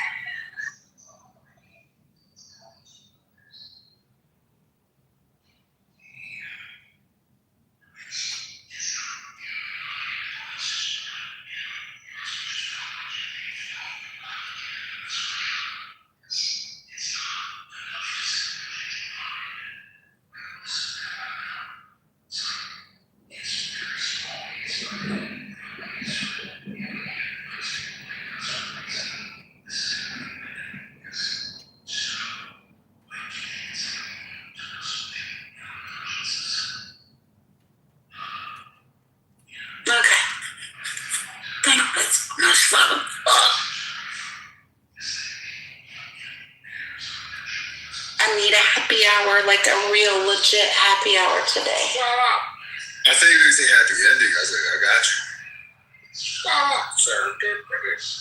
Shut up, Brother Shady.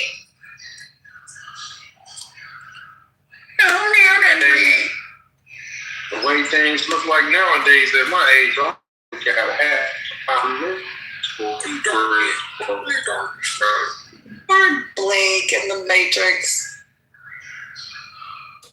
Blake and his going wireless. I'm hungry. I can tell. Sick, brings darkies. I want darkies. Oh my God.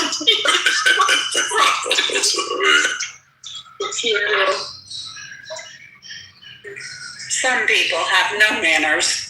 How dare you do that a month and a week away from Juneteenth? Gets hungry. Juneteenth doesn't exist. It's a Joe Biden's holiday. I'm not gonna disagree with that. Hey man, has anybody heard anything about the damn Guthrie case? Where the hell did this guy go to? I know, nothing. It just disappeared. No, that case. Kinda like her. Whose case? What? Nancy Guthrie with it. Nancy Guthrie. I think they're gonna arrest someone within a month. I guess the person got killed. What happened? What's going on? I've never heard of this. Supposedly, the last note that they sent, they said that she. Yeah, but I don't. They haven't found a body, right, Kelly? No, they probably burned it. I'm thinking at the beginning. Sorry to be grisly. That's the old lady that went missing. Some TV news. Yeah, Savannah Guthrie's mama. Yeah. Yeah, she went missing. Oh, I had no idea. I thought they found her. Did they found her? No, they didn't find her. There were reports at one point saying that they found the body, but it was like a 9-year-old girl. It wasn't Nancy. Yeah, the last ransom note supposedly that the Guthries received said that she died. Oh, that sucks. Yeah.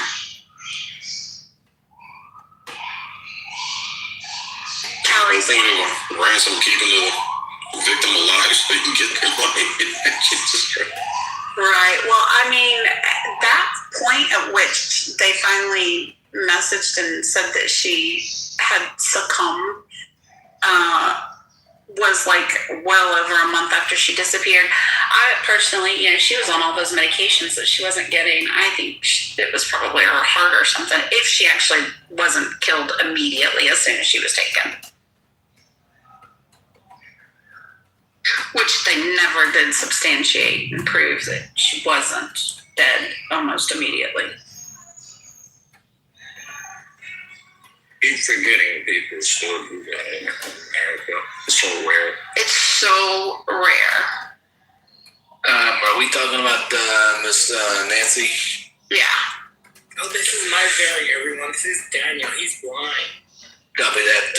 And did she pass away from her injuries? Yes, copy that, radar. Copy that. So this is an angel flight situation. Don't worry, Serendipity. I'm getting fed right now. Okay, Yoshi. Tell him, Daniel. Yoshi, cállate la boca.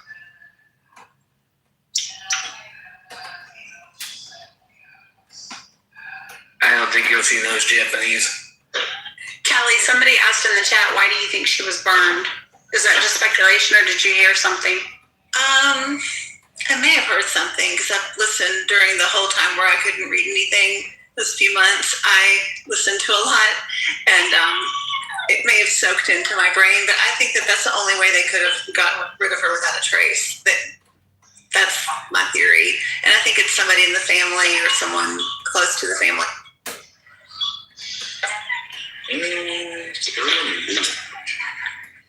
Burning only works if the temperatures are not really hot enough to start warping metal.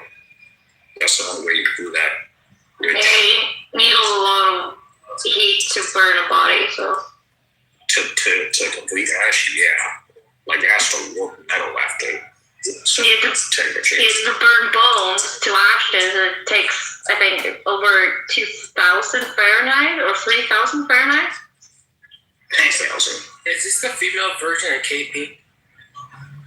No. Yeah. And when did the notification come out that she passed? There's no notification yet. Yeah. Just there was a ransom note that's presumably told the family that she. Okay, and when was the ransom note? I don't know. When was the ransom note passed? It's been a while. It's been a few weeks.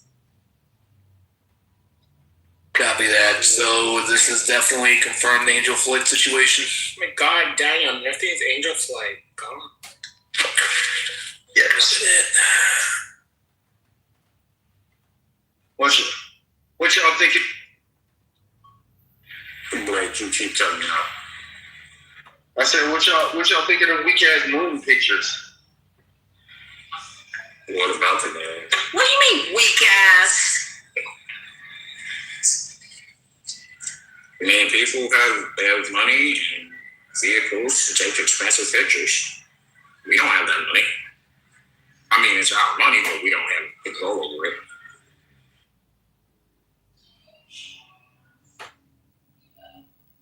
Yeah, I thought so too, Monica.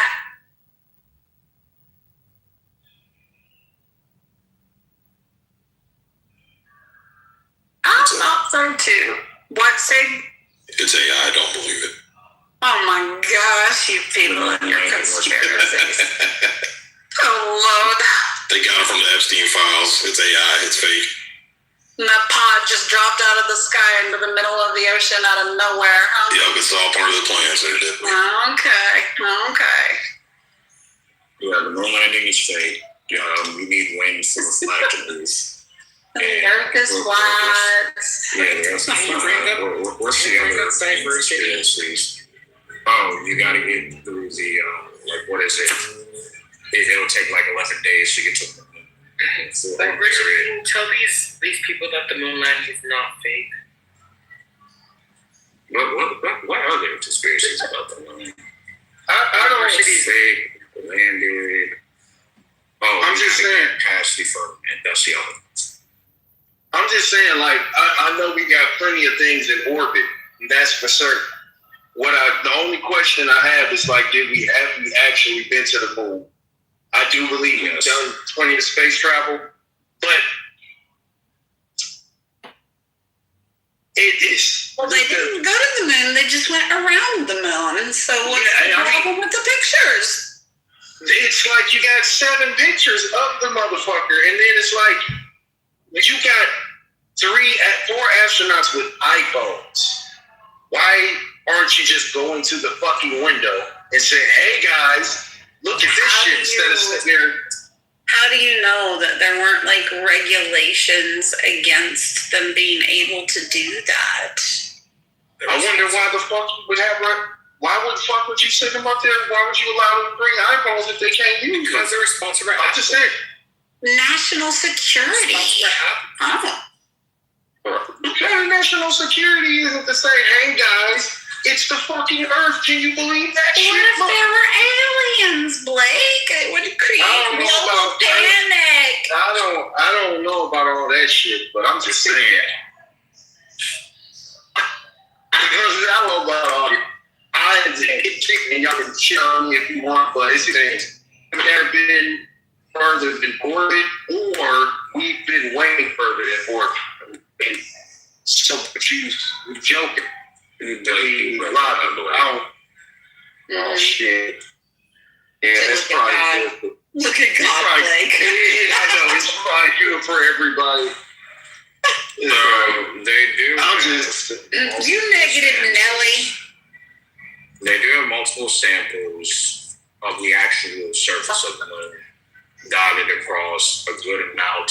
Well, not a good amount, but there are NASA facilities, museums, and places that you can go and see the samples. And if you do want to test whether it's real or not, it'll take a while and you have to pay a lot because they have to go match it with the samples. Russia, who also went to the moon but via probe and then collected samples. So definitely been to the moon.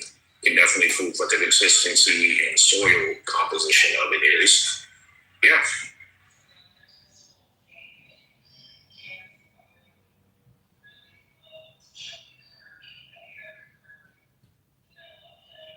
I'd just like to say, interestingly enough, there wasn't nearly as much dust on the moon as they thought would be there.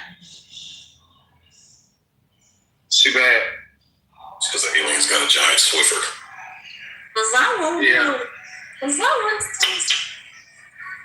No, it's not really like the thing with the moon is there's no air or anything, so there's no way for the dust to actually stick to whatever lands. So the moment you lift off, the dust kind of stays there. There's nothing for it to even move or stick to.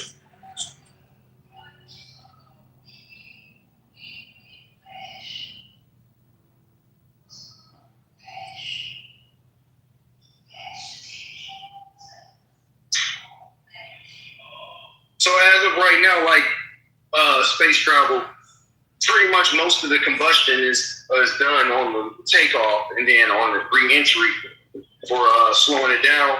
So, but when they're in space, it's just pretty much like they set up a trajectory and kind of just, throw it in that area, and it just kind of. Are they just using gravity? It's an easier way of asking you. Are they using gravity to guide the or are they going in? Well, like, how are they taking the trip around? Or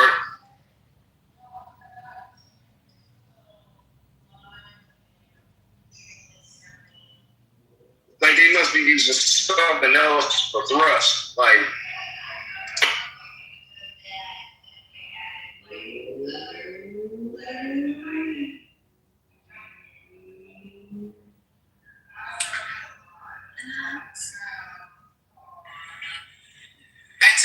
To answer your question, Blake, essentially there are internal thrust systems on virtually any single manned probe that is sent into space. Like the moment a person's there, they have the ability to navigate if they're going to either even just going for a trip to the ISS.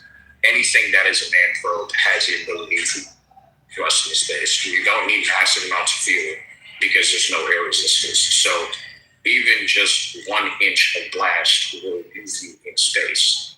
1 inch of air, that's all you need. So you don't need a lot of fuel. And yeah, they can direct their trajectory if they do plan this out towards where they want to go. That's how you travel with what we got.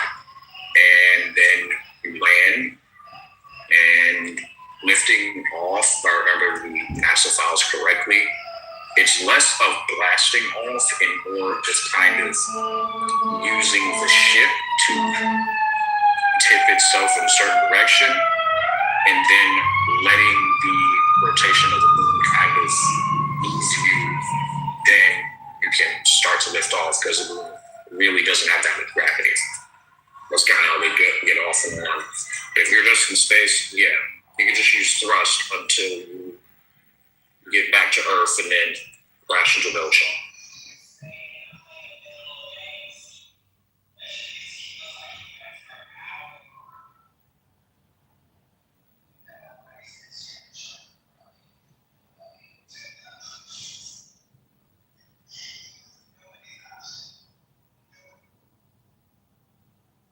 And if you have further questions, just read all the technical procedural documents that NASA publicly releases all the time. Whether you understand them or not is going to be your issue, but the information is always there.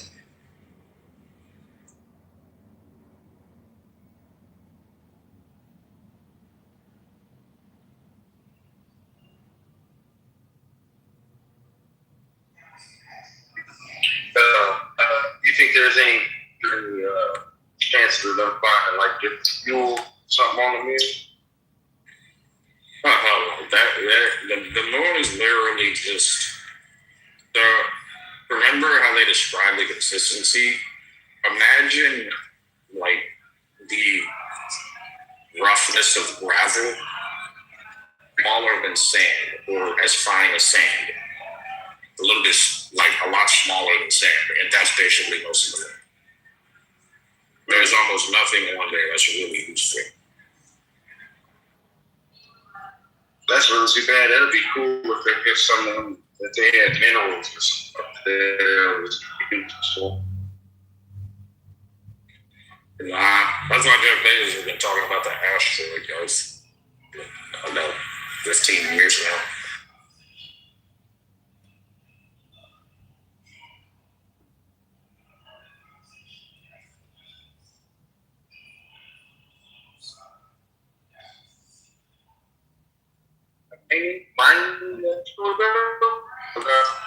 You still breaking up, Blake.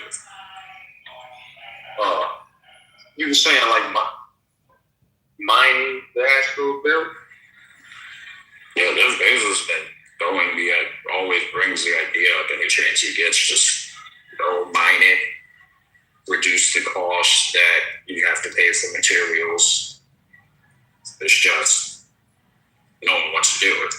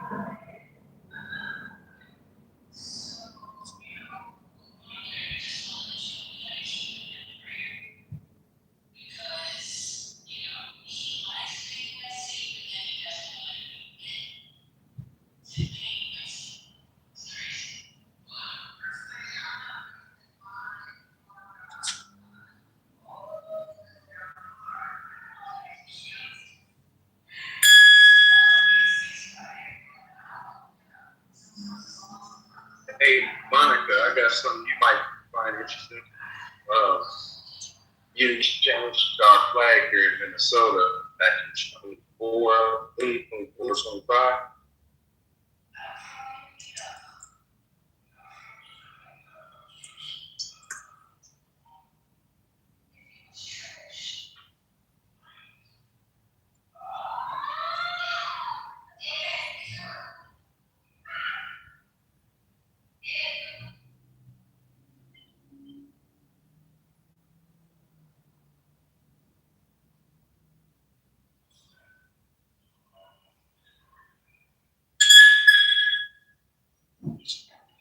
Oh wait, Monica, what?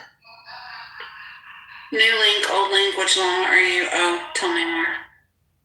Blake, I think she wants you to tell her more.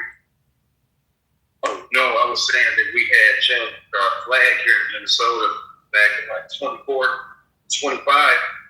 And it's like oddly similar to the Somalian flag and nobody liked it.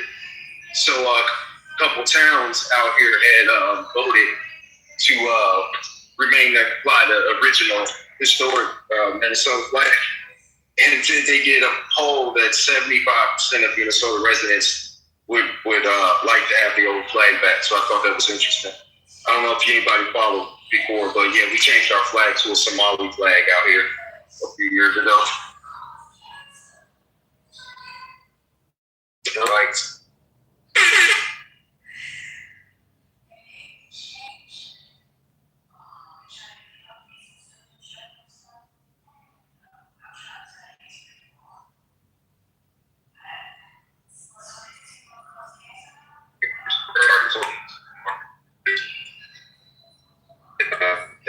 You're in the matrix completely. I can hear that you're trying, but I can't make out anything you're saying.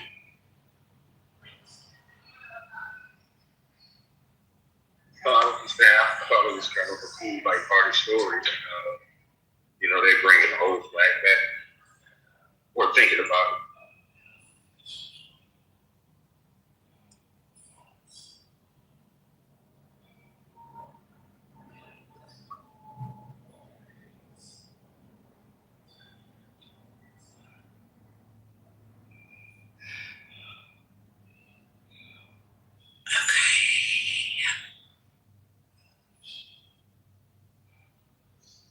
That's right. Come on, 5 o'clock. 80. What happens at 5 o'clock? I get to get up and walk away from this computer and look at it again today.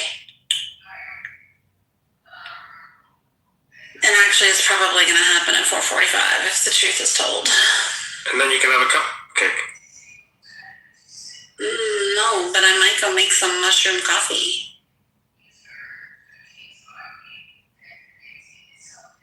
Just to get me through the night without tape.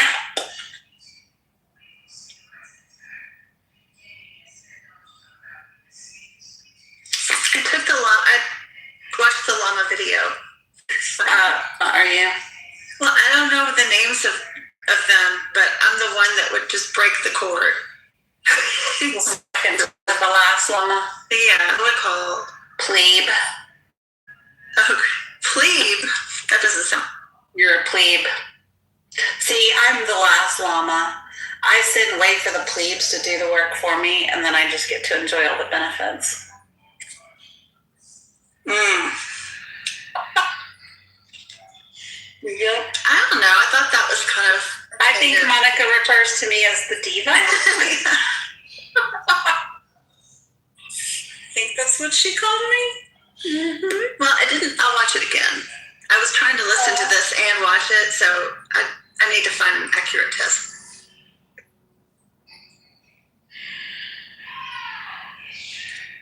I just like to let those around me solve the problems for me. And then I'm like, yes, cool. I do jump in and try to solve things, though, before, others do. So okay. That's something I do, and it's a waste of time a lot, but I can't help it. It's how I'm wired. Monica, too, she can relate.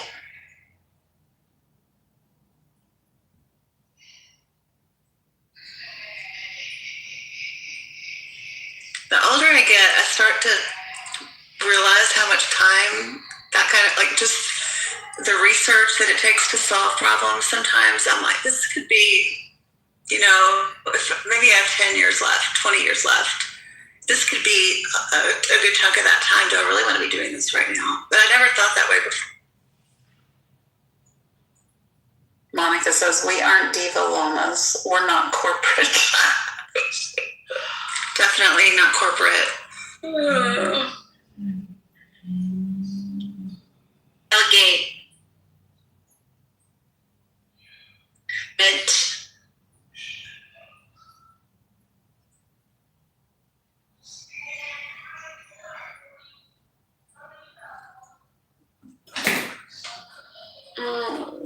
No, stop. Something else. Yes. Oh my gosh, I just took the best nap of my life. I'm sorry, Dick. It was great.